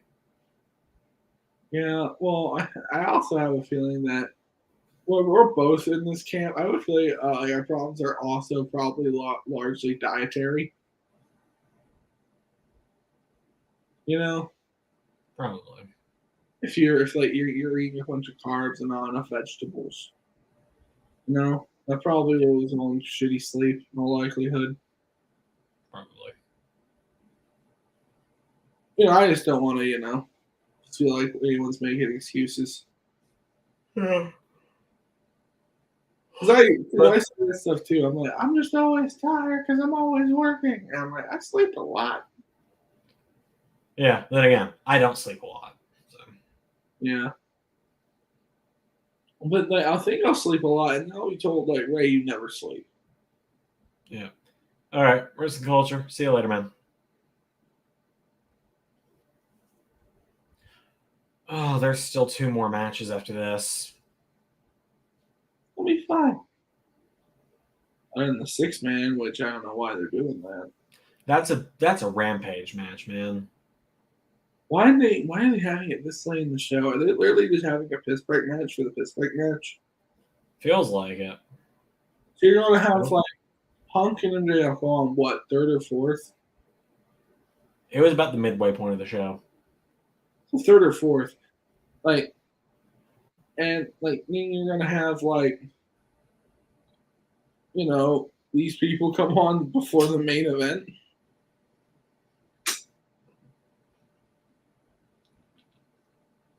Because Punk and MJF stole the night. Yeah. They really did. Like, no one's going to top that. That was kind of the spiritual main event, and they probably should have had it later in the show. Yeah, probably. Because now everything else just kind of feels like a come down from what the hell. Yeah. Punk, you took the Tylenol. We understand. You don't know that trick? Yeah, I know what you're talking about because it thins the blood. Yep.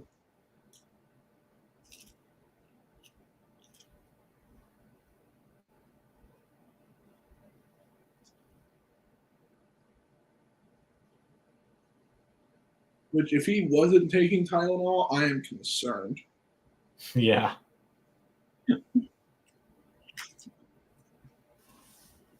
Anyone whose blood is that thin, you need to eat more iron. Which, granted, due to him being vegan, that might be a problem, honestly.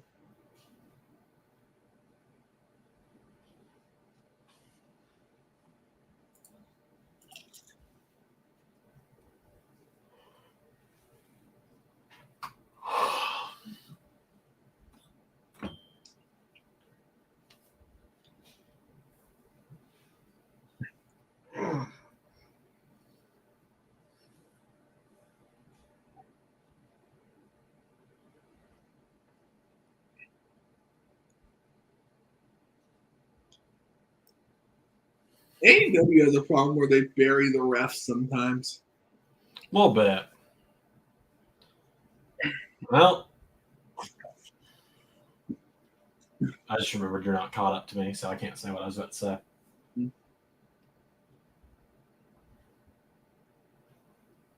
I like the set for this, though. Yeah, it's a good set.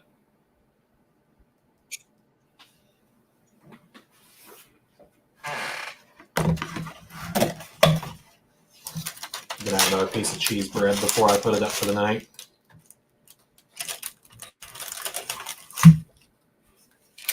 So Moxley thing is getting up right now as they just kind of knocked each other out. And now Moxley's leaving. Mm-hmm. Sorry, buddy.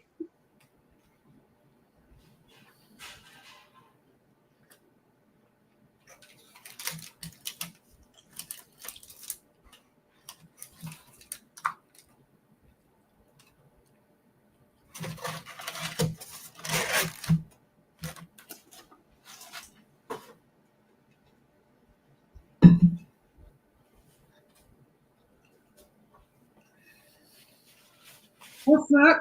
Dusty Rhodes believe there should be a limit of only one match with blood in it on the wrestling show? We're ignoring that. That's a very weird thing though. Like, I'm a firm believer that if you're gonna have blood, only have it one time on the show, people. Yeah. I get what you mean.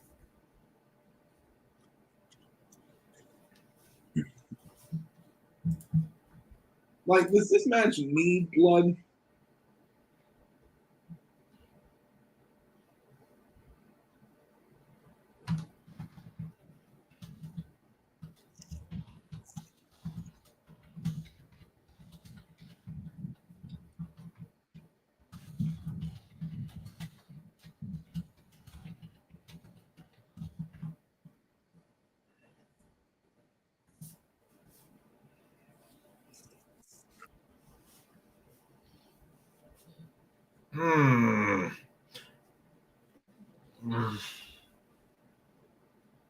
It's corn syrup, buddy. Just red corn syrup.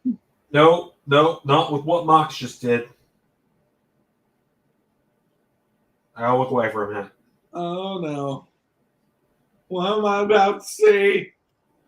When you see, you'll see. What are you doing, Zander? I don't like this game. You'll know it when you see it. Because you'll see it and go, oh, I see why Zander had to look away. I'm so frightened now. Okay, he's raking his back.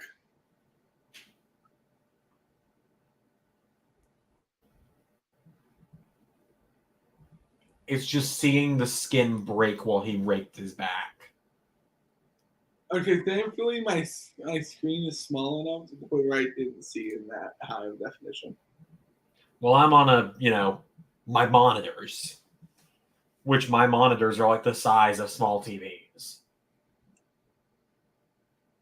But they're also 1080p monitors. Yeah. Zander coming in with that 1080p like a G.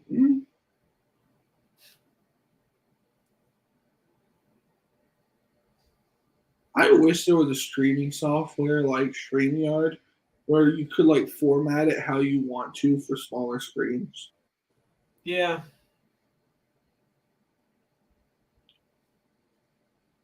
Because I would have like camera positions that are like right beneath us on the side, and then I would have the comments beneath us here. Mm-hmm. I think that would make for a much better system. Yeah. Because the icons being there will allow more like screen room for the screen itself. Yeah. Oh my god, someone has already made a mod of Punk's attire from the night. Download it, brother.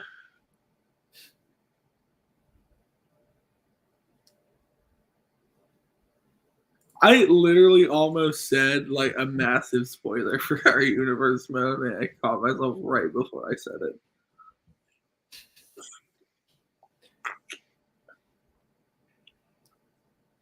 Like, you guys have no idea how big of a spoiler that is. Tell me after the stream what you almost said.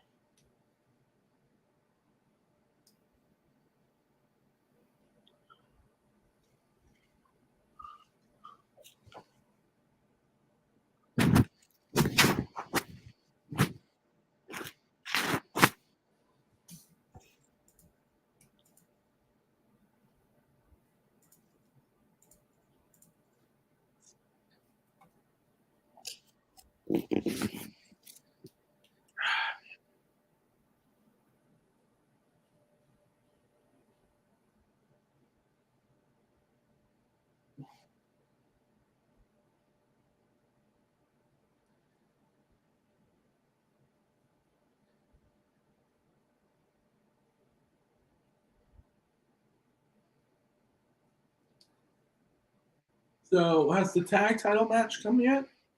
Yeah, it's come and gone. It was a long time ago. Well, who won that? Jurassic Express. Oh. So, Cardinal won. Yep. Oh.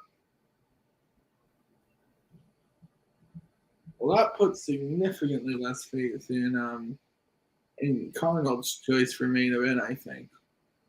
Yeah, a little bit. Because I would think if Cole was going to win the belt, you'd want to put the tag titles on either Red Dragon or the Bucks. Yeah, I get what you mean.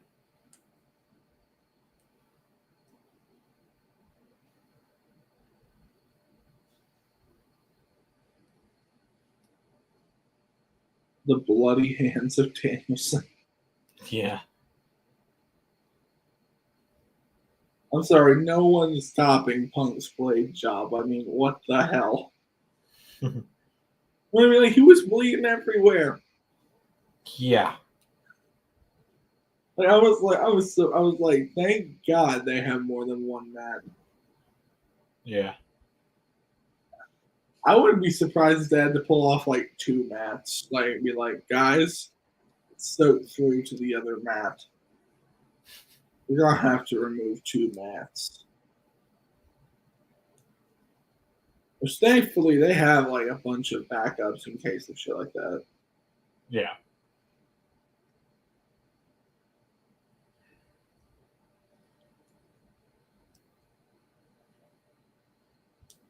It stuns me how cheap it is to produce wrestling on television. Yeah. Yeah. No, it's like cheaper than like most television shows. Like, yeah, people talk about how Fox had Last Man Standing on in SmackDown's old slot for a while and how much better it was doing there. What they don't talk about is that show costs astronomically more than it costs to produce one episode of SmackDown. Well, you know, you're having to pay Tim Allen $1 million an episode or something like that. Yeah. You have the budget costs, and then you have the fact they only use. And I support the fact I believe they only use union workers on that show for the crew. I believe that's true. I have no idea. That feels true. That feels like something Tim Allen would do, doesn't it? To me, it does.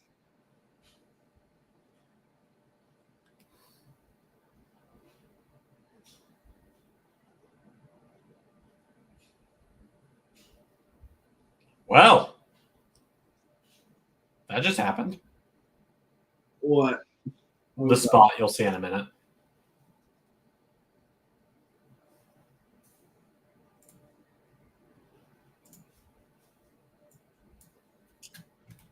Okay, damn it, Mox. Why are you really trying to top Punk here? Damn it, Phil.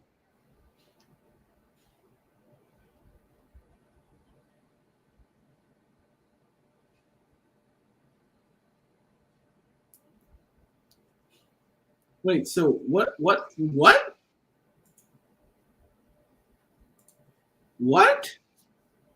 Yeah, I'm confused too. What happened? Danielson had him in the triangle and Mox rolled it through into a bridge. But like,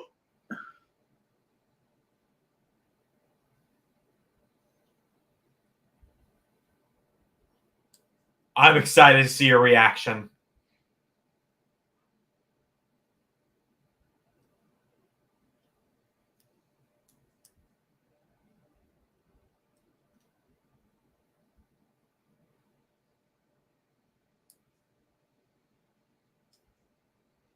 woo, security. Oh, yeah. Oh. Did you see him? Yeah. I don't know what you're doing here, sir, but I'm glad you're here. I love him. I will not have my two sons killing each other. This must stop immediately in the name of Dad Regal.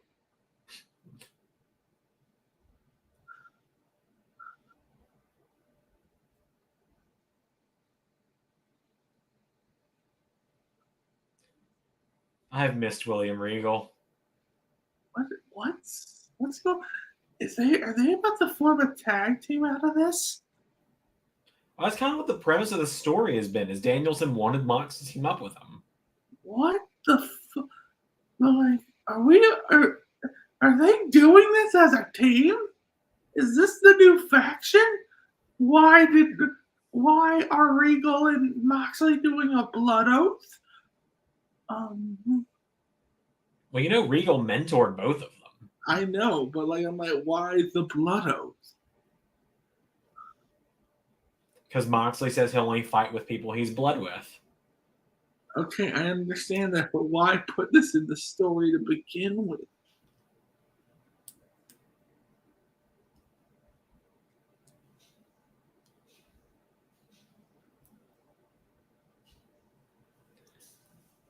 So now Regal is going to take over them becoming friends. So Regal is the Dr. Shelby of this storyline. William Regal is all elite, as according to Tony Khan. Ray? Huh?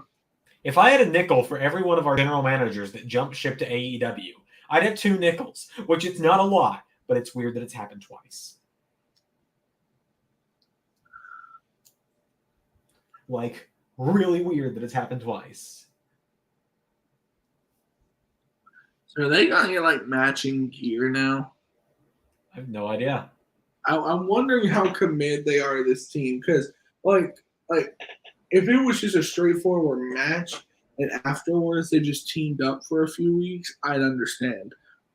But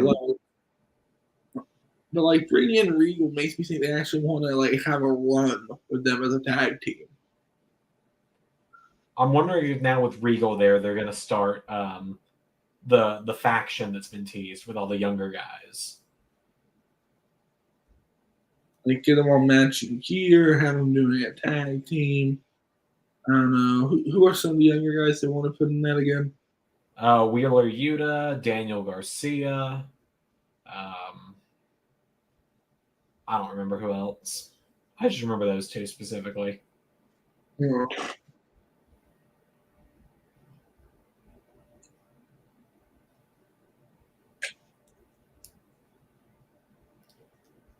You know who would be perfect for this faction if they want to do it?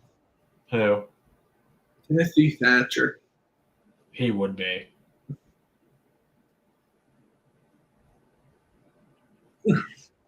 They both enjoy fighting very hard and bleeding. They're perfect.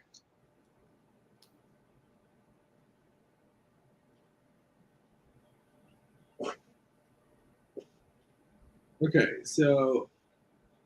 Oh, okay, I see what they did.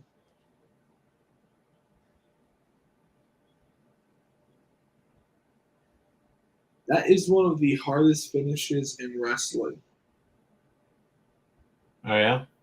No, it's like, it literally is. Like, to give you an idea, like, Tully Blanchard said he never could do it correctly. Tully Blanchard said that. Yeah, makes sense. Like, I'm not trying to, like, overstate him, but, like, you know, Tully Blanchard's a very respected person. So. Hmm?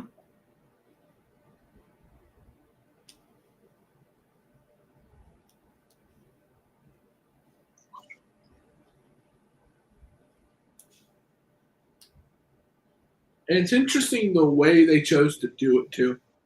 Yeah.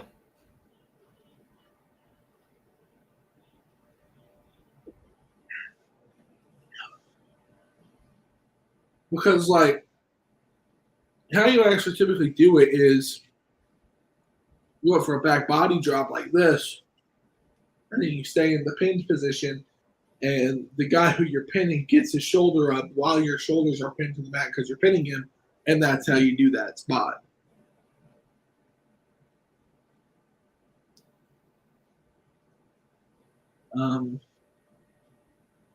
Was interesting and chose.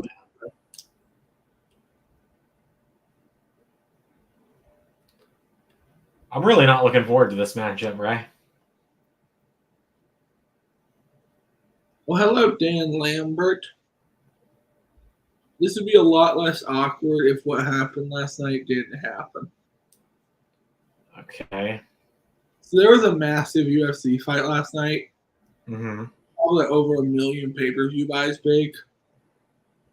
And Dan Lambert's like top welterweight lost. Oh, wow. To someone who used to be part of his gym. Wow. Who left the gym. Because of their problems with his main welterweight. Wow. Because they used to be best friends. I'm not kidding. This is just a wrestling storyline. I was going to say. Like, no, it's like straight up like this is the rest. Like, it's real. Like, there's no indication that it's fake. Other than Dan Lambert being a wrestling fan, which, fair enough, but like, it's weird. So it's like this guy, Jorge Masvidal and Kobe Covington, used to be best friends and roommates. And then like since they both rose to the top of the welterweight division, they've grown apart. They don't talk to each other anymore. Now they hate one another. Now they're in a big grudge match after both losing to the champion. It's literally a wrestling storyline. Sounds like it.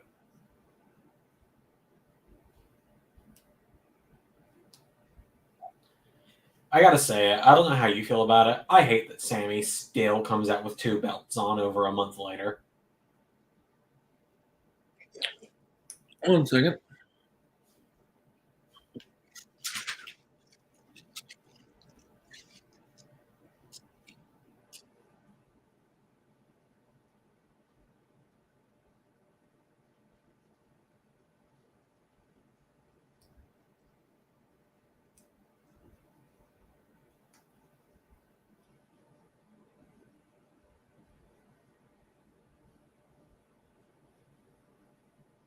Sorry, I have some technical problems.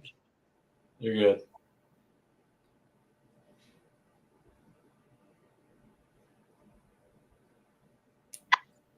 We are gathered here to pay our respects to Whoa. Isaiah. I'm sorry.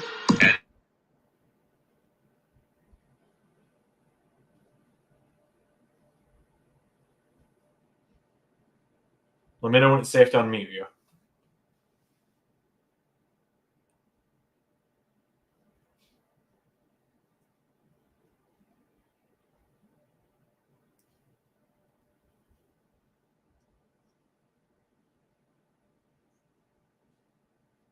We good? Okay.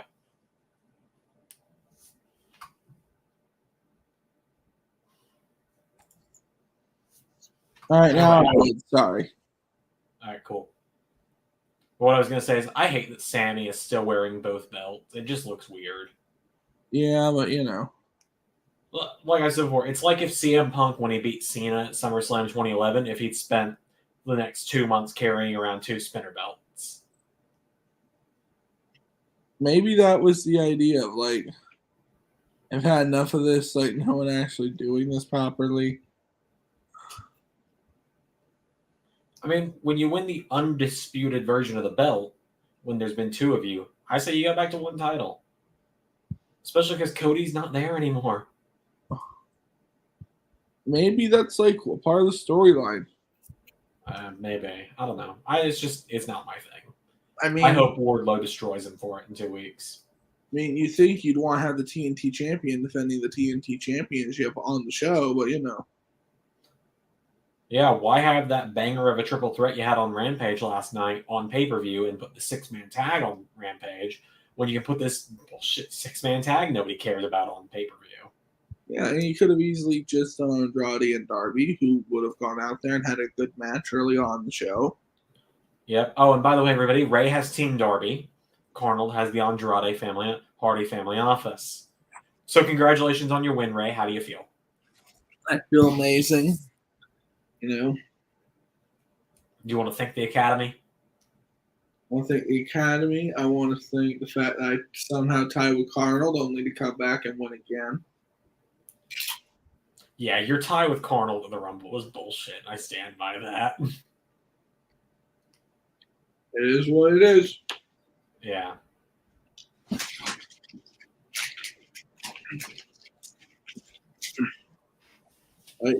I'm not responsible for the decision they choose to make.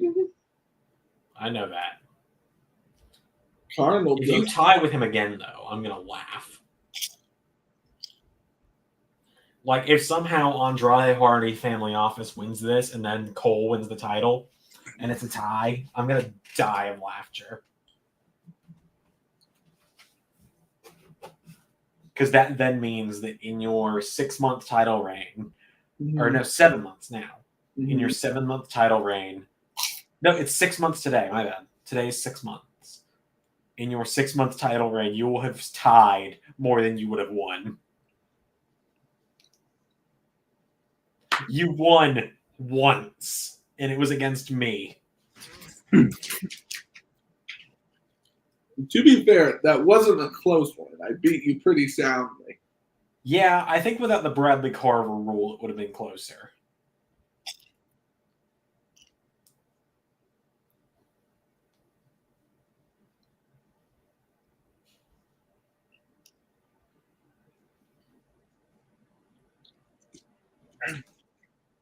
Hello, Andrade, a great talent who has no reason to be there at all. Mm-hmm.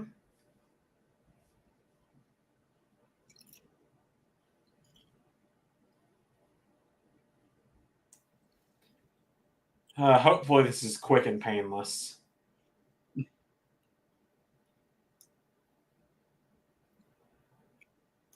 I mean, I feel like this is going to be a very quick match. I feel like Sting is attempting to wrestle again.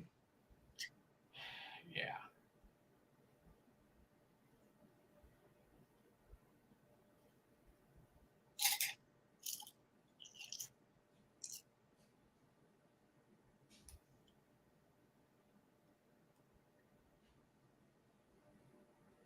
Think about this.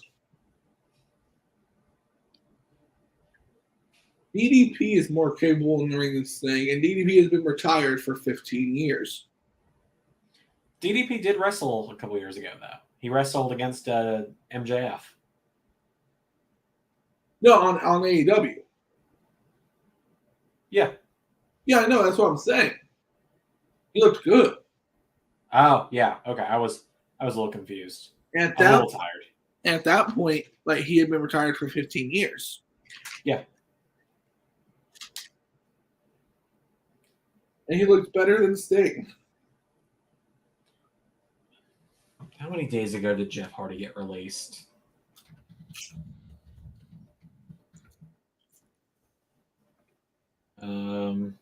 December 9th.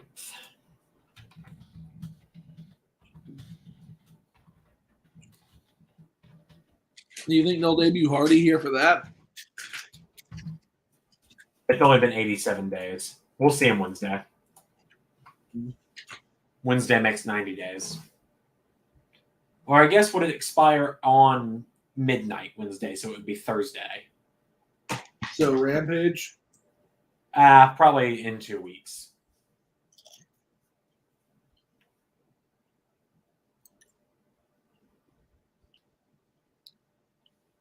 I thought Rampage was live this Friday. That was yesterday, or 2 days ago. I thought it said live 2 weeks in a row. I don't think so.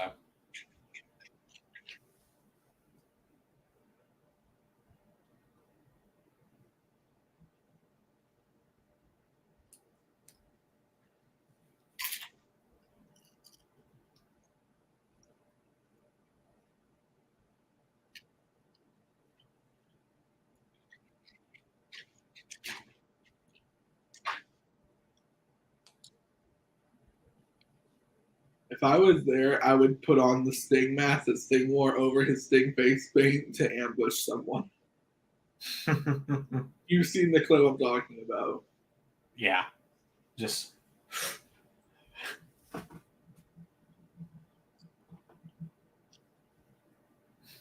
so dumb. Jobber uses that clip on Twitter sometimes. Fake Sting is real Sting! Dun, dun, dun.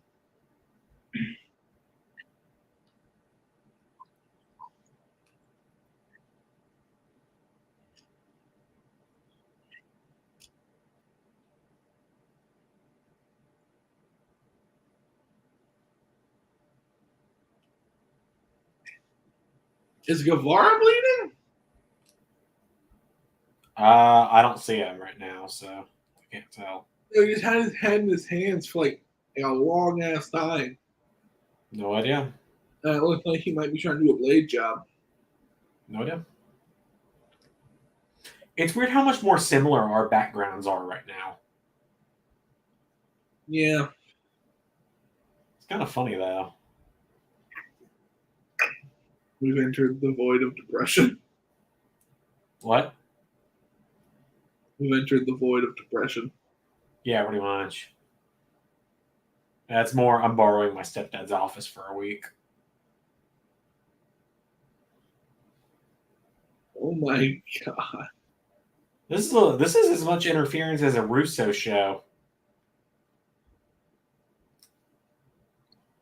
Tony, unlock the truck. You can't, bro. I locked it from the inside. Damn it!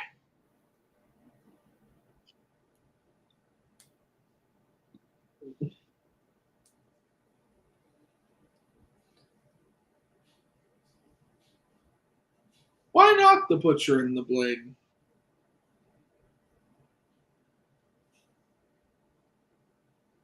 I want to like Butcher and Blade. I really do. I want to like them too. I'm just like, why aren't they doing anything with them?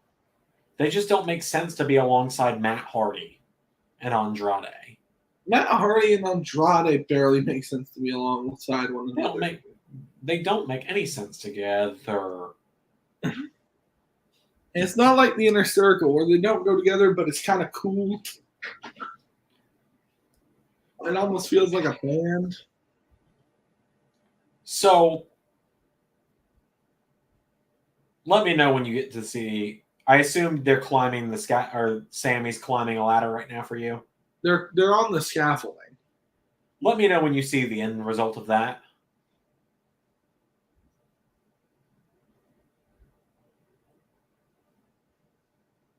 Oh, good God.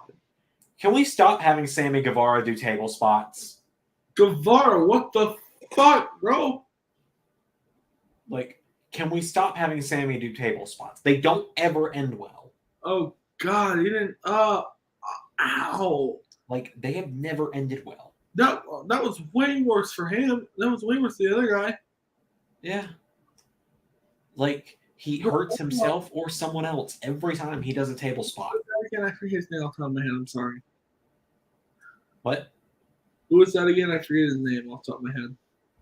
Isaiah Cassidy. Sorry, Isaiah Cassidy. But like Isaiah Cassidy took all of that. Like Guevara laid it on top of Cassidy. Are the AHFO just going to win because it's like 10-on-3? I don't know. I don't know what the fuck's going on in this match. This matchup just feels so unnecessary. It does.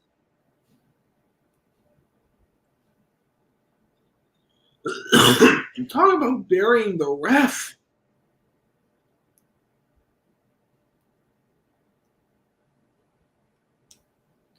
Oh no. Oh no. Tony. No. I see Hardy leading him through the crowd. I don't want to know what happens. Oh, the end result hadn't happened yet, but I kind of have my suspicions.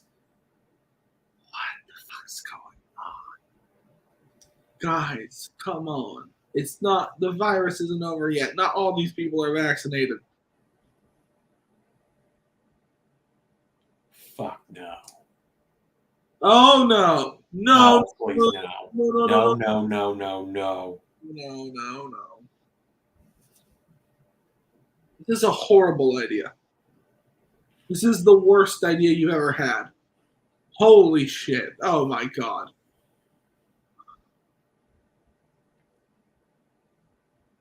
Oh, my God. Did you just see? I see Sting about to leap. No, Sting. No, you are no. Okay. Sting, who is the age of my grandparents, just went through 3 tables. And everyone is kind of having the same reaction of, how necessary was it for you to do that, Sting?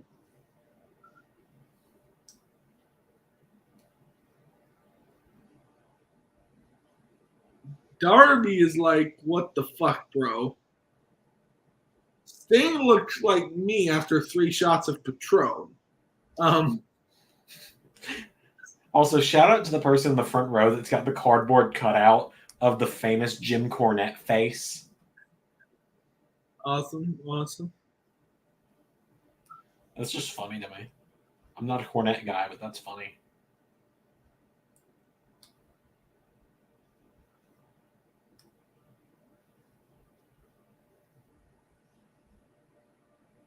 Yeah, something's going wrong up on the ramp because Sammy is still laying there.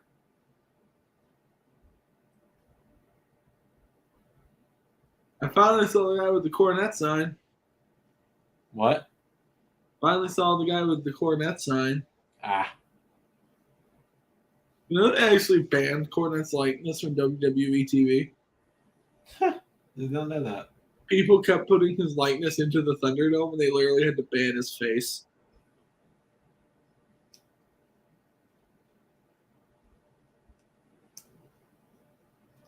Could you imagine if they okay, obviously don't allow fucking porn and shit on there, but if you let the real WWE fans put whatever they want on there, the memes that could have been created, the potential that was wasted.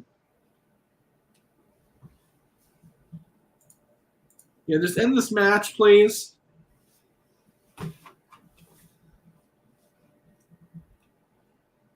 There was like 5 huge botches. Yeah, the finish was botched too. Yep, I just saw the finish. That's what I was adding. Congrats, Ray. You've retained. I always believed in you. Never doubted you. Never doubted that this thing that we rigged was going to go horribly wrong and Carnold was going to win the belt. What are you talking about? I didn't rig this. Of course not. Yeah. You know, if I rigged this, I wouldn't talk about it because part of rigging something is not talking about it publicly. Right. Yeah.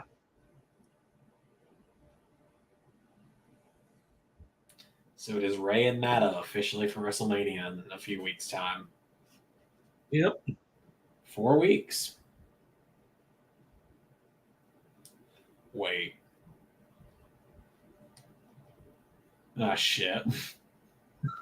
Our Impact Universe premieres the same day as WrestleMania. Yep.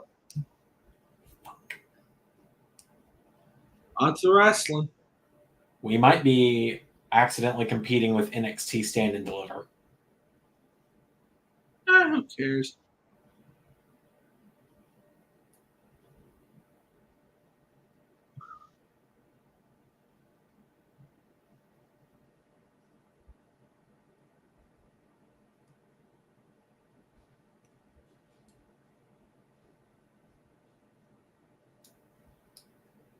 So the championship match to go.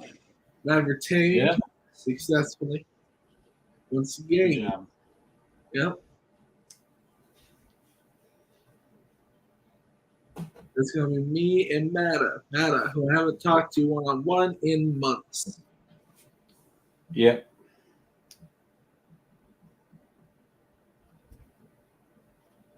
That's it. I was going to say let's add some steaks to Stand and Deliver.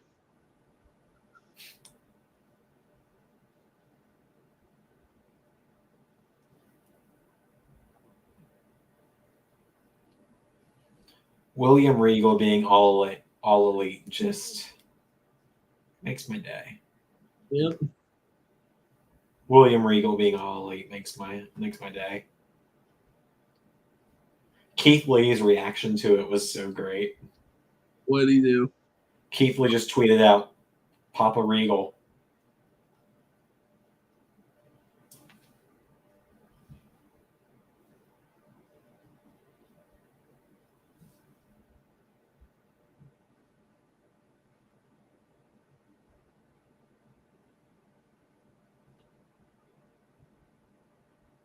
Adam Cole's got such a good theme song. Yeah.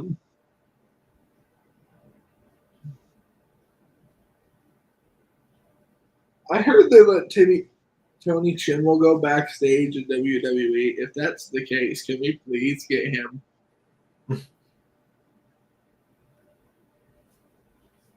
Please.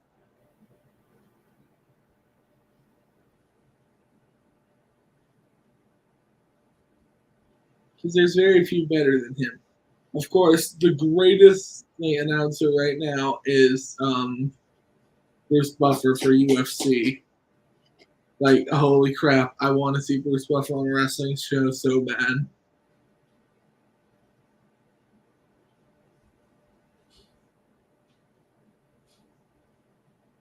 John Bones! Jones!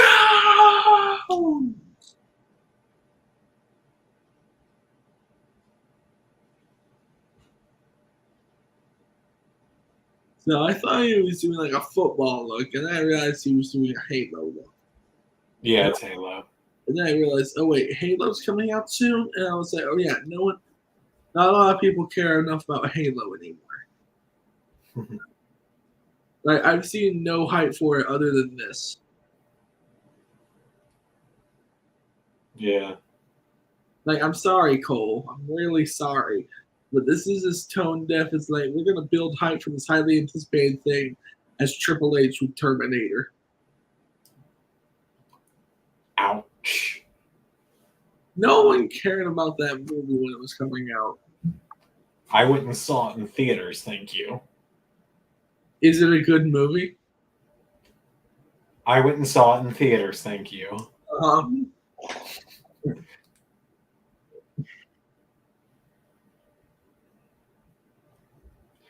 So I think we're to the point where the chat is just kind of us and Hanzo now. Yeah, but like, to be fair, I went and saw Dark Fate in the theaters. So where I was going with that is, it's almost midnight. I'm going to make a bit of a backhanded comment real quick. Uh-huh. This is not against Hanzo, but there is I made a new Impact trailer. Uh-huh. And as the music fades out, I said that someone gets teased to appear on the show. As the music fades out, you hear boom, boom, boom, boom, boom. Everyone in the chat tonight that saw that said, "Oh, it's Brian Cage."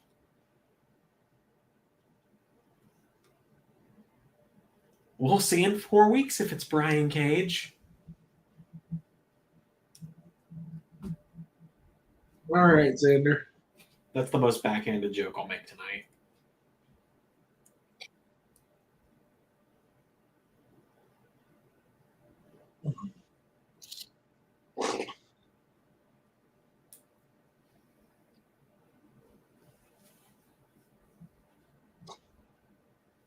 Paige, what's up? New here. Hello, RKH. What's your favorite? Who's your favorite wrestler? Zanders of all times, Triple H, me is Edge. I was gonna say, yeah. I mean, of all time, for me, it's Triple H. You could let me answer my own answers. So my favorite current is Keith Lee and Tommaso Ciampa. All I right. don't know Ray's favorite current, or I would do it for him.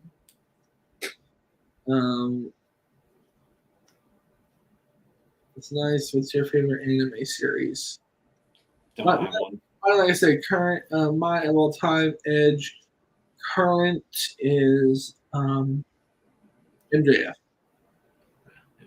Yeah, I don't have a favorite anime, so. Full Metal Alchemist. I guess if I'm pressed for an answer, Sailor Man. If that counts. I think it counts. It's like, it's a more, lighthearted anime, but I don't think that this counts as anime. No.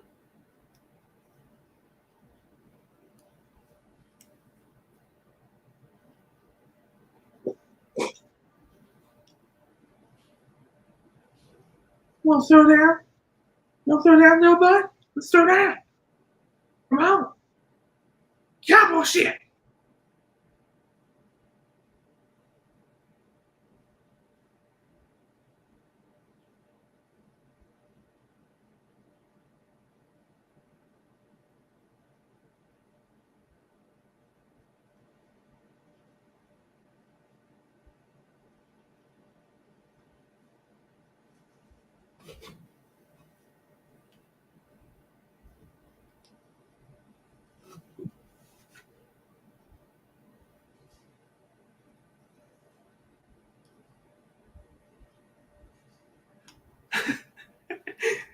I can't tell for sure, but I think the crowd is chanting, "Let's go, Adam, let's go."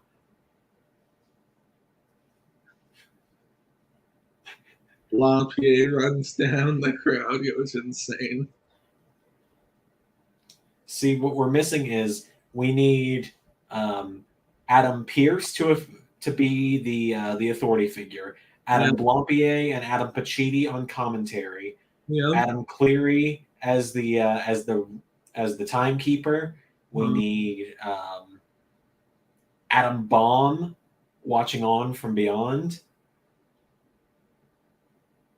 and we need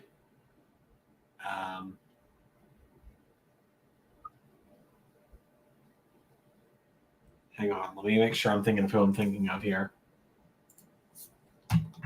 And then to officiate, gentleman Chris Adams. Oh no, I was gonna say, and then Adam Scott as the special guest referee. Is there a wrestler named Adam Scott? I don't feel there is. I feel like if I say that, I'm gonna get laughed at. All right, so I recognize some of those animes. I'm not gonna read them out loud because it's a lot of them. Mm-hmm. Like, Yeah, there's a lot. we're not big anime people. Yeah. I used to kind of be, but like honestly, if you want me honest about it, it's nothing against anime itself. It's just the a lot of the American fandom are people who I generally don't like spending my time with.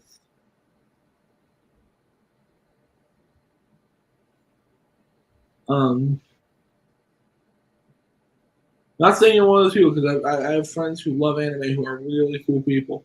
But like, there's a large part of the fandom I just don't enjoy. Mm-hmm. Like, people say that about wrestling, and I understand there's a largely toxic fan base in wrestling. Yeah, there really is.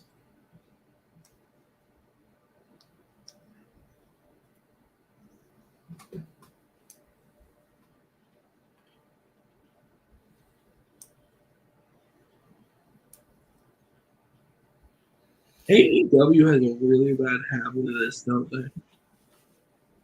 Of what? Like a main event that's just like underwhelming compared to everything else. Yeah. This is only the second AEW pay-per-view either of us have watched, right? Yep. I mean, no, I came in to a Full Gear. I watched Main Event Full Gear, and that was I couldn't because Full Gear was on the same day as Alex's birthday, and I've always promised her I will never work on her birthday. As long as I won't do YouTube work on her birthday. That can only last for so long, but we'll see what happens. So I couldn't watch Full Gear, unfortunately. mine froze up, but I really don't care.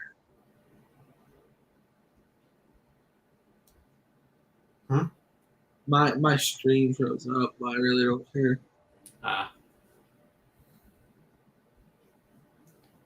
Yeah, AEW pay-per-views just they go way too long for me. Like, yeah, this is only 3.5 hours into the main show. But WWE has weirdly conditioned me lately to these 2.5, 2-hour pay-per-views. Yeah. Then again,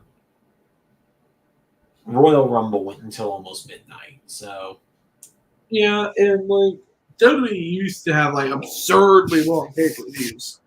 hello, WrestleMania 32 through 35. Oh my god. Those were like 8 to 9 hours each. Yeah, I'm like, okay, guys, it's supposed to be an event you watch at the end of the night. It's not supposed to be a day. Try telling them that. Like, it literally almost became a holiday for wrestling fans. It was like, it literally started at like noon. Mm-hmm. I remember, because I took the day off work for it. When I was working at Toys R Us, I requested 2 personal days for the day of WrestleMania and the day after.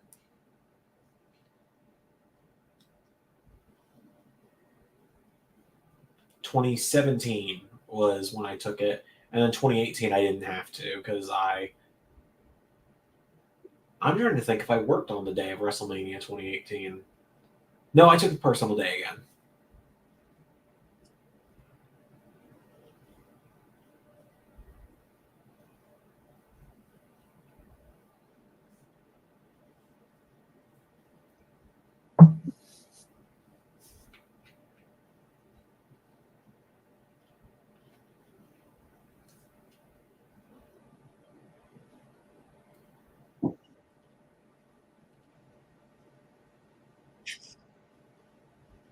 A part of me is compelled. And he's cracked. Someone I follow on Twitter that I tried to be, I'm not going to name them by name because I was going to say I tried to get them to be in our Royal Rumble predictions earlier this year, but they didn't respond. They just tweeted out They tweeted out a picture of Adam Cole's entrance attire captioned, "Adam Cole out here looking like a no pants mod for Halo." No, I'm sorry, Adam. I like the attire personally. I do too, but you can't come back from that. That's funny. That's pretty good.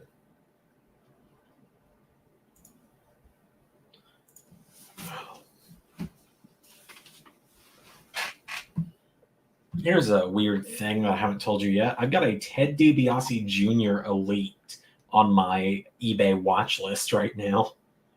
Oh God. There's a reason. Okay, what's that? He's got the perfect body, face, and hairstyle of a figure to use to make a Danhausen Elite.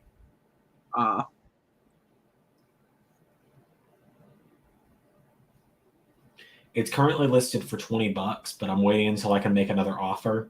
I'm going to try and get it for like 15 if I can. Worst case, I'll just buy it full price. But did you pop for Danhausen earlier? I did. It was right before you came on the stream. I know.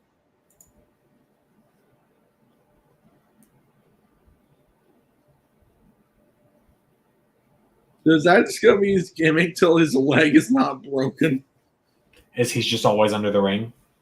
Yes. Yeah, why not? Can they please advance that bit? Hangman. Oh, cut the audio. Can I see it on the floor? Good morning, everybody. In case that woke you up, because it woke me up.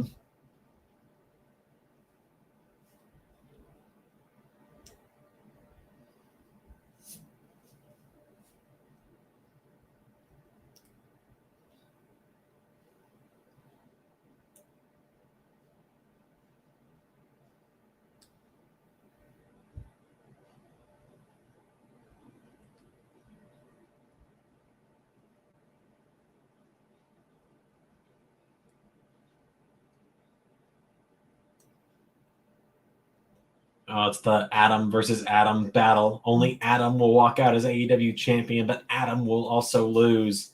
Which Adam is going to be the Adam champion? Oh, I'm an idiot.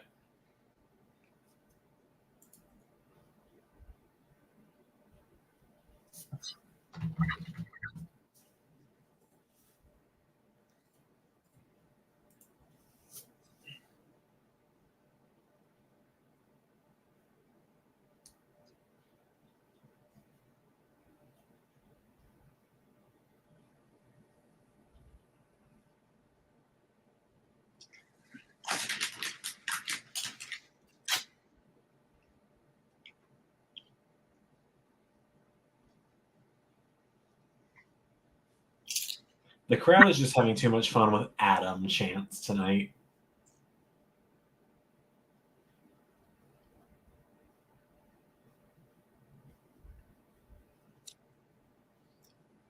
Hey guys, guess what? We're both named Adam. You're both named Adam.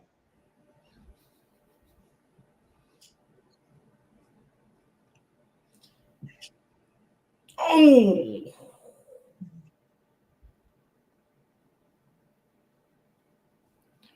All right, Ray. So this is a thing a lot of people ask, but we're in the main event of the pay-per-view, so I'll ask.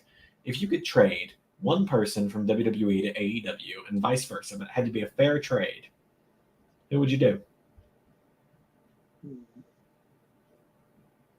Fair trade.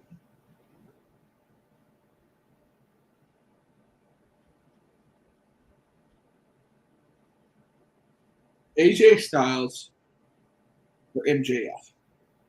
You know, it's pretty good. Mine would be, and this is going to be a weird one. It's a lower card one for me. Mm-hmm. I would trade T-Bar, turn back to Donovan Dijak in exchange for Brian Cage. Brian Cage fits WWE better, and then you could do Dijak versus Lee, which is just one of the best matches I've ever seen. I've gone and suck out footage of their indie matches together before. Okay, MJF, provided he's allowed to be at proper MJF. Yeah, they stay as the characters they are now.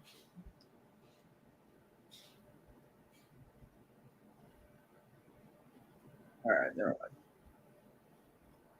You just talk about everything now. Okay. You sure? Yep. At one point, you've probably seen it by now anyway, Cole tried to flip over Hangman on the top rope. It really looked like he was about to land in the way Rollins did when he tore his knee in 2015. I was scared. Not now, Adam.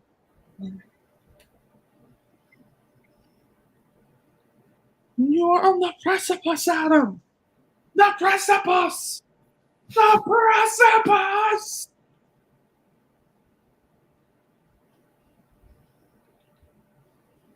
I really like Hangman's attire tonight, by the way. Me too. Hangman's one of those guys that I feel bad we haven't really done much with yet. It says there's still 2 people watching. Those people are troopers for sticking with us, because I wouldn't have stuck around this long. Why aren't they chatting, though? Some people just lurk, man. That's what they do. Lurkers don't like say something. Well, the thing is, most of our normal chatters have gone to bed at this point. Thanks, UK viewers. Well, no, like Zach, who is on Texas time because he's told me he's from Texas. He's not on spring break while I am, so he went to bed. I don't blame him. I would have gone to bed by now. Wrestling Culture's phone is almost dead. Ray has apparently gone to bed.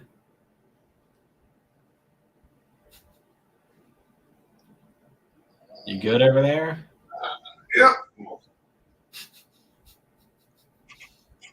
We dwarves are fast sprinters. Very dangerous over short distances. Okay, so I mentioned this earlier when you weren't on the stream. AEW really overdoes the amount of people who use the fucking tombstone, and it bothers me.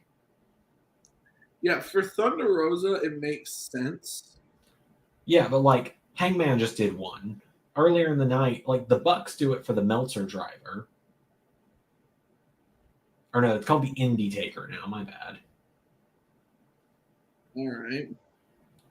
And then Kyle O'Reilly did one because the Bucks set him up for it earlier. And I'm pretty sure, yeah, Punk did one earlier. I don't know. I guess I just feel like it's a move that shouldn't be used too much because of Undertaker. Yeah. Because, yeah, Mark Calloway may have said some stupid stuff in the last few years, but the character of The Undertaker is always going to go down as one of the greatest, if not the greatest character in wrestling history. Oh, yeah, definitely.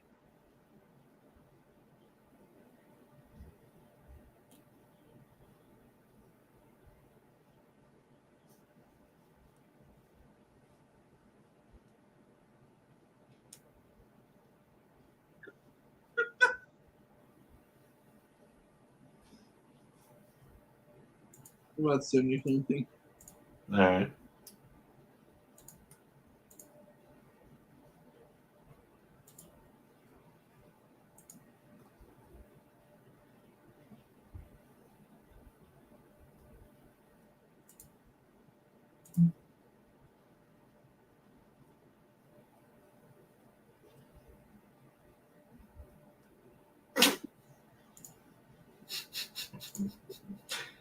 I feel like it's probably because it's almost midnight and I've been watching wrestling for almost 5 hours that's so funny to me. Cheeky meat bird. Again, it probably shouldn't be that funny to me, but it is.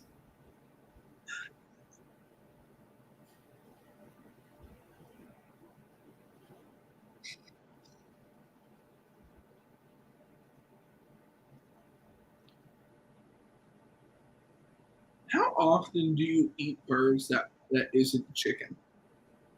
I had duck last night. You're a big fan of Asian food, though. Yeah. Well, I mean, I tried it. My mom does, I don't know what the service is called, but she has like meals for 2 sent to her every day. Oh. And they had duck yesterday. They tried it, and she didn't like hers, so I offered to take a couple bites just to try it, and I kind of liked it. Yeah, it's a lot fattier than chicken. It is. To me, I'm trying to think of what it tastes. It almost tasted like Pork? To me, it tastes kind of like a Yeah. chicken pork combo. like a pork roast almost. To me, it tasted like the cross between chicken and pork. Oh, here comes Red Dragon. Wonder if the Bucks are going to come out. You're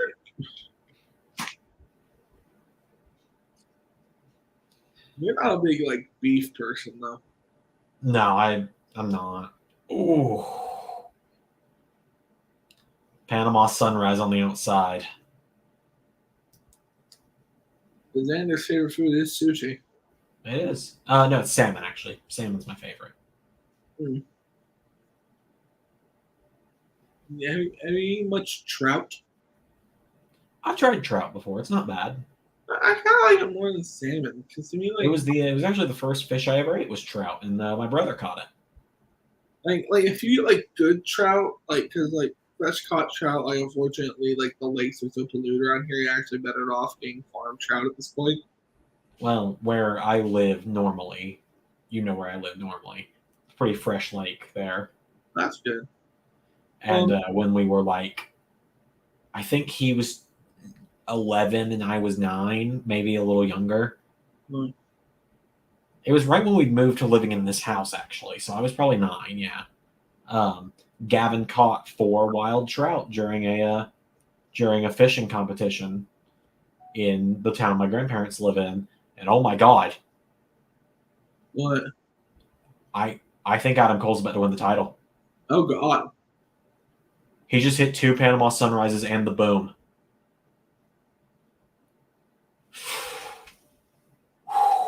Hangman kicked out.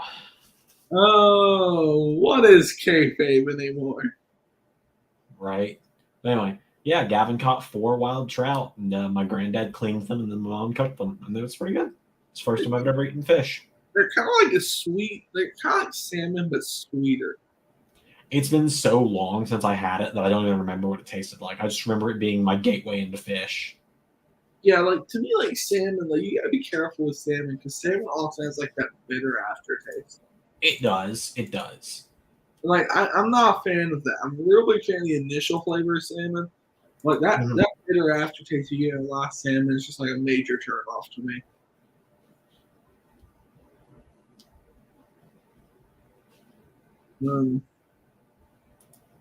Like I like trout with like butter and lemon and salt and garlic.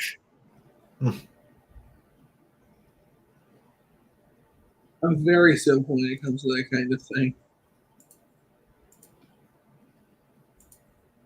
Here we go. Oh my god. No way, right? Right. Cole and Hangman are killing it right now, by the way. Nice.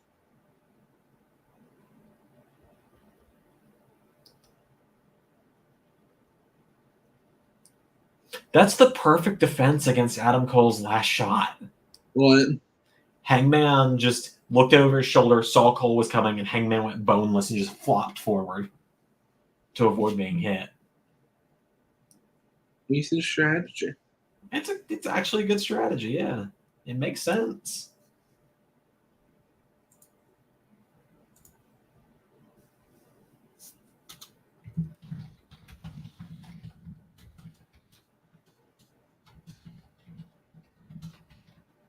Because if you duck, you're in a great position.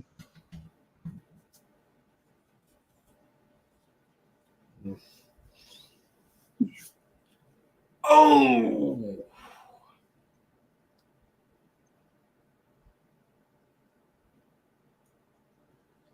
So I gotta ask. Oh, welcome back, Wrestling Culture.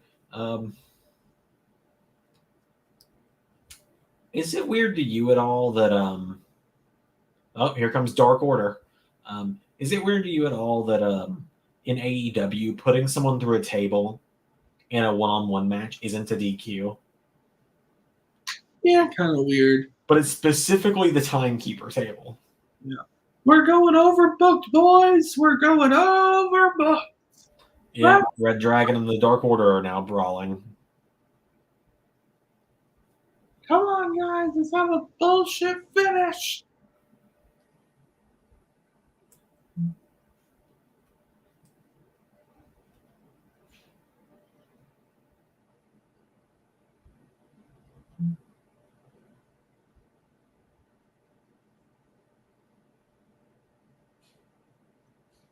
think Hangman's about to win. I think. Okay, here's another weird thing. Now, wrestling culture, I don't know if you've seen the movies. I think it's weird that Zander hasn't tried Lord of the Rings since he was like a young man, younger man. I was 15. You like dumb stuff and you didn't like other cool stuff when you were 15. I really don't know who's winning this at this point. Hangman just hit the buckshot and Cole put his fingers on the rope.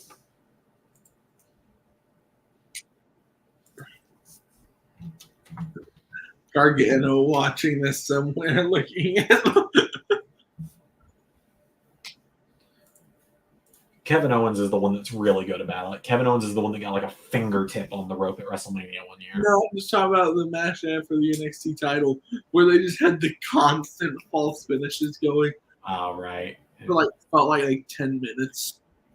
Oh, this is a nice callback to Wednesday. What? Or it might have been Friday. Hangman just tied Adam Cole's hand to the rope. Is now repeatedly super kicking him.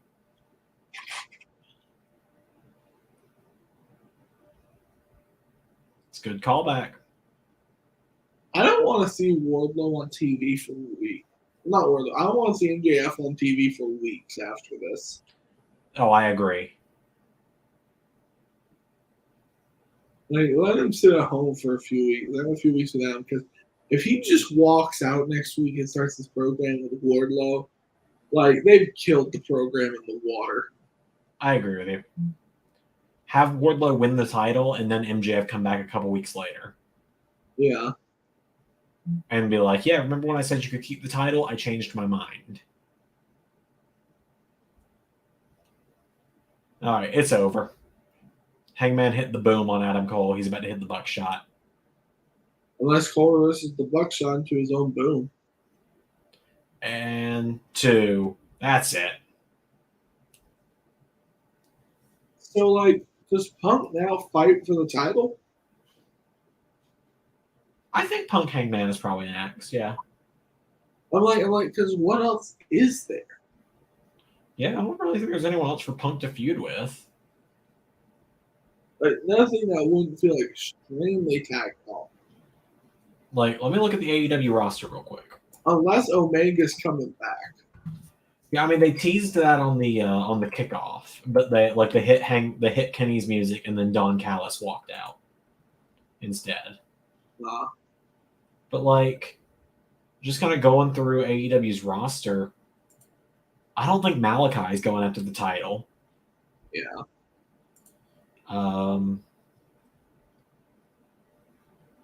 Punk makes the most sense to me.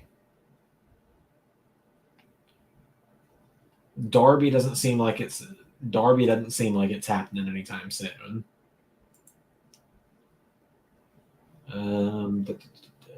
Granted, after what happened tonight, Punk's knee should be shattered into pieces. Yeah. Keith's going into the feud with Team Taz. Moxley's dealing with Danielson still.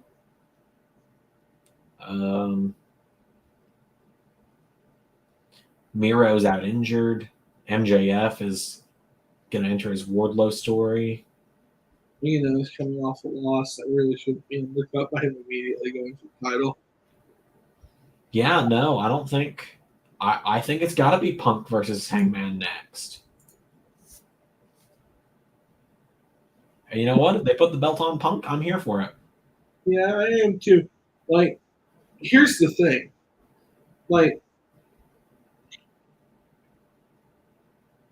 Here's what I'm thinking. Imagine this scenario. Okay. Guevara versus Wardlow happens. And MJF costs Wardlow the match on the belt. Mm-hmm. They'll do the feud between MJF and Wardlow. MJF ultimately wins. And then, the night Punk wins the title, MJF comes back out and faces down with Punk, saying it's 1-1.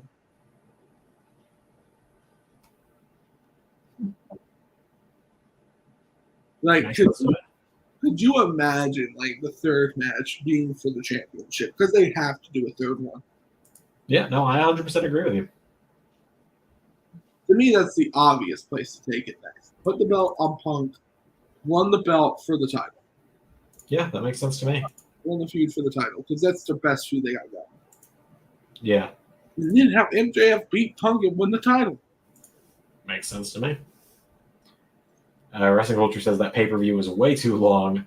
I'm barely awake right now. Me too, brother. Me too. It was probably the entire arena. Yeah, I'm out. I'm gonna go to bed in a minute. I'm gonna put my food in the fridge and I'm going to bed. All right, guys. Thank you for being here. Yeah, thanks for sticking with us for that 5-hour stream.